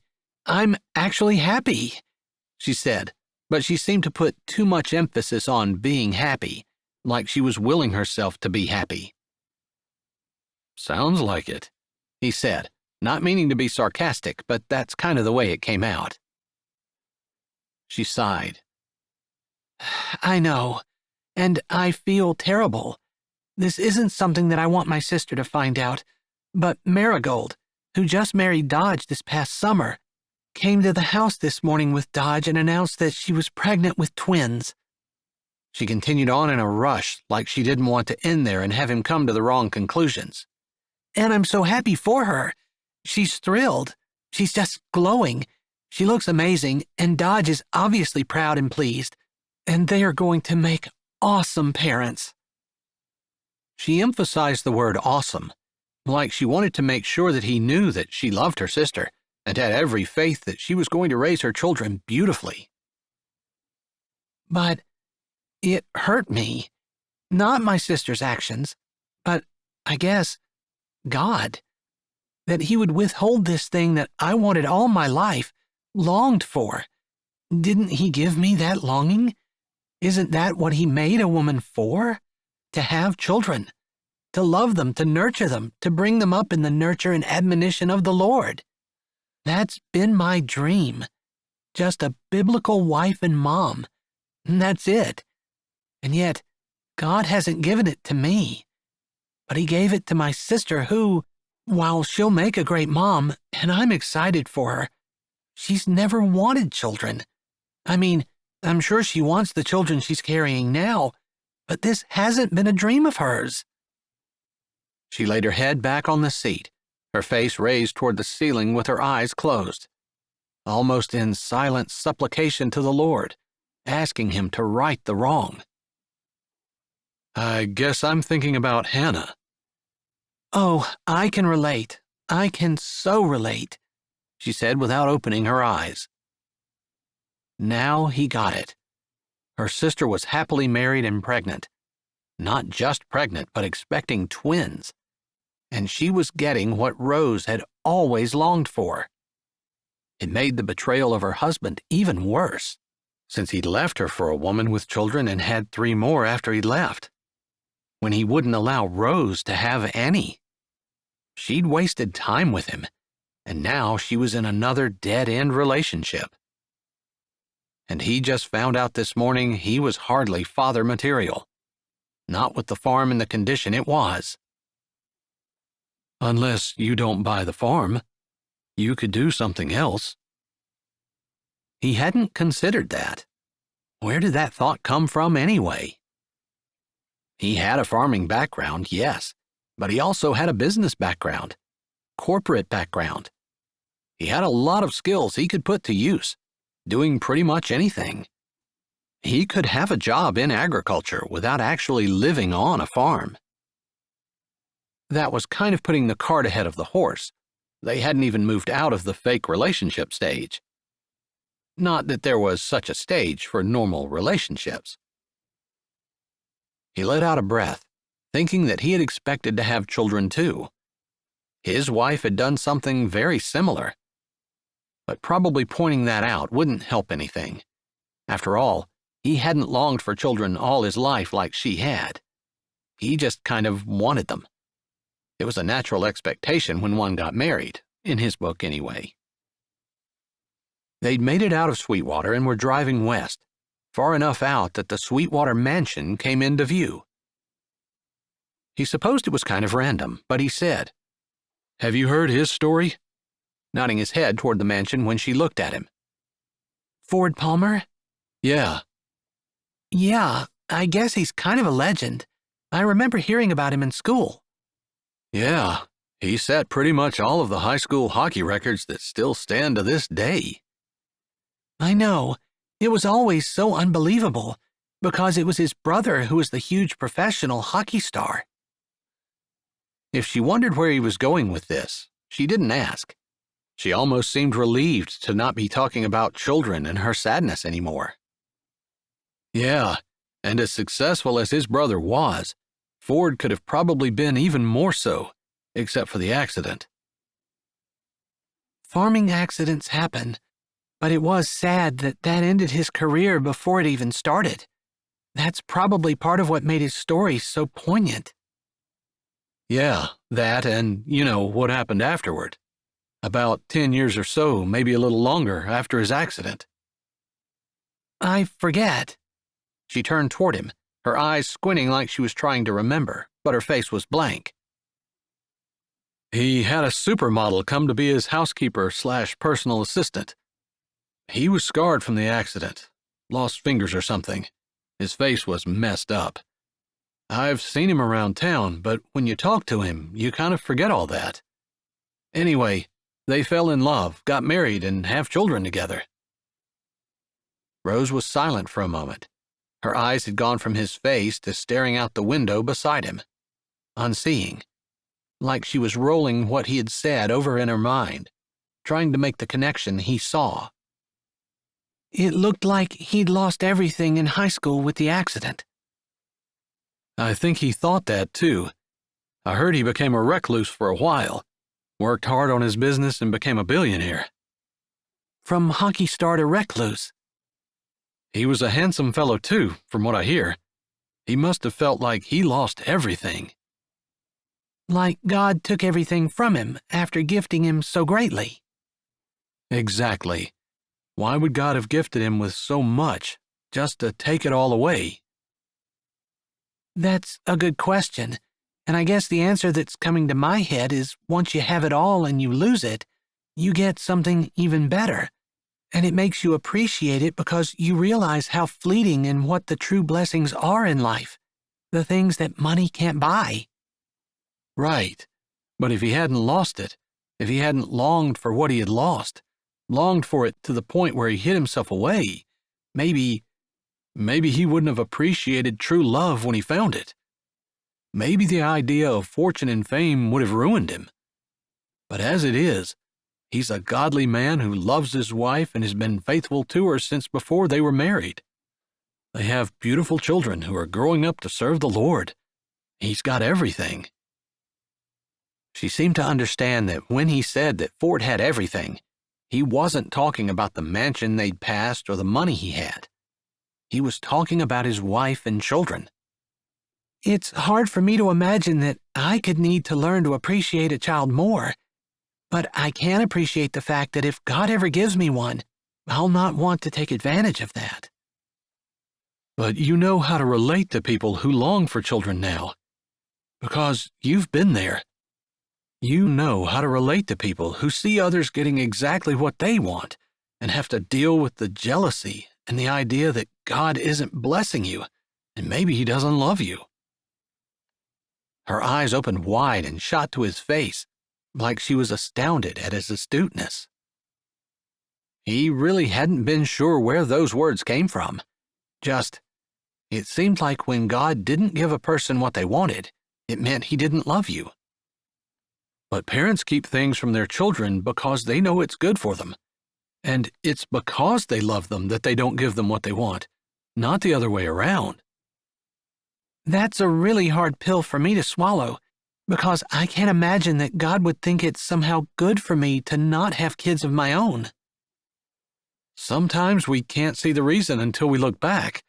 That's where faith comes in, to enable us to look ahead and know that God's reasons are right and good and just and the very best for us, even if we can't see it.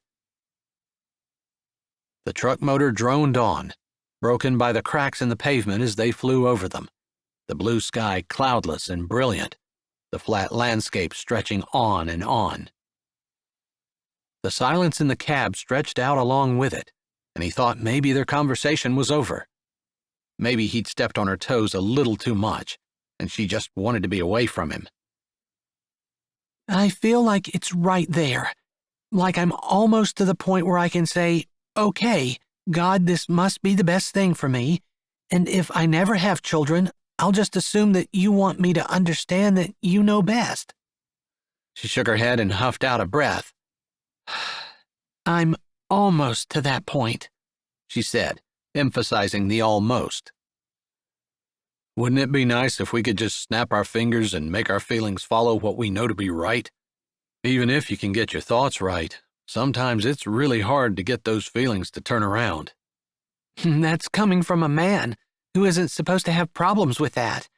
I think it's 100 times harder for a woman. You might be right. Although maybe men just have different feelings to corral, since we seem to have more trouble with anger and impatience and arrogance. Lust. Maybe just because those are manly feelings that we're allowed to show. Maybe, she said, and for the first time she smiled a true smile. Maybe it wasn't quite as bright as her normal ones, but it reached her eyes as she took him in. Thank you.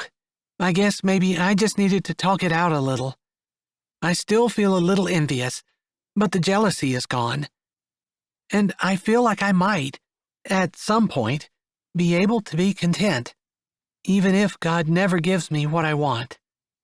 I'm just going to assume that He's going to give me something better. I'm going to set my heart on that. That's a good idea, and a nice thought to think. Thanks for helping me get there. Chapter 12. My hubby would say yes, dear, to your wife. But kidding aside, never go to bed angry. Cindy Newland, Ohio.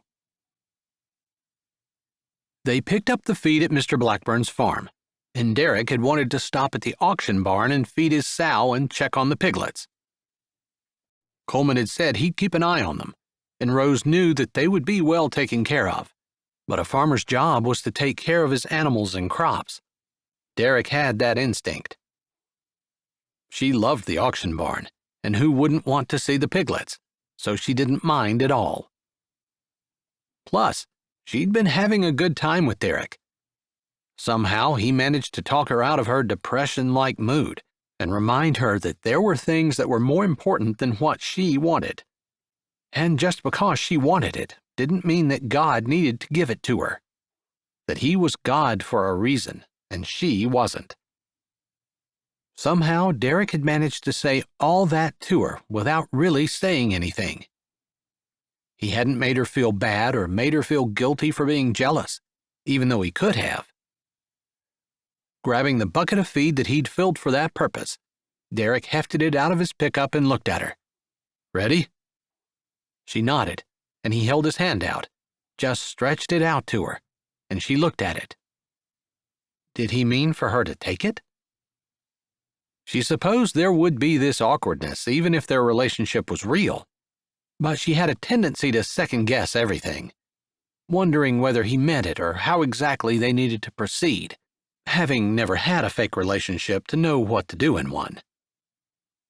Deciding if he didn't want to hold her hand, he could pull it away, she grabbed it and laced her fingers with his, glad the pickup had been warm enough that she finally pulled off her gloves.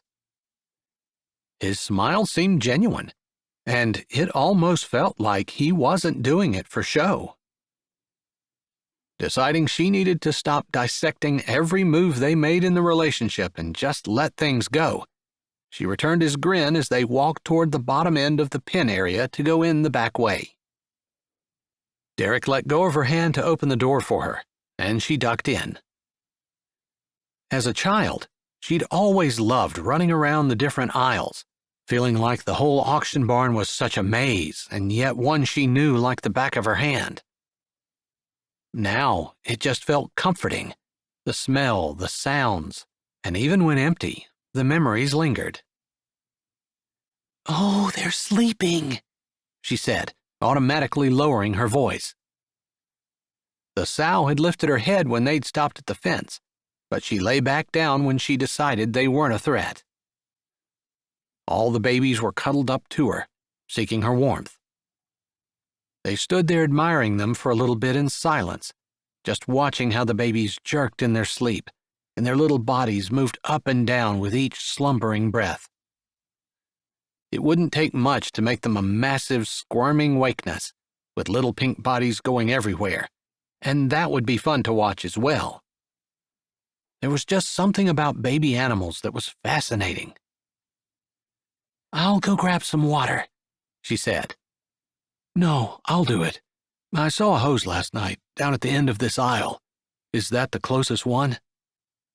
"Yeah, and there should be a bucket in the room right beside it. There's a door there." He nodded, leaving the bucket of feed and walking down the aisle. Footsteps above her caused her to look up. The sow snorted, lifting her head as well. "Hey," Coleman said from above her. "I thought I heard the door open." "Yeah, it's just Derek and me. He came to feed his sow." "So, I haven't quite figured out what's going on with you two. Do you really like him?" Normally, Coleman didn't butt into her business at all. He left the whole relationship thing alone. Other than being a protective big brother and occasionally posturing to protect them, especially if he felt like someone who didn't deserve them was interested, he didn't get into the emotional side. Maybe having all the sisters had made him leery, she wasn't sure. Of course, he had something in his past as well, something she had never had enough nerve to ask about, although Lavender had, and he'd shut her down immediately, and not very nicely.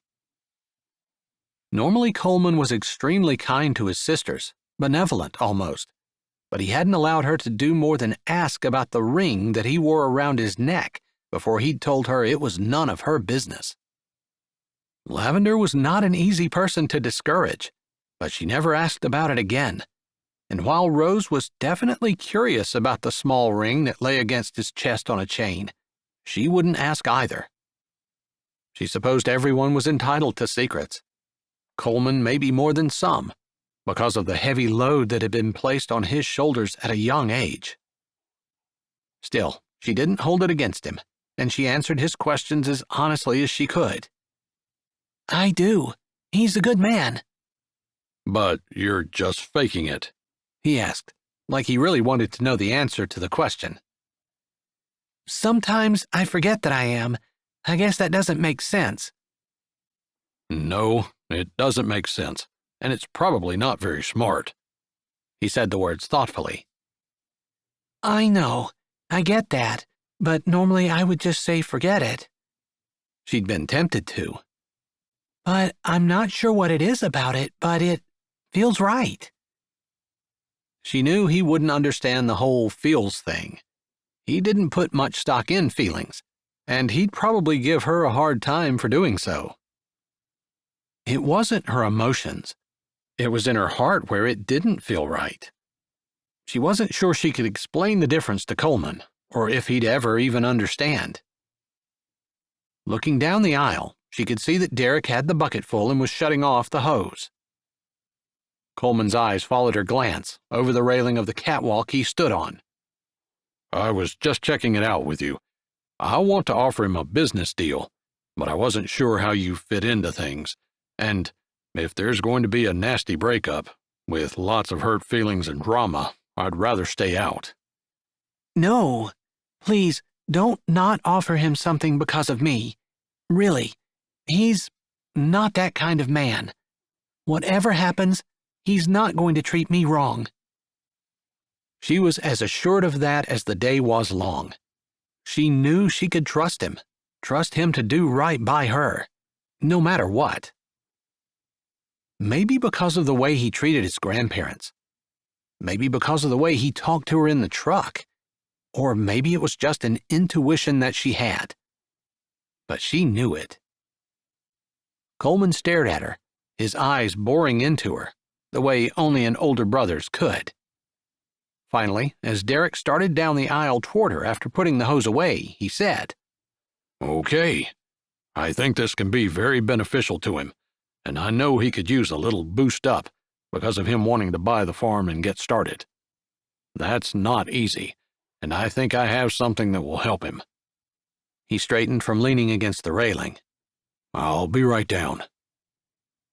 Rose couldn't explain the excited twirling of her heart, other than to say that if something good happened to Derek, of course she'd be happy. She wanted to see him succeed. He was a nice man. He was more than a nice man. She could admit to herself that she believed that, but she wasn't sure what to do with it. She felt like she was stuck in limbo. Maybe she just had to wait and see what the Lord did. Just live each day as it came and try not to figure everything out before she was meant to know it. The thought was scary, yet comforting at the same time. "She's still sleeping?" Derek said as he came back with the water. Yeah, Rose said, her hand on the top rail of the board fence. if you need me to, I can open the gate. "No, I think I can reach the trough. Just dump it in from here. No point in risking losing a little one out of the opening and having Mama get upset when it starts squealing." Oh, you've experienced that? She grinned. "Yes, and that marks you long after you're finally safe." Yeah, I know exactly what you mean. They shared smiles, and she was able to read the humor in his eyes and also the healthy respect he had for a mama protecting her babies. He dumped the feed in the trough, and the sow snorted, lifting her head, sniffing with more snorts, then lumbering to her feet, the babies who had been sleeping on top of her and between her legs flopping everywhere. Rose watched with some concern as she walked amongst her scrambling little ones to get to the trough. It seemed like a miracle that she didn't step on anyone. Derek poured the water in, wetting the feed, and the sow stuck her nose down in, snorting happily, munching greedily. "I was trying to count them to make sure we didn't lose any more, but it's impossible with the way they're moving all around." "It was hard to count them yesterday while she was having them. I said 14, not counting the dead one, and I was 90% confident." Coleman walked over to the fence, leaning his forearms on the top board beside Derek's. "I guess I should have said that when I gave you the numbers." "It's not going to make any difference. Plus, we could lose a couple before it's all said and done." "You sure could. I wish we were set up to put a heat lamp in and let the babies lie under that, kind of like a farrowing pen." "I know you lose less babies that way, and that's better for the bottom line, but I kind of like the idea of them being with their mom the way they're supposed to be, even if that does mean more risk for the babies." "Yeah, natural is best, but really, pigs weren't necessarily meant to look exactly like that. They're definitely bred to be bigger in the hams and wider through the middle for more bacon, which makes raising little ones harder." "I agree." Rose stayed silent, liking the fact that Derek wanted to go with a more natural approach. That seemed better to her as well, although Coleman was right that a normal pig didn't have that issue because of genetics. Still, she kept her mouth closed, because she was curious as to what Coleman was going to offer Derek. Although, maybe she should excuse herself to give them privacy. She opened her mouth to do that very thing when Coleman said, "You have a couple of minutes? I want to talk to you about something." Derek shrugged beside her and shifted, setting the bucket down and leaning his own forearms on top of the board fence. "I have a hot date tonight, but I think she'll understand if I'm a little late." He echoed her words of earlier, which made her grin. Coleman didn't seem to get the joke, or maybe he was thinking about what he wanted to say. Whatever it was, he didn't laugh. After a moment or two of silence, he said, "I have a contact, One of those guys with more money than brains, if you know what I mean. Coleman looked serious. Derek nodded. I've met a few of those guys, worked with some of them. It's not always pleasant. Exactly. Sometimes they're a little hard to deal with. He paused for a moment, as though he was going to say more, but then he didn't. This fella, John Maxwell, contacted me a couple of days ago asking if I knew of any farms in the area who might be interested in getting into buffalo. Buffalo? Yeah, apparently he's got some restaurants of his own, and that's one of the specialties they serve. I guess folks in the city pay a lot of money for it. It is supposed to be healthy for you, but only if you grass-finish them. Derek grunted, like he'd been up on that, knew what Coleman was saying. Rose was relieved when they didn't go into a tangent about grass-fed versus corn-finished. She wanted to find out what Coleman was offering. He's looking for a place that will raise his buffalo exclusively. He wants them finished a certain way, wants them aged a certain way, and he wants them killed and butchered on the farm. That will be the kicker. You will need to put in a butchering shop on your property. I see. The rates he quoted me are more than worth it. If you have the capital up front to put in the shop, and you have the farm, this could end up being a profitable business. What about the stock? I have no idea where to buy buffalo or what constitutes good genetics, and I can imagine they're pricey. He actually has a herd. He's been paying to have them grown and finished. The guy that's been doing it is getting out. I think he's retiring to an island in Jamaica from what John said. Coleman did grin a little at that. Derek huffed a laugh. That guy's got more brains than money? That's exactly what I was thinking. If I had any brains, that's where I'd be, especially this time of year. Rose heard him talking, but she knew neither one of them meant it. Both of them loved North Dakota, and while winter did drag on and sometimes seemed never-ending, neither one of them would want to be in Jamaica. She knew for a fact Coleman wouldn't be able to sit still for more than a day, and he'd be swimming off the island by the end of the week if he couldn't find anyone to take him off. He'd prefer swimming with sharks to doing nothing. John is looking for someone to take over, since that other fella's retiring. His kids aren't interested in taking the farm, and they're selling it. So John needs a place to take his herd of buffalo. How many are there? He has about 300 head. He uses about one a day between his restaurants, so give or take. He told me he'd like to work the herd up to 400 or so, because he wants to open another joint, but that's still in the works. You have time. I see. I would have to look into it. I don't really know much about buffalo.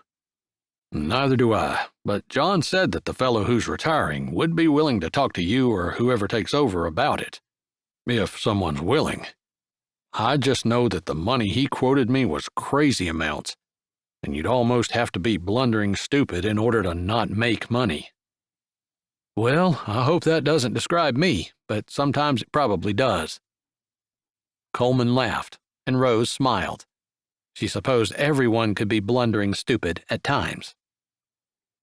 If you're interested, let me know, Coleman said, straightening, clapping Derek on the shoulder.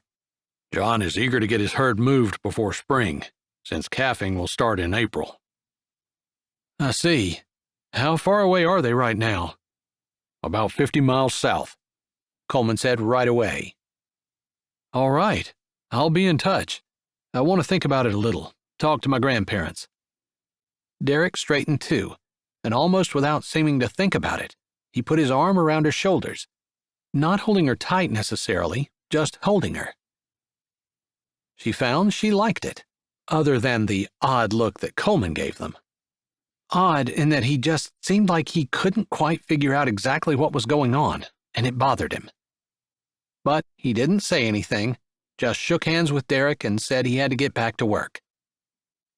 As he was walking away, Derek looked back at the sow, who was still eating happily, her babies heaped up in a pile in the spot where she'd been lying down. Looks like they're all alive at least, And she's eating well. Did you see anything that struck you as something we need to check out? She assumed he was wondering if all the babies were eating, and that's what she had been looking for as she'd watched them squirm and wiggle and readjust themselves into a heap. None of them seemed overly skinny, but it was definitely something they were going to need to watch. I thought they all looked good, but maybe we can stop in tonight? If you don't mind. That's not exactly date material, but I suppose if you insist. He looked at her and winked. She laughed outright. I'm sorry to disappoint you, but I'm never going to be a fancy girl. She shook her head. I had one of those. Never again. While his words didn't exactly make her happy, because it obviously hurt him to think that it hadn't worked out, she was pretty sure that he didn't pine after his ex. Which was a relief. She'd already had one person cheat on her. That was something she didn't want to have happen again. Chapter 13. Pray for your spouse, even through the good times, as that will get you through the tough times. Sharon W. Stewart, Ontario, Canada. Come on in. I don't think Rose is quite ready yet, but I'll holler up the stairs and see if she is, Mrs. Baldwin said as she held the door open for Derek to step through. You don't need to do that. We're not in any rush. If I don't, she might be up there forever, talking to her sisters and letting them change her clothes yet again. That bad? It's normal. Mrs. Baldwin shook her head, her kind and intelligent eyes sparkling. Her sisters and I are headed out, so at the very least they won't be in her hair anymore, and she can finally settle on something. He wasn't sure exactly what that meant, although he supposed after being married, he knew that women had a tendency to change their minds 3 or 4 times before they settled on the outfit they truly wanted to wear, or before they settled back on the first outfit that they tried on to begin with. It was something he'd never figured out, but he'd learned to live with. Figuring that if she said she'd be ready at 7, he might as well plan on 8. And they might get out the door a little bit early. But checking his phone, he saw that he was actually early and figured he might as well settle in to wait. He'd no longer thought that thought, and steps on the stairs made him turn. He wasn't sure what he'd been expecting, a ball gown from the way Mrs. Baldwin was talking, but Rose ran downstairs in jeans and a loose sweater, with boots that were maybe a little more stylish than sensible, but still looked warm. You look nice, he said, thinking that beautiful was more descriptive than nice, but he didn't want her to think that he wasn't sincere, or that he was just flattering her. Although it was the truth. Her cheeks were bright, and maybe she had some makeup on her eyes. He wasn't sure how to tell, but she looked a little different than what she normally did. But that might be because her hair was down. He didn't think he'd seen it down before, and it flowed in waves over her shoulders, almost down to her waist. That alone made his breath catch. But with the bright blue eyes and an unaffected, happy smile, he figured he was going to have a hard time not staring at his date tonight. You never said where we were going, and I couldn't figure out whether I should wear something dressy or not, but I can change if I need to, Rose said, her hand smoothing down her jeans. You're fine. I hadn't made any choices about where we're going to go. Figured we'd decide together. Oh? She raised her brows. No, we hadn't really talked about it, and I didn't want to take you somewhere you didn't want to go. I was thinking about ice skating. That sounds like fun, Rose said, sounding like she meant it. Oh, I left my purse upstairs. I'll be right back.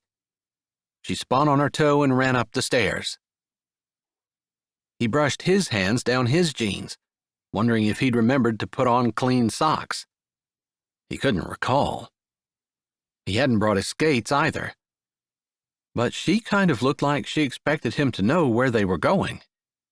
If it had been a real date, he probably would have. As it was, he'd been torn between thinking about her and wanting her to like him, and not in a fake date kind of way. Knowing him and his inability to be a brilliant conversationalist, he probably would spend the evening talking about Buffalo. Just then, the doorbell rang, and Mrs. Baldwin called out from somewhere in the kitchen. Mind getting that? Sure, he said, turning and looking at the door. It must not be someone who was here often, since they were using the doorbell and not knocking on their way in. The Baldwin household was just as casual as his had always been growing up. "Hey," he said as he opened the door to a woman that he didn't recognize, with what looked like a 3 or 4-year-old kid on her hip. A girl, if the pink hat was any indication. Although he couldn't see any hair coming out from underneath her hat, and the clothes were bulky, designed for warmth and not style. Hey, is Rose here? The woman said, her brows squeezing together, like she wasn't sure she was at the right house. "Sure, come on in. She's upstairs, but she's coming right back down." He didn't have the door shut before he heard Rose behind him saying, Becky and Naomi, so good to see you. Looks like you've got a new blankie, she said in a bit of a babyish voice, but enunciating each word clearly. The little girl smiled at her and quit clinging to her mother, leaning over and holding her arms out. Oh my goodness, I'm happy to see you too, Rose said, dropping her purse on the floor and taking the little girl easily, giving her a hug and planting a kiss on the top of her head. Oh, thank goodness, Becky said, sounding truly relieved. What's the matter? Rose asked, her head still snuggled up next to Naomi's. She wouldn't stay at the sitters. It's been a while since she's been there, but she screamed and would not let go of me. I am late. She looked at her watch, a fancy thing with a huge face and a delicate strap. And that's when Derek realized that she was dressed much fancier than Rose was. Like maybe she was going out too. I'm supposed to be meeting someone for supper, a date. I've only been with him once, and I don't know him that well, and I don't want to drag Naomi along with me. Since she wouldn't stay at my normal sitters, I know you never have anything going on, so I was hoping that you, she said, practically blinking her eyes as her lips pouted, pleading on her face. Derek could see the conflict moving across Rose's face.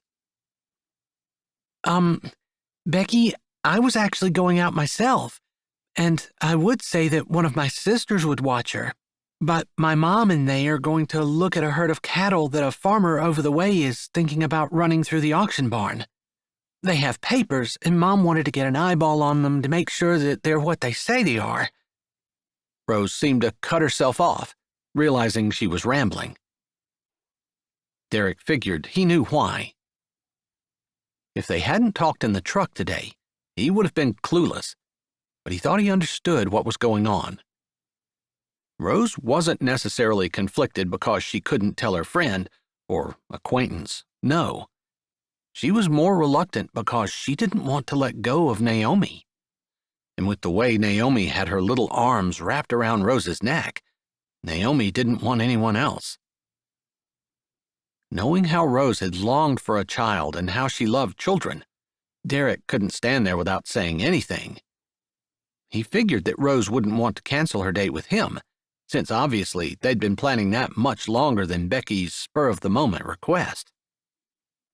"Rose," he said, kind of low, knowing that they wouldn't be able to have a private conversation in front of Becky, but wanting to offer somehow. "I remember what you said in the truck today. This is your call." Is this your date?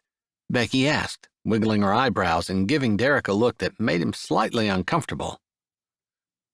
I'm sorry, Derek, this is Becky Briggs. She lives down the road from us. Moved in a few months ago. I've watched Naomi for her several times and loved it. And Naomi loves you. I think the kicker was the last time you watched her, you took her to the sale barn, and that's all she talked about for weeks afterward.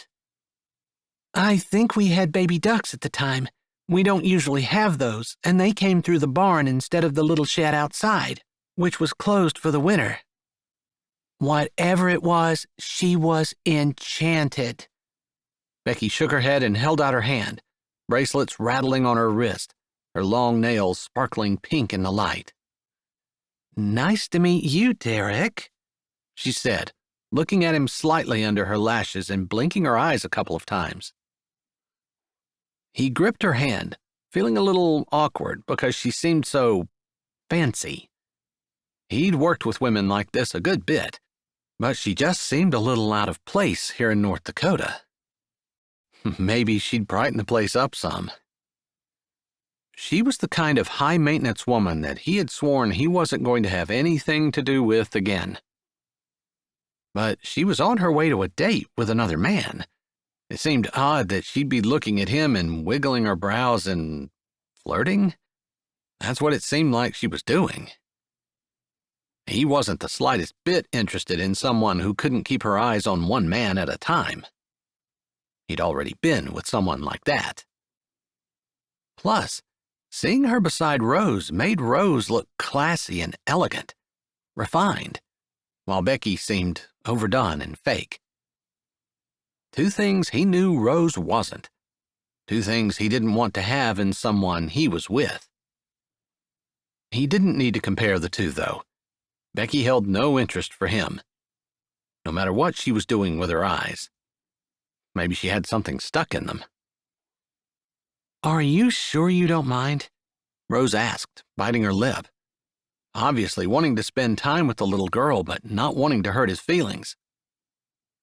He found his feelings weren't hurt. Maybe he would have been a little bit put out if he hadn't talked to her earlier. I'm sure. He could find something to do. He didn't have to go on a date tonight. Can I talk to you for a moment? Rose asked, indicating the living room. Apparently, she wanted privacy. Sure, he said, glancing at Becky and saying, "Excuse us," before following Rose into the living room. She turned as soon as she stepped inside and waited for him to stop in front of her, shifting Naomi, who seemed to have no intention of getting down. I want to spend the evening with you. Fake dating aside, I like you, and I was really looking forward to this.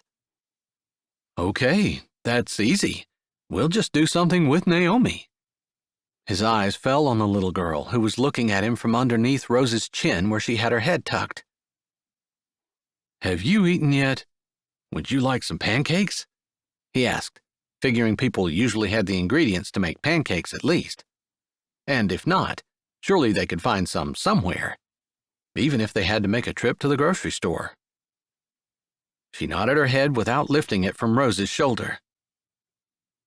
Maybe we can go see the mother sow and her piglets, he suggested, lifting his brows at Rose.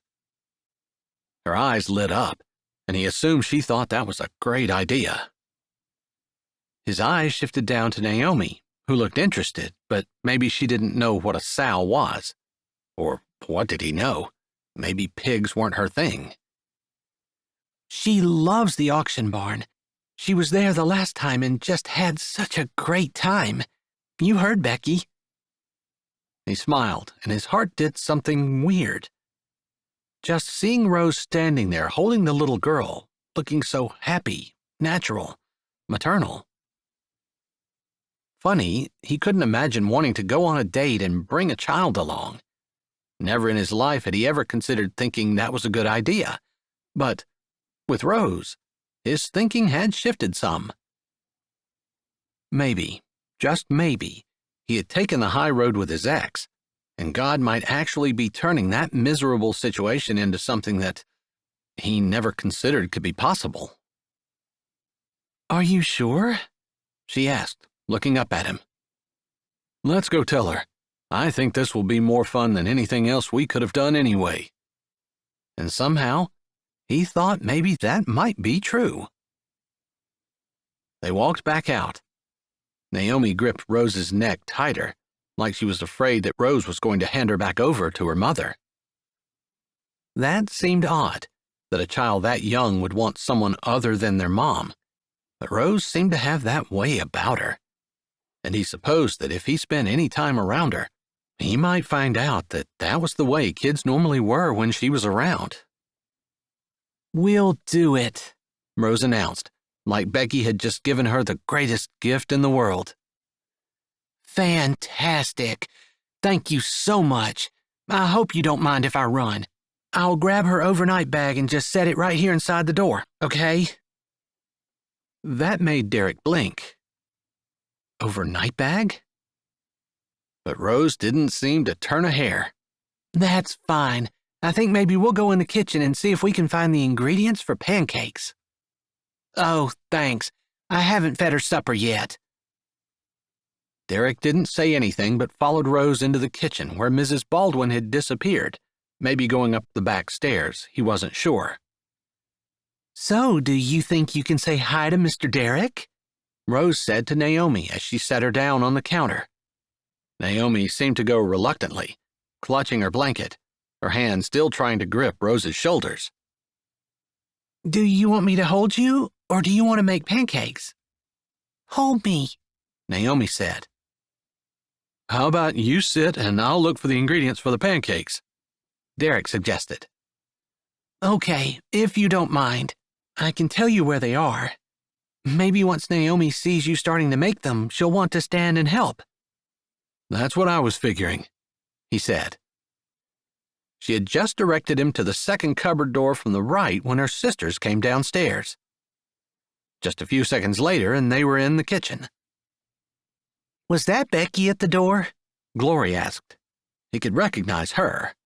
The twins he wasn't too sure about. "It was. She left us a gift." Rose scrunched down and rubbed her nose with Naomi's, which made Naomi laugh while she rubbed her nose against Rose's.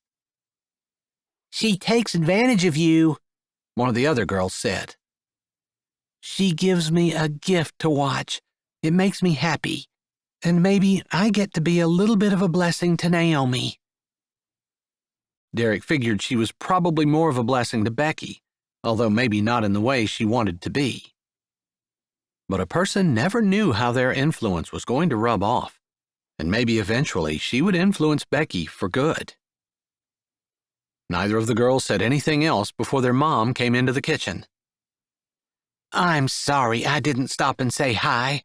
I was reaching for the canister that we keep on top of the cupboards, and my shirt ripped. I had to run upstairs and I went the back way." "I wondered where you disappeared to," Rose said, grinning at her mom, while the girls laughed at the idea of their mom breaking out of her shirt. "So you're like the Incredible Hulk?" Glory said, bumping shoulders with her mom. "You've lived with me all these years and didn't know it?" Her mom joked back, not missing a beat. It was funny that he felt oddly out of place but strangely comfortable in the kitchen with all the ladies present, joking and talking. They chatted like he wasn't there, no one treating him specially, which made him feel comfortable, but it was so unusual. Finally, the girls and their mom headed out the door, and it was strangely quiet. "Do you want to help?" Rose asked Naomi in the now silent kitchen. Naomi nodded. Rose stood up, going to the refrigerator and pulling out the eggs. "You look a little uncomfortable there. I know you had a sister." She set the eggs down on the counter. Maybe these were dating game questions, but he didn't really think so. He felt like Rose was truly interested in him.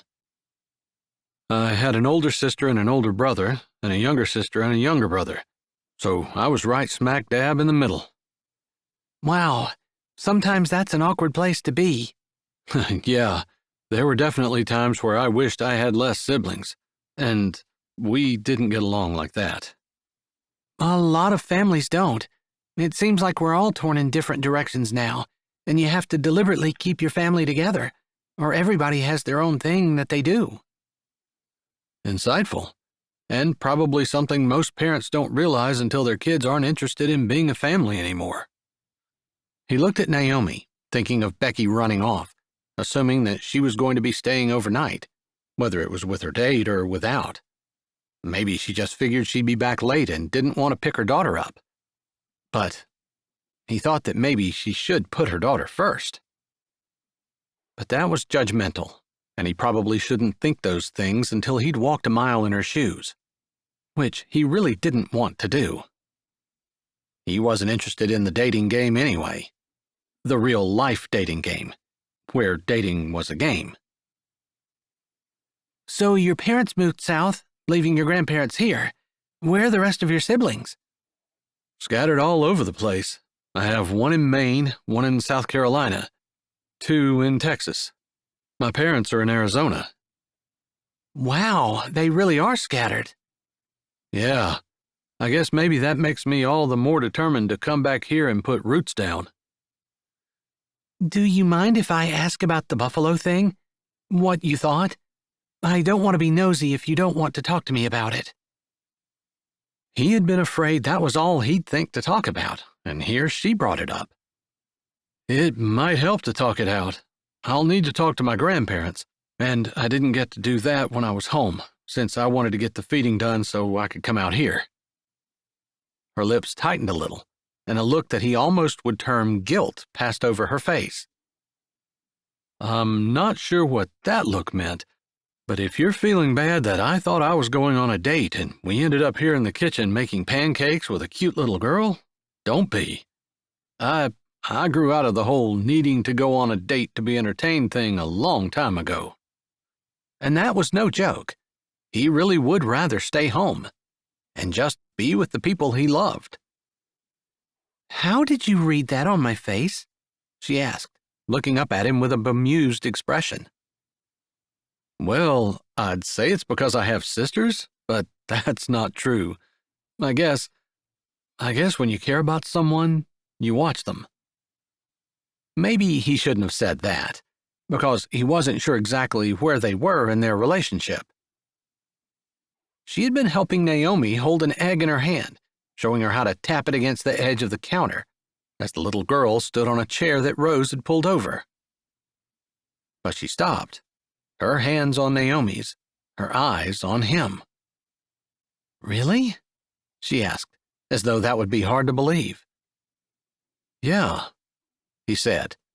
He didn't know what was going to happen with the farm, with the money, with the buffalo.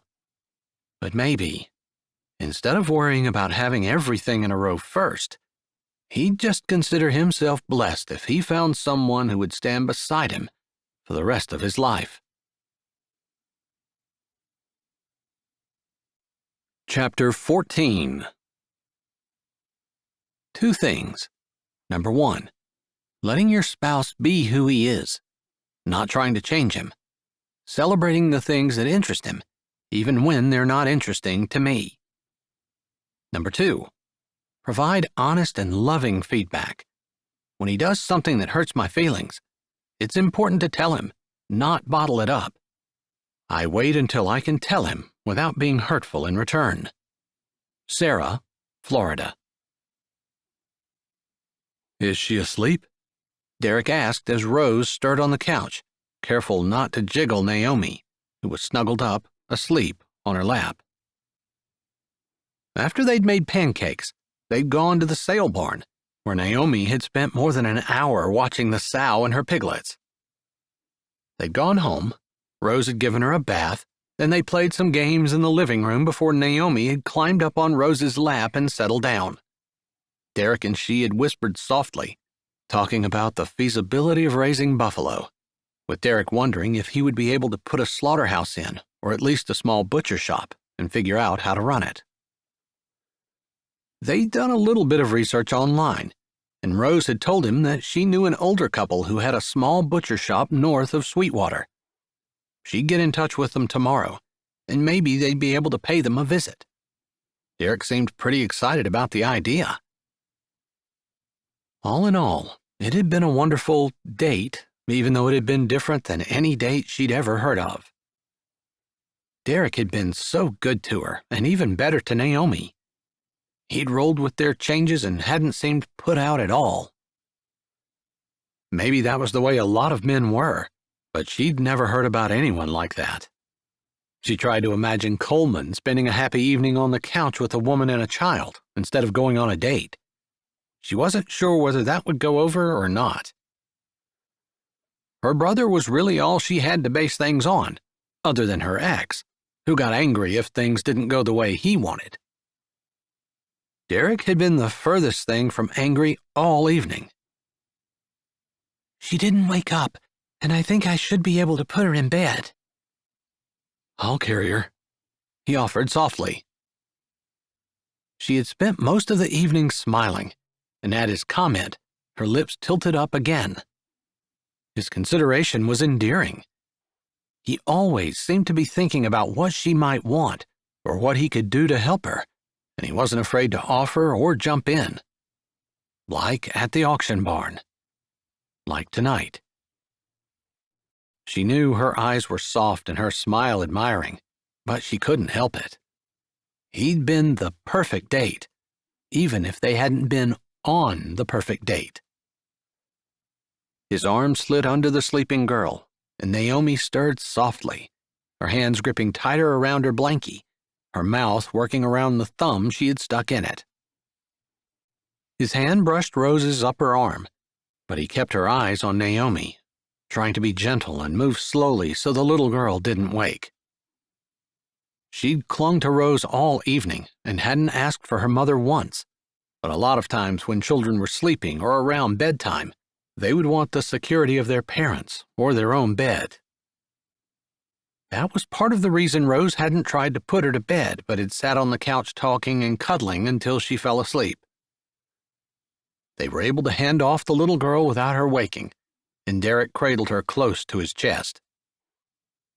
Rose knew she should look away, because seeing him with the little one made her heart do funny things in her chest. She turned and went up the steps before him, leading him to her room where she had a daybed set up, since this wasn't the first time that Becky had dropped Naomi off and given her an overnight bag. Sometimes overnight turned into 3 or 4 days. It was not uncommon for that to happen. Worse, it was even normal for Becky not to call, not check, not even wonder what her child was doing. That was part of the reason Rose's sisters told her that she was allowing Becky to take advantage of her, but she didn't care. She loved Naomi and would take her anytime Becky didn't want her, for as long as Becky would allow her to. And she would do the very best she could to provide a stable influence and lots of love and care to the little girl. After all, what would it be like to have a mom who would just drop you off and never even ask about you for days? Rose couldn't imagine, and she wanted to do everything in her power to let Naomi know that she loved her. Derek followed her into the room, and she didn't turn the light on, allowing the light from the bathroom down the hall to shine in through the door.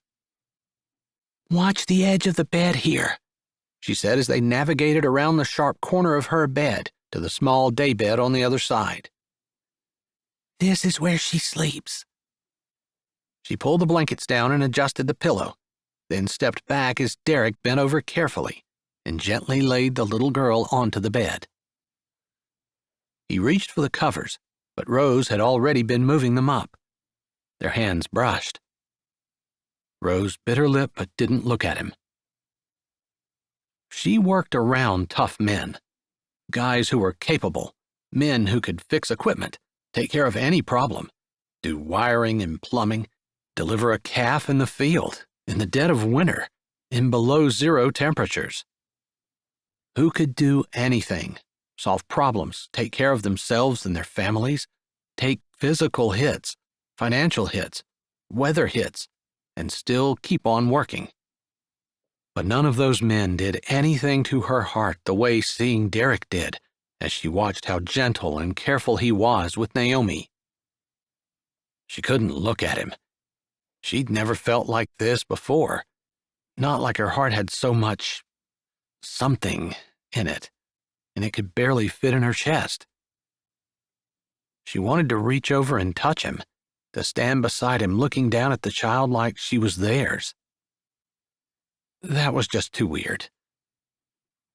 Little Naomi, who had turned on her side as soon as he laid her down, pulled her blankie close to her, tucking her hand under her chin without ever opening her eyes.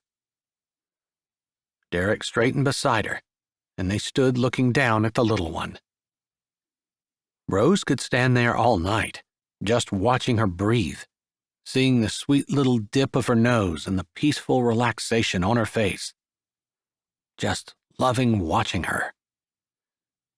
But the feeling she had that made the inside of her chest riot made her restless, and she felt like she needed to go, to walk, to move, to get away. She couldn't do this. Derek had been forced into proximity with her, and the very least she could do for him would be to not fall in love with him. Moving to go, she wasn't paying attention and took 2 steps before bumping her leg into the corner of her bed. Pain shot down to her toes and up to her hip, but she closed her mouth over the sound that wanted to come out, unwilling to wake Naomi. She still turned, checking to see if the muted thump had made the child stir. "She didn't move," Derek said. She nodded, moving the rest of the way out of the room, trying not to limp. She held her hand on the door, waiting for Derek to go through so she could close it softly. Focusing on not feeling his heat or smelling his scent that reminded her of character and care and consideration. Something solid and strong, but tender as well. Was there anything more attractive than a strong man who could also be gentle? That's what she was thinking as she softly closed the door, not even allowing a click as she carefully twisted the knob before closing it and letting it go gently. She turned, figuring to walk to the stairs, but she hadn't realized that Derek had stopped right beside her, and she ran into him, her head down, thumping him in the chest, and she again bit back a startled yelp. "I'm sorry," she exclaimed softly. His hands came up, holding her on either arm, seeming to help her get her balance. "Are you okay?" "I'm fine," she murmured, just embarrassed. "I'm guessing your leg hurts. Is that what the problem is?" There was true caring in his voice, like he was concerned about her. Of course, a friend would be too, but she wanted to be more. She had to let go of that. His hands were warm and rough on her bare arms. She couldn't quite lift her face to look him in the eye, but stared at his chin. "No, it hurts, but I guess I'm just thinking." "She's a sweet girl," he said, and she remembered that she had confided in him how badly she wanted children. He assumed that she was thinking about having a child of her own, which is probably what she would have been doing if he hadn't been here with her. She hadn't even given it too much thought, not with Derek taking up all of her brain. Admiring him, watching him, thinking about how good he was with children, what a great father he'd be.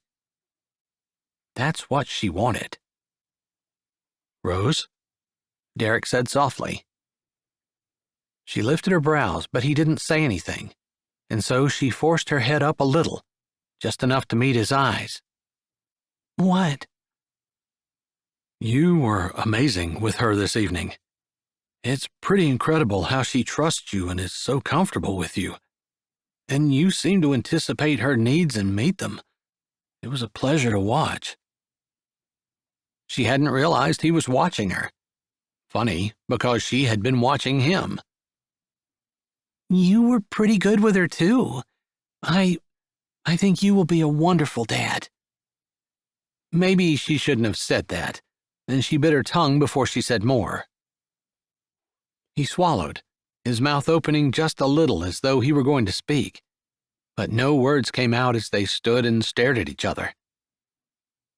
His hands loosened some around her arms, and his fingers lightly brushed over them, so soft and gentle she wasn't sure she was feeling it and not imagining it.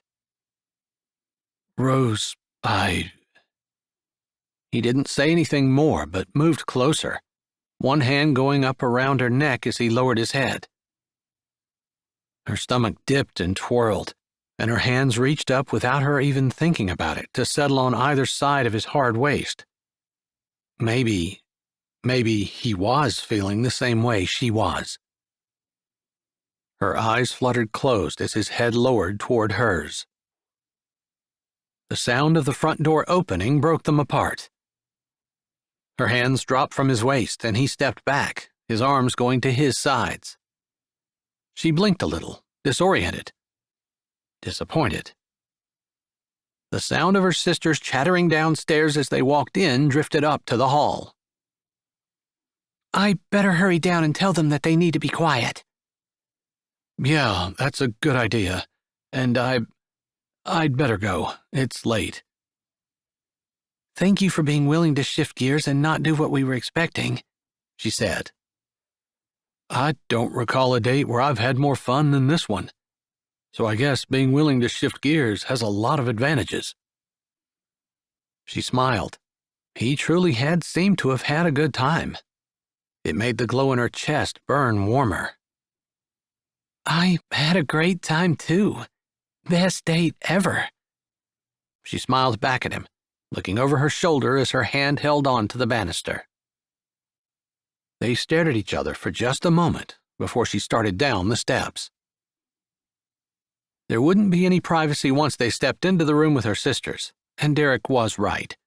He needed to go. It was late, and he had animals to feed in the morning. He greeted her sisters, who gave them curious glances as they came down the stairs until Rose explained that they had been putting Naomi to bed. Derek chatted for a few minutes, then he left, and although she wanted to ask him to text her when he got home so that she knew he got home safely, she didn't. She hadn't been lying, though, when she said it was the best date of her life. Chapter 15. So many things. Base your marriage on faith in God. Stand by your vows. Love is a choice, not just a feeling. Choose love, even in the hard times, and there will be hard times. Remember, no one is perfect, even you. Learn to forgive quickly. We have been married 60 years next week. Judy Huffman from Southeast Ohio. Sunday morning, Rose still had little Naomi.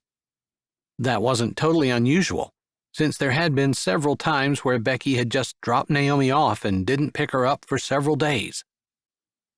Rose didn't mind. She was allowing Naomi to fix her hair as they were getting ready for Sunday school when her phone buzzed with a text. "Can I pick you up for church?" She smiled. It was Derek. He texted her several times, and they'd seen each other a little when she was out helping his grandma, but she'd had Naomi with her, and he'd been busy outside, and they hadn't talked to each other much. She picked up her phone. "I have to be there early because I teach Sunday school." "Just tell me what time to pick you up." She sent him the time she normally left and looked at what Naomi was doing to her hair in the mirror. "That looks pretty," she said, unsure exactly what Naomi was doing, maybe imitating a braid, as she pulled strands of hair and wrapped them around each other. "It won't stay in." Naomi's lip came out. "Here, let me show you." She hadn't planned on going to church with braids in her hair, but she figured it wouldn't hurt if it made Naomi happy. Pulling all her hair around in the back and starting up by her neck, she braided it, waiting until the braid was long enough for it to come over her shoulder, and then she said, "You put one strand over top of the other, and you switch from hand to hand. It's kind of hard to do by yourself when you're little, but I can help you if you want." Naomi smiled and nodded her chin up and down. "Give me your hands," she said, opening up 3 fingers while she used her thumb and first finger to hold on to the braid. Naomi put her little hands in hers, and they worked on braiding the rest of her hair together. After Rose had tied it off, she smiled at Naomi. "Would you like me to fix your hair so that it matches mine?" Naomi nodded eagerly, so Rose got up out of the seat and helped Naomi up, fixing her hair so that it hung in one braid down her back. "There, now we match. Now I look like you." Naomi looked proud and happy, and Rose's heart swelled. She didn't care what her hair looked like, never had, but being able to love and help a little one made her feel like she was doing everything she had been born to do. The old thoughts of it not being fair, why Becky would have a child when Rose had been denied, wanted to surface and bring her down, but she shoved them aside. If she had her own children, she wouldn't be able to give Naomi this one-on-one attention. "We better get moving. Mr. Derek will be here any minute to pick us up." Rose held her hand out, and Naomi put her little hand in hers, and they walked out of the room together. They'd eaten breakfast earlier, and several of her sisters were already back downstairs after getting dressed, but Derek pulled up right as they came down, so they put their coats on and were at the door in time to meet him. "I thought I'd have to wait on you," he said, opening the door as they stepped out. "You're right on time, so why would you have to wait?" "It's just been my experience that when a woman says one time, what she actually means is a half hour, at least, in the future." "We'll try not to do that. I can't say I'm never late, though." She grinned down at Naomi. "Right?" The little girl nodded her chin up and down. "Right." "We can go in my car if you want. That's where the car seat is." They'd had to pick it up from Becky's house on their date earlier in the week. "I'll move it to my truck if that's okay with you." "It is." They moved everything and got Naomi buckled in and soon were headed down the highway toward the church. They hadn't said anything for a while, as Naomi chattered in the background. Rose had her hands clasped in her lap, tightly gripping her Sunday school bag with all the materials she needed in it, while she thought about what she would say. She didn't want another week to go by without correcting her lie, but she wasn't looking forward to having to face people, admitting what she'd done. It wasn't necessarily that she was concerned about what Harry and Lee would think about her, but it was more the idea that she didn't want to humble herself in front of them.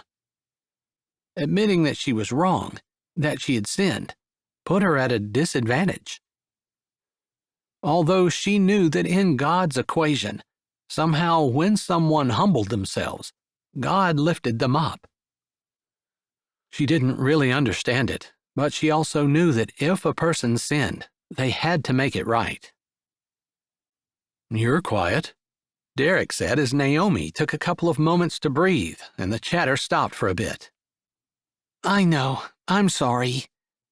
She didn't want to not talk to him. They'd had such a good time on their date. And honestly, she'd been disappointed that he hadn't kissed her. But maybe he'd been glad they were interrupted. He hadn't said anything, and she had no reason to think it had been something he wanted to repeat. But maybe he did. The optimistic side of her brain insisted. It wanted to go through all the reasons why she was wrong when she thought he might be glad that he had ended up not kissing her.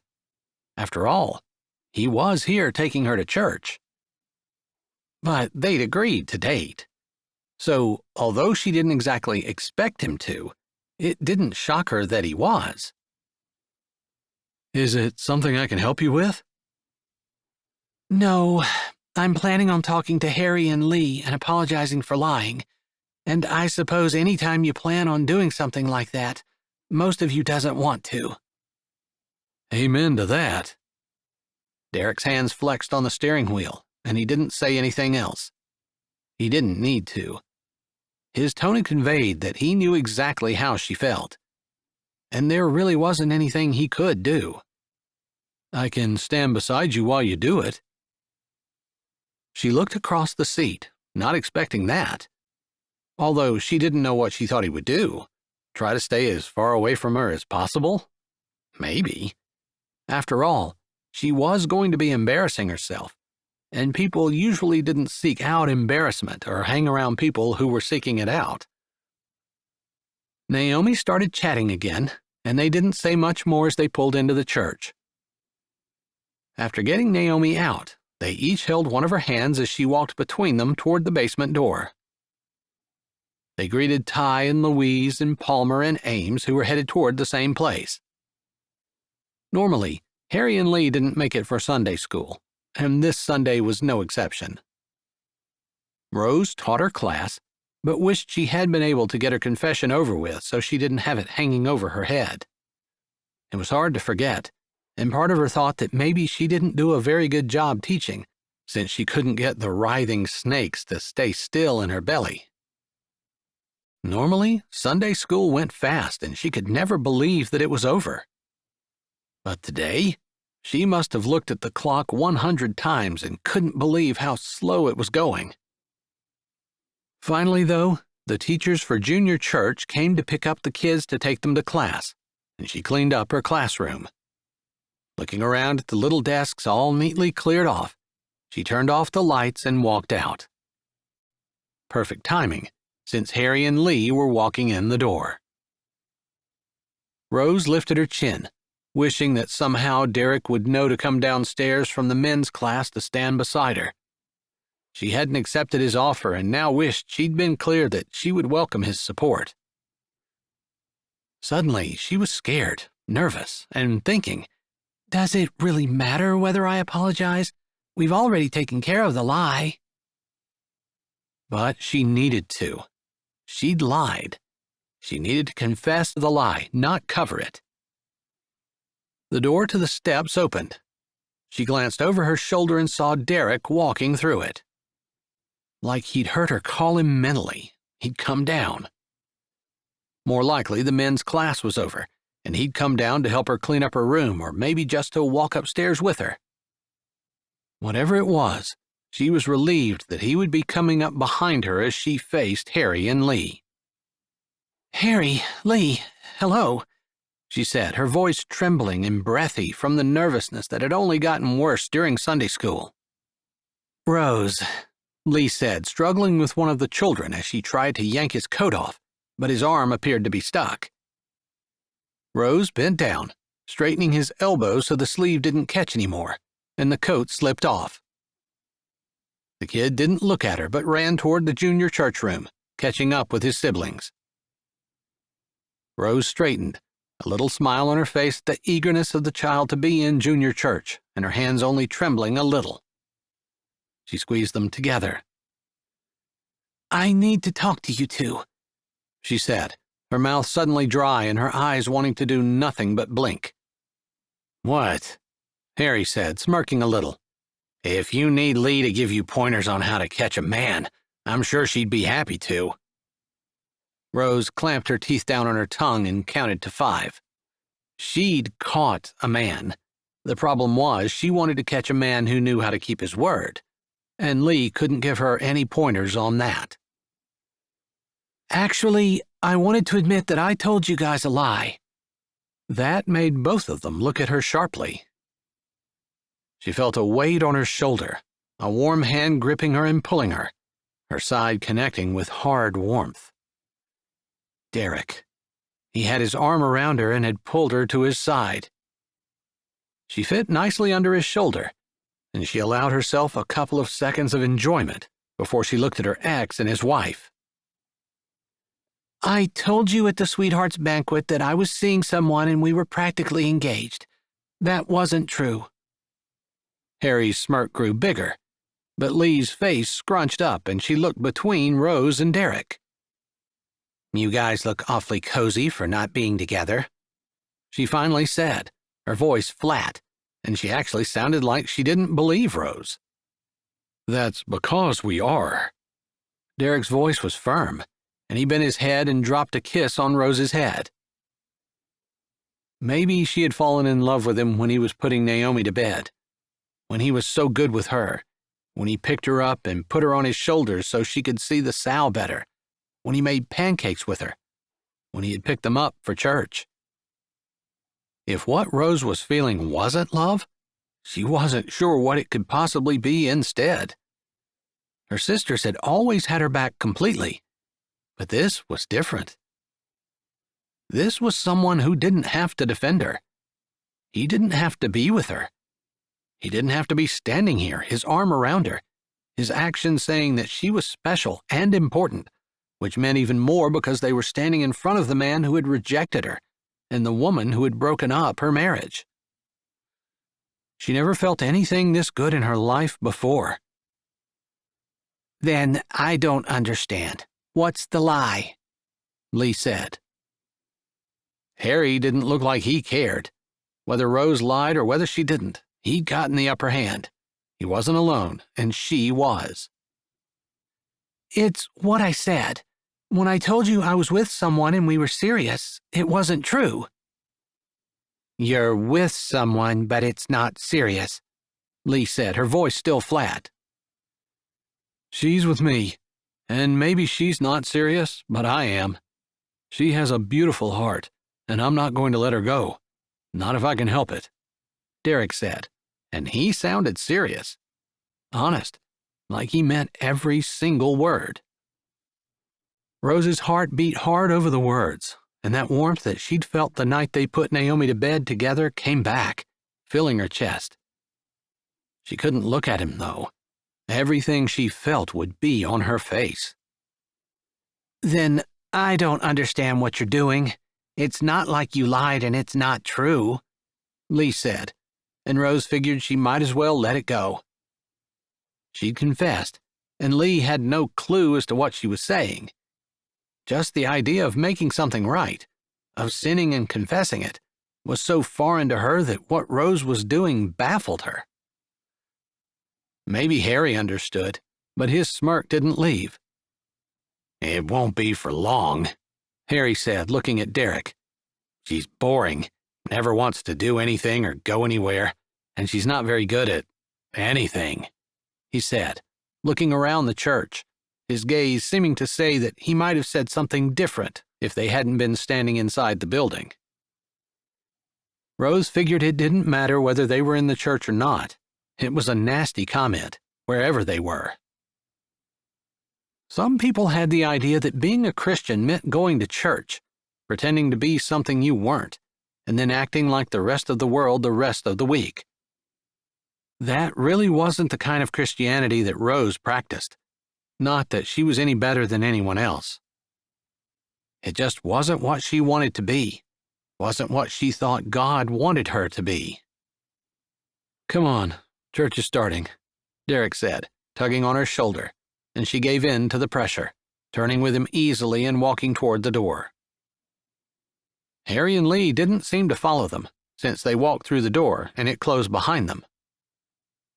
They started walking up the stairs, but Derek stopped, standing beside her, still with his arm around her, and said, "You did the right thing. I'm proud of you." Thank you for standing beside me. It would have been easier for you to not.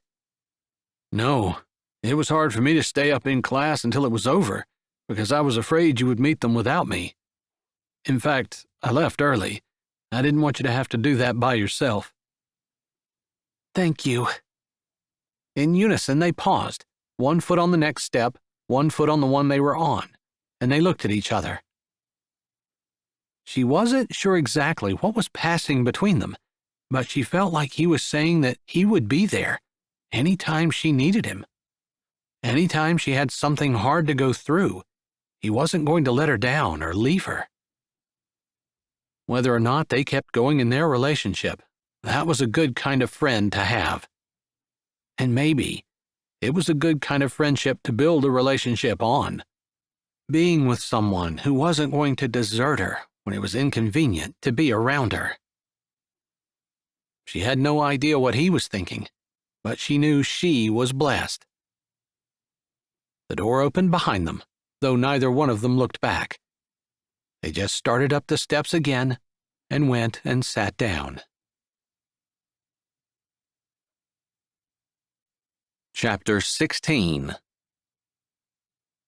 Work past the bumps in the road. and open communication. Worked for 60 years until he stepped into eternity. Marianne Engel. I think we can do it, Derek said as they drove back to Sweetwater from the butcher shop they'd visited that afternoon. It didn't look hard at all, and the idea that you can learn a lot of that online is really encouraging. Rose, with her red cheeks and glowing face, looked as excited as he felt. He supposed he shouldn't be saying we, since there was no official we after their dating end date. But she seemed just as interested as he was and asked just as many questions of the butcher shop owner. There was the red tape, USDA had to be involved, and some definite guidelines and regulations. But beyond the building and the extra room-sized cooler that would need to be built, it would be the same as putting up any other kind of building. I thought it would be a lot harder, he said, still not believing how easy it seemed like it would be. Me too. I guess maybe because I've never done anything with butchering. It seems like a complicated process and something that not just anyone could do. I'm the same. Sure, we grew our own meat on the farm, but we took it to the butcher, dropped it off, and that was it. I guess it's like anything else. We'll just work at it until we figure it out. She looked across the seat. Their eyes met and they smiled before he looked back at the road, feeling good, confident, maybe not like he could conquer the world, but that he could conquer his corner of it. Rose had asked questions he hadn't thought of, but that were good and showed she'd been thinking. He loved that even though she didn't have anything in it, nothing aside from knowing him, she'd thrown herself into it just to help him. Sure, they'd agreed to be together until the dating game, but he hardly thought that was it. She just wasn't that kind of person. She did things because they were right. He thought about her confessing her lie to her ex and his wife. How hard that must have been. How much he admired her for having the courage to do that. How much he wanted to stand beside her and support her. How proud he was of her. She wanted to do the right thing, and she didn't let whether or not it was easy determine whether or not she did it. That was the kind of person he wanted to be with. Whether he was talking about a friend or whether he was talking about his wife. He wanted someone who was going to do right each and every time, who would encourage him to do the same. You know, call me crazy, but I kind of miss Naomi. I almost wish Becky hadn't picked her up. He couldn't quite believe he was saying it, because people weren't supposed to enjoy having children around, but maybe watching how happy it made Rose, or maybe because Naomi was such a good child, he wasn't sure. She is special, isn't she? Rose said, and maybe there was just a little sadness in her voice, but she sounded mostly happy. Having Naomi reminded me of elementary school, and do you remember being paired up with me for the science project we did? In first grade? She said, looking over the seat at him, light seeming to dawn in her eyes like she had kind of forgotten about it until he said something. Yeah, I hadn't thought about that in years, she said. Me either. But Naomi just kind of looks like you, and even though she's not in school yet, when you wore your hair in a long braid on Sunday, and Naomi matched you, it reminded me of that, because that's how you wore your hair then, or at least whatever I remember of it. You're right. I remember my mom braiding it every morning, because it was so long. It would get caught in everything and get knotty if she didn't. Yeah, well, maybe I never apologized for spilling all that Jell-O on you, but I guess I am now. She laughed. I actually didn't mind, because they let me go home. I was always looking for reasons to get out of school. Really? I loved school. Couldn't wait to get there every day. I was always trying to talk my mom into letting me stay home. I knew better than to lie and say I was sick, but I would tell her that she needed me to help around the house or at the auction barn or go get groceries with her. I even offered to clean the house. Usually she told me no. That's funny. School was my favorite thing ever. I hated summer. Not hated exactly, because you got to sleep in, but I loved going to school. Did you spill that Jell-O on me on purpose? She narrowed her eyes and looked at him like the thought just occurred to her. Maybe, he said, gritting his teeth.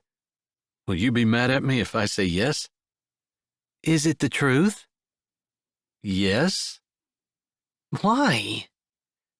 I wanted to talk to you, and you were just quiet, never said anything, and I figured if I spilled the Jell-O on you, that would break the ice, I guess. Wow, I'm glad your moves have changed slightly since then. What can I say? When you're 7, things like dumping Jell-O on a girl seem like a good idea. Wow, I think some people might have considered you hopeless. My mom always did act like I was the one who caused her the most grief out of all 5 of us. I think I caused my mom the least amount of grief. I was always happy just sitting around playing with my dolls. Although, one time Glory took one of my dolls and wouldn't give her back, and I'm pretty sure I brought the house down with my screaming. I can't imagine, but I believe you if you say so. Oh, I say so. I don't think I've ever thrown a fit like that in my life. In fact, I know I haven't. In fact, I don't really recall fighting with any of my siblings, ever, except that one time.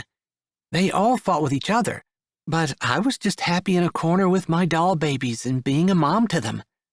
And whichever sibling wasn't getting along with the rest of them usually came over and played with me. But you got protective when one got stolen? Kidnapped. It was kidnapped.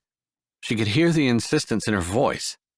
The same thing she'd screamed at her mom through her tears and almost hyperventilating because her doll baby wasn't properly dressed and Glory had taken her outside in the cold.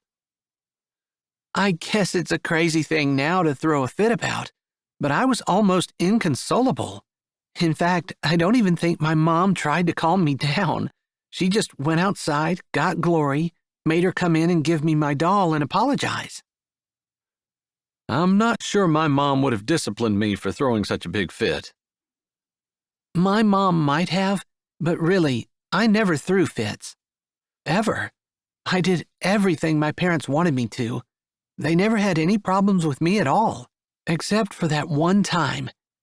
And it wasn't even because she took my doll.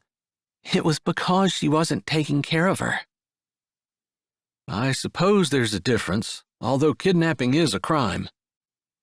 I know. Sometimes I remind Glory of that when she starts to put on airs. She looked over, batted her eyes a little, making herself smile and relax. Funny how that memory could still get her a little worked up. Do you still have your dolls? Oh, my goodness, yes. Although they're safely put away in a chest. But someday she was going to have her daughters play with them. Maybe her daughters would want brand new dolls, but then she would have dolls to play with. Someday maybe your girls would play with them? He asked softly, like he'd read her mind. She pulled her eyes away from the snow-covered North Dakota fields, looked over and nodded, her throat tight, her heart full. He understood. You know, I know we weren't really friends in school, and I left, went to the cities for a decade, but have you ever been around someone for just a little bit, and you click so closely that you feel like you've known them forever? He stared out the windshield, watching the road as he spoke, and she looked at his profile. Strong nose, square chin jaw, a little bit of stubble, enough to make him look rugged, enough to keep his face warm in the North Dakota wind. His chest was deep, his hands strong on the wheel. He was a good man, and she had to agree with him. She felt comfortable with him in a way that she didn't feel with too many people. Aside from the awkwardness of whatever relationship they had, he had stood by her when not many people she knew would have. Did you notice today, when we were talking to Mr. Pine about the butcher shop, you asked questions, ones I hadn't thought of? It amazed me how you were coming at it from one angle, I came at it from another, and we ended up with 5 times as much information as we might have had if it had been just one of us alone. You're right. He nodded, the truck slowing as they came to a stop sign. You would ask questions I had never even thought of, but we needed to know. And I hadn't considered we might need to until you said something. And, well, you're right. You'd ask a question which would make me think of something else, and instead of getting twice as much information, we got even more. Yeah, I agree with you. Not just about feeling like I've known you forever, but also I just feel like we get each other, but we're not the same. We complement each other? Yeah, that. He glanced over, sitting at the stop sign, and their eyes met. Maybe he was digesting what they had just said, because she certainly was. It was more than just tingling feelings. It was a soul-deep connection that she'd never felt with anyone else. I would never have said I believe in soulmates, she started. Then she clamped her mouth shut and looked away. She didn't mean that. Not that they were soulmates exactly, but that's how she felt. That kind of connection. Me either. But that's what it feels like to me. You? He asked, insecurity hitting that last word hard. Yeah, she said softly. He looked in the rearview mirror, like his eyes were pulled there. I've created a traffic jam. There are 2 cars behind us. You'd better get going. This will make the papers if we get another one. They laughed, and he turned, going toward the auction barn where they were going to help unload 3 different trailers of animals that had come in, which her mom had texted them about. Maybe we can talk about that later? He asked, his jaw flexing a little. Please. I'd like to. Chapter 17. Compromise. No one can win all the arguments. And prioritize what is important. No use in arguing over the color of the couch. Kathy Beecher, Coxsackie, New York. They got out at the auction barn, and Derek wished they hadn't agreed to help. Not that he didn't enjoy it, not that he minded, but he'd wanted to pursue that conversation with Rose. He thought they were on the same page, and their relationship had been so rocky from the beginning. He wanted to get it straightened away. Wanted to make sure that Rose understood he wanted her for more than a month. Wanted a lifetime, maybe. Maybe? No, there were no maybes. He had never felt this sure about anything. But it might scare her if she realized how strongly he felt about it. About her. It was going to have to wait anyway, since they were here and had cows to move. He opened the door. She walked in first, giving him a little smile as she passed him and saying thank you. It was a courtesy she hadn't had to show, although maybe he hadn't had to hold the door open for her either. Maybe that was a part of being friends, mutual respect, and not just one friend always giving while another was always taking. Not that those kinds of relationships were bad, because biblically, God never said to ditch people who didn't give him stuff. But he figured the very best friendships were ones where both people were working to make it better. He felt that's what Rose did. Hey, guys! One of Rose's sisters shouted. He thought it might be Glory. We've got this mama cow and her baby out of the trailer. We want to put them in the last pen in the middle row. Glory moved quickly to shut gates to direct the cow where she wanted. Watch out, that mom is pretty protective of her little one. Her mom called from the side of the trailer where the cow and calf were getting off. Hey, Rose, how did things go today? Coleman asked from the catwalk above them. Rose stopped and looked up, but Derek kept moving. He could see the gate Glory was working on had gotten jammed somehow, and she wasn't going to get it closed in time. Maybe there had been a chain around it that she hadn't seen. The calf went flying by, and Glory quit working on the gate, instead jumping up as the mama went by close enough that if Glory hadn't moved, the mama would have hit her. Derek had been around enough mama cows to know that his best bet was to just get out of the way. She was scared in an unknown place, and her baby was running ahead of her, so she'd be running after him. There was no point in trying to stop her, so he jumped up on the fence as she went by as well. She hadn't gotten as close to him, but then, instead of going straight, the calf veered off and went down the aisle that Derek had just come from, where Rose was standing with her back to it, looking up at her brother, who had scrunched down on his haunches and looked straight down at her as they spoke. The calf stopped for a minute, and Derek thought maybe she was turning around. But as the mama came around the corner and started up toward it, the sound startled the calf again, and it took off. "Watch out!" he said immediately as the cow tore off after the calf, straight up past Glory. The calf ran by her with no issues, but Rose hadn't moved, hadn't even turned around to look, and the cow was headed straight toward her. "Rose, move!" Derek yelled, running toward her, knowing he was going to be too late. He was following the cow after all. The cow had her head down and was just a few feet from Rose when she turned at his shout. Her eyes got big and she glanced around, almost like she was trying to decide which way to go, before she ran to the closest side, her arms slapping the top board of the fence trying to get up. She didn't make it, and the cow ran straight into her, slamming her against the fence with its head, but barely slowing down as it kept running. Coleman dropped down from the catwalk less than a second after the cow went by. He reached Rose's side at the same time Derek did. "Are you okay?" I'm fine. Everything works. She huffed out of breath, laughing a little and blinking. "You got her?" Coleman said softly, although his voice was hard. "Yeah," Derek replied. Coleman didn't say anything else but jogged away, moving up the aisle, making sure the cow wouldn't come back while Derek took care of Rose. "Seriously, she just plowed into you. Surely it hurts somewhere." He took a hold of her shoulders, trying to get her to look in his eyes, looking over her front, like there should be some kind of blood or something. No, really, the worst thing that hurts is my cheek. He hadn't even looked at her face, but the cow ramming into her must have jerked her head against the board because there was a brush burn right below her eye. He reached his hand up and she flinched a little. He touched her cheek gently just below her eye.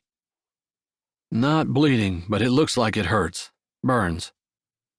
That's what it feels like, she said softly. Thanks a lot for yelling at me. I never heard it. "You guys looked like you were in a pretty deep discussion." He wanted to know about the butcher shop, and this dude that he knows with the buffalo wants an answer.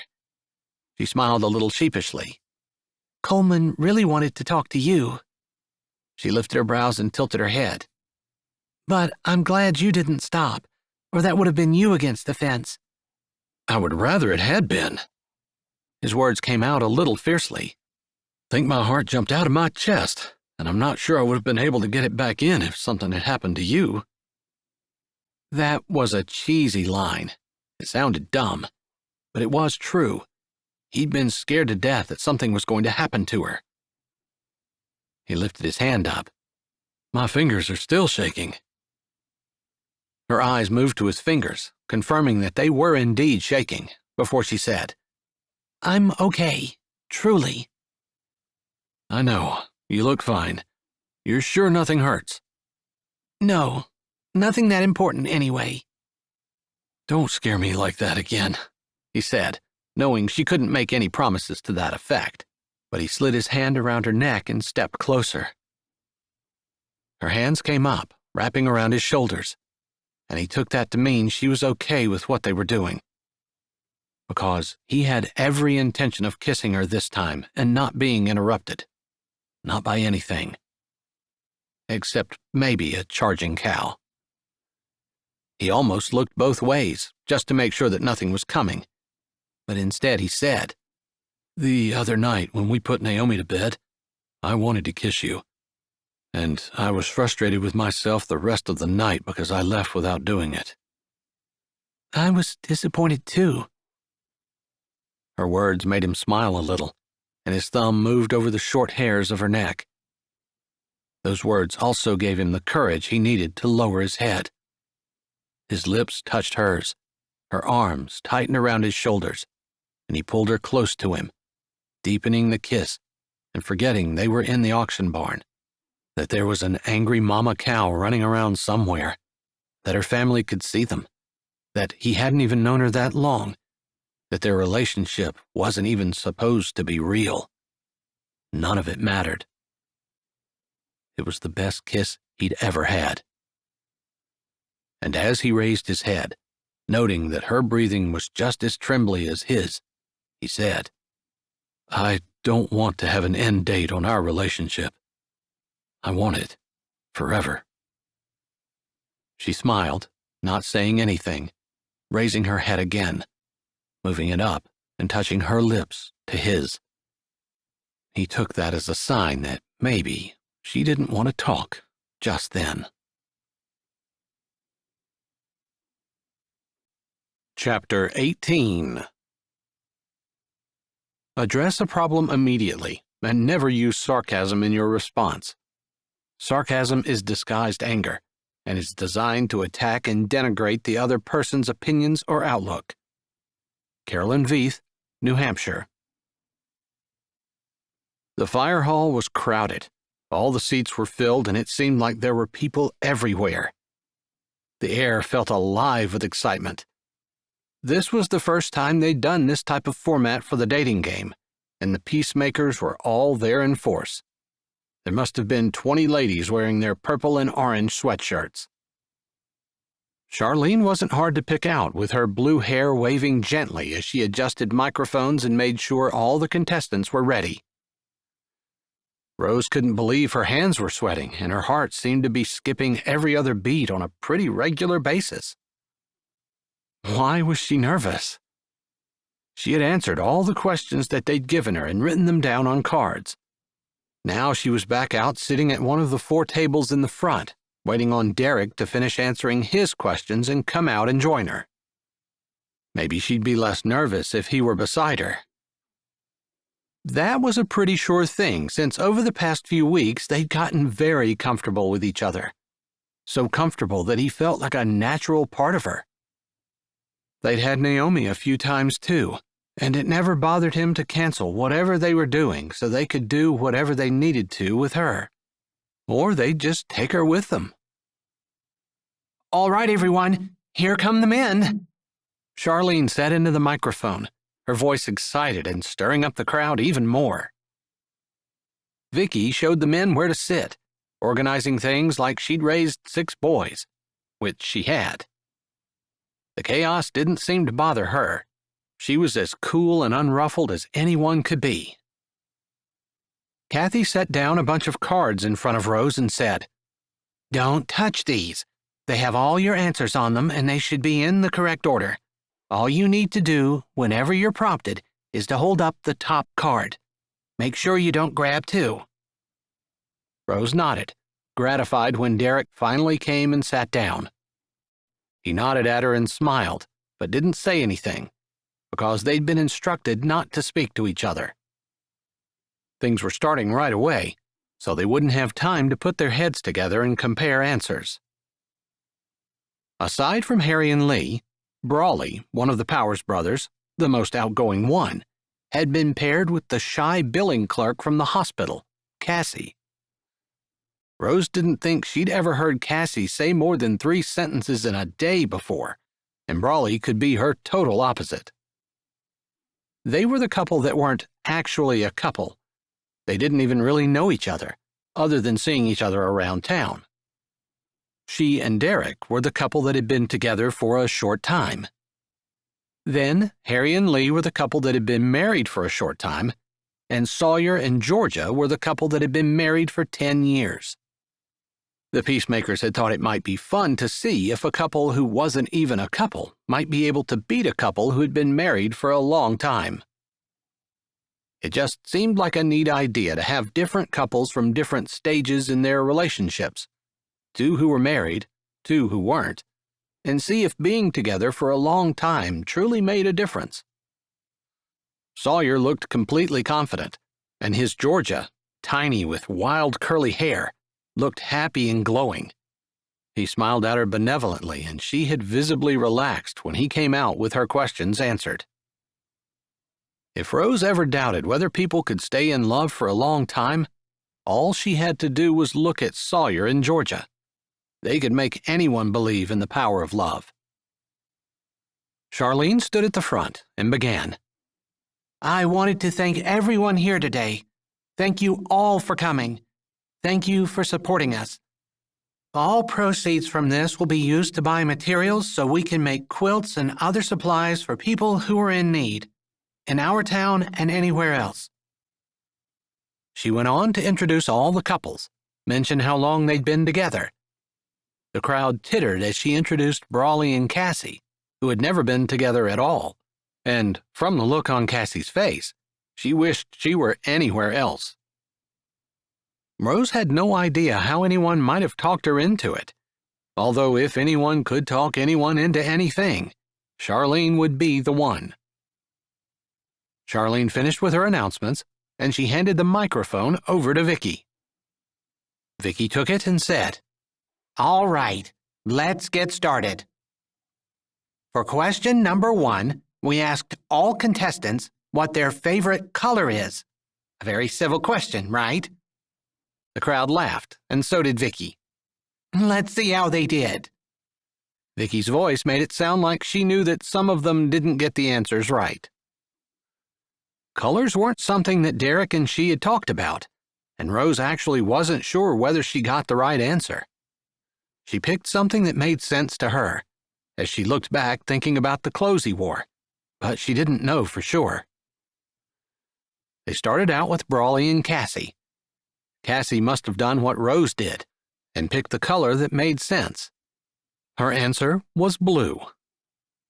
It matched what Brawley had just held up on his card, and Rose wasn't quite sure whether that was a smile on Cassie's face or not, because she still looked nervous and like she'd rather be anywhere else.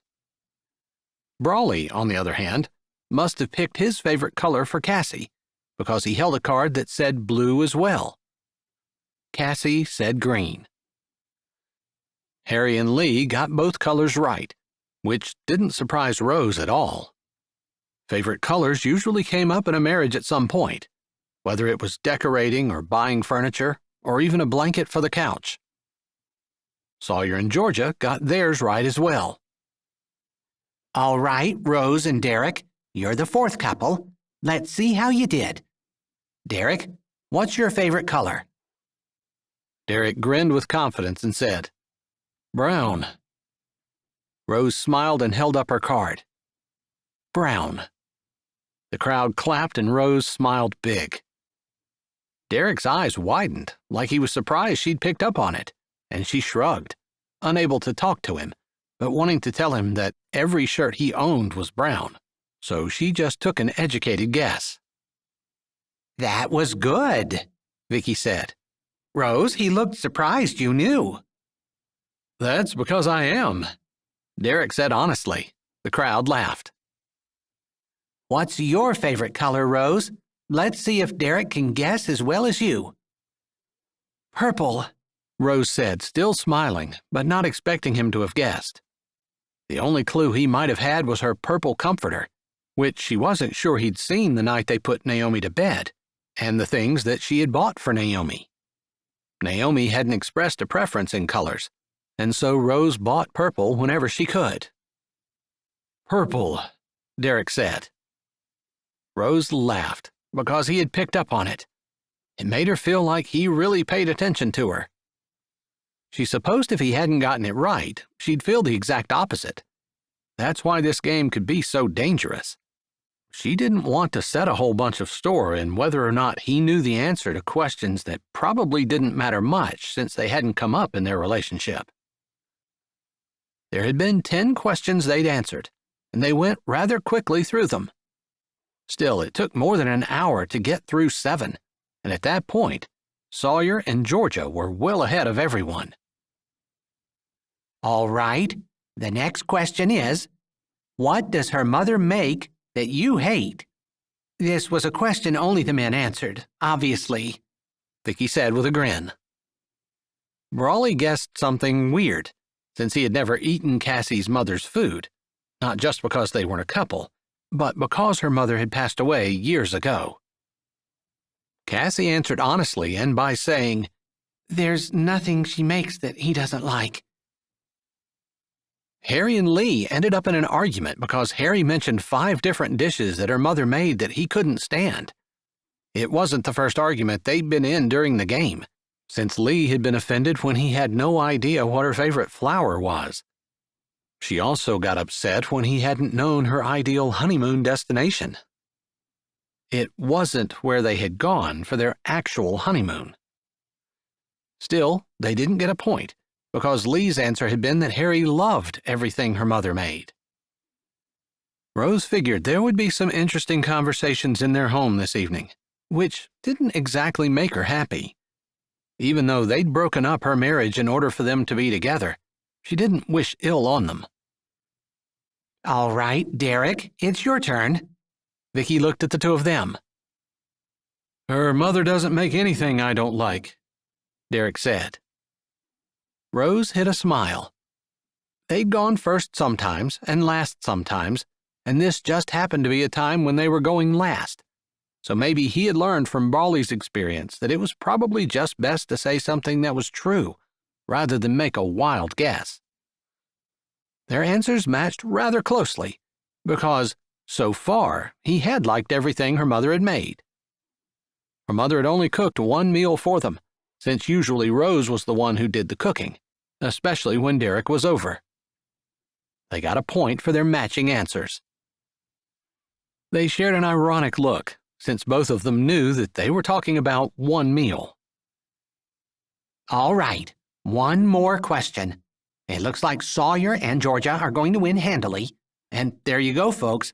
After you've been married a while, you have a tendency to know your mate a lot better." There was applause before she continued. "But Rose and Derek are in a strong second place. Although, if neither one of them get this answer, and Harry and Lee both get it, well, Lee and Harry still won't win." The crowd laughed. "But they'll not lose by as much," Vicky said, like that meant something. "And I'm not sure about Brawley and Cassie, but I don't think you two have a future together." Vicky didn't say it unkindly, and the crowd laughed again. Cassie's face was red, and Brawley grinned good-naturedly. He seemed completely unaffected, but Cassie's desire to leave the building and go somewhere where she could crawl under a rock seemed to be getting stronger. Rose felt bad for her. From the little bit that they talked, Cassie seemed to be a really nice person who would do anything for anyone, but she was a strong introvert, and probably shy too. Perfect for this game, and perfectly matched with Brawley, but just watching her was uncomfortable to the point of pain. And now for the last question. Derek, what did Rose say is one question you would like to ask her but never have? Vicky said, sounding a little triumphant, like this was a question that was sure to stump everyone. Derek's eyes glittered, although his mouth tilted, almost as though he was excited about his answer, but didn't have any idea of what hers might have been. She hadn't been sure of what to say. If she had a question to ask him, she didn't beat around the bush about it. She didn't want to be in a relationship where she was afraid to ask questions. Kathy had been in charge of the timer, and they had the backup shot clock from the high school, so it was up behind their heads. The crowd could see the seconds ticking down as Derek hesitated. Finally, when there was just 1 second left, he blurted out, "How old are you?" After a chuckle, like that shouldn't be something they didn't know, Vicky pointed to Rose. "Show us your answer, Rose. Last card." Rose held up her card. "When is your birthday?" It was kind of the same, because they graduated together and she knew how old he was, kinda. But that she didn't know when his birthday was, and she wasn't entirely sure exactly how old he was. She grinned sheepishly. "I was never afraid to ask. I just never thought to." "April 8th, he said immediately.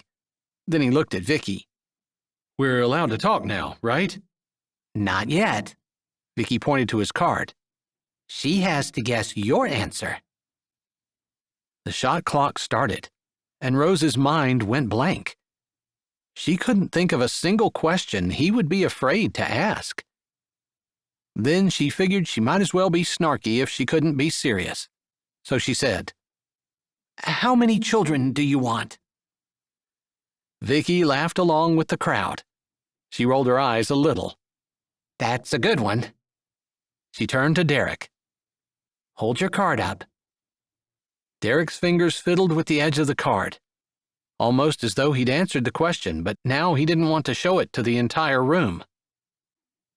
He slid his eyes over toward hers, and she thought with surprise that he truly was nervous. Her eyes widened, and she searched his face, trying to figure out what in the world he might have said that he now wished he wouldn't have. She tried to soften her gaze and let him know that whatever he said would be fine with her. She wasn't going to get upset about a question in a dating game. Finally, he took a deep breath, swallowed with effort, and lifted the card. The crowd gasped, while Rose craned her head to try to see, since Vicky didn't read the question right away. Finally, Vicky said, I think this is one you'd better show her. The other contestants couldn't see, and they all looked over, as Derek turned toward her with the card held in front of him. Rose gasped, just as the crowd had, when she saw the card, and then something shiny caught her eye, and she looked at his pinky finger gripping the front of the card. A ring had been slid onto it down to the first knuckle, where a diamond glittered on a golden band. She read the sign again. Would you marry me? Her lungs weren't working, and she couldn't get a breath in, and her heart was doing some kind of calisthenics in her chest, but she managed to get out, Yes. Another shaky breath, and louder she said, Yes. She smiled and stood. I will. She took one step, and he met her, coming out of his chair, dropping the card as she threw her arms around him, and he gathered her close, bending his head and whispering, I couldn't resist. I've been wanting to for a while. Even though it hasn't been long, I feel like I've known you forever, and I can't imagine ever letting you go. She already said yes. Kiss her, Vicky said, and the crowd erupted as he lowered his head and touched his lips with hers. Chapter 19. Living in God's Word. Joanne Edwards, Jemison, Alabama. They decided to have a small wedding on Derek's birthday, April 8th. Why not? Neither one of them wanted to wait. But they did want to invite the whole town, so while they had a small ceremony, they made sure the entire town could come to the reception, which they had at the fire station community building. Brawley seemed like the perfect person to MC the event, and he did a great job. Rose couldn't look at Cassie without thinking about her paired up with Brawley at the dating game and feeling a little stirring of sympathy. Cassie was a great sport and super nice, and had played along, hamming it up for the crowd maybe a little, but still, she figured that it would probably take a bulldozer and 2 world armies to get her to do a dating game again. But it was Glory that really had her worried. She just seemed a little sad and depressed, and Rose was concerned that Glory might decide to leave the family business. She'd made a few comments, things that made Rose feel like she was being left behind with her older sisters getting married, and that maybe she needed to go somewhere where she could feel more fulfilled. Rose didn't want the family to be split up, but she didn't know anyone who Glory would be interested in. Not that she needed a man to keep her here, but it seemed like something that would work. A beautiful romance could make the world look like a better place. You look kind of angry. Are you having second thoughts? Derek's voice cut into her thoughts. She let out a breath, laughing a little and looking apologetic at him. I'm sorry. I'm not angry at all, just thinking, and I know I kind of have a very serious thinking face. Are you sure? Derek said, tilting his head and looking at her like he thought she might be holding out on him. I am. She smiled at him to show she truly had just been so far in her head she'd forgotten where she was. Okay, he said easily. I hope it's okay with you, but I wanted to dance with my wife. Maybe you have some time? I always have time for you, she said, looking up at him. Good to hear. Although with those children that we're going to be having, I don't know if you'll always be able to keep that promise. You come first, she assured him, knowing that that was the way it had to be. Their children would need her, of course they would, but she always needed to put her husband and her relationship with him before anything else, even the kids. It was a good example for them, and also it was where her priorities needed to be. The music began, and Derek took her hand, leading her to the dance floor. But before they made it, they were stopped by his Gram and Pap, who stood with someone Rose vaguely recognized as the hired guy who had worked for them before Derek came back from the cities. Rose's stomach cramped. She didn't want any trouble at their wedding. Derek and she had decided to go in with the buffalo and had gotten things rolling with setting up the butcher shop, and she wanted to be able to move ahead with that, not be reminded of all the mistakes they'd made, since he'd explained to her what happened with the hired guy and the stolen funds, but had asked her to keep it to herself, since his grandparents didn't want to embarrass or upset the family, especially considering his Gram was such good friends with the man's mother. Can I talk to you two for a moment? I know it's your wedding day, his Gram said, stopping in front of them. His Pap stood a little behind the hired guy, with his hand on his right shoulder, lending support. Of course, Derek said, glancing at Rose, who nodded. I'm not sure you've ever met Bud, she asked Rose, looking at her. I've seen him around town. I know who he is, but I'd forgotten his name. Bud held out his hand. Good to meet you, Rose. You've got a good man. She shook his hand, looking him in the eye and saying, Thank you. I don't know if Derek explained to you what happened with Bud and his mother and our farm. Rose nodded. He told me about it. I told her, but neither one of us said a word to anyone else, Derek said, his voice low, glancing around to make sure there was no one close.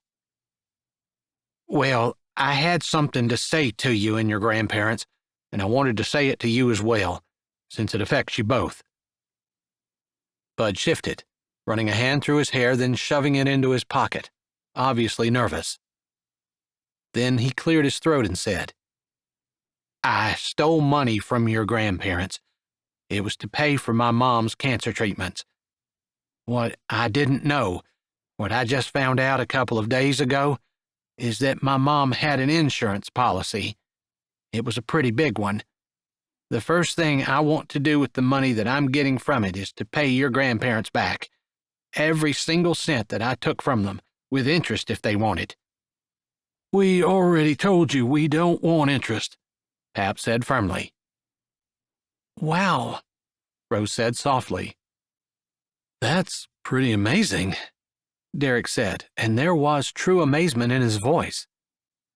Which, when he'd told her what his Gram and Pap did, he'd said how awed he was and how they'd handled it like a Christian should, rather than doing what everyone else in the world might have told them to do. Doing the hard thing and handling it with grace and beauty and love. Modeling what Jesus said, to love your enemies and to forgive those who trespass against you. His grandparents had shown that as an example. They talked for a bit more, and then his grandparents shooed them away, saying they didn't want to take any more of their time on their wedding day, but they'd talk more about what they needed to do on the farm in a few days. Derek moved to put his arms around her. Maybe they swayed slowly to the music, but he seemed preoccupied. He lowered his head and said in her ear, "I couldn't believe what my grandparents had done. And now I can't believe how God has worked it out. Feels like a miracle, although I think sometimes the Lord just blesses those who follow Him, blesses people who do the hard things." I agree, although I don't think we always see the rewards here on earth. You're right. I think a lot of times the rewards are in heaven, and I can't help but think that, while I wouldn't call the 6 figures that Bud stole a piddling amount of money, I think the way God pays us back in heaven is 1,000,000 times better and makes any amount of money here on earth look small in comparison. I agree. I agree so much, but it's so hard to have that faith, that belief that God will actually do what He says, that He's actually as good as what He says, that He's actually faithful and just and will reward us, and that God's rewards are awesome. It seems too good to be true, so we don't think it is, Derek whispered beside her ear, shaking his head a little and grunting. You know, I guess that's how I feel about you. After my last marriage, I didn't think there was a man in the world who would love me, who would stay, who would treat me well. And I decided I just didn't want anyone. But you came along and you're better than I ever expected. More than I dreamed of. God really did reward me for taking the high road. Don't forget, He did the same to me. It's kind of funny how you feel like you're the one that's doing right, and they're the ones that are getting rewarded. But sometimes God just takes a little bit of time, maybe testing your faith to see if you believe before He gives you that amazing thing for doing what's right. I sure got it, she said, looking up at him. I did too, he said, and they kissed on it. This has been Cowboy Walking Away. Coming Home to North Dakota, Western Sweet Romance, Book 1. Written by Jesse Gussman. Performed by Jay Dice. Executive production and cover art by Julia Gussman. Editing by Heather Hayden. Copyright 2022 by Jesse Gussman. Production copyright by Jesse Gussman.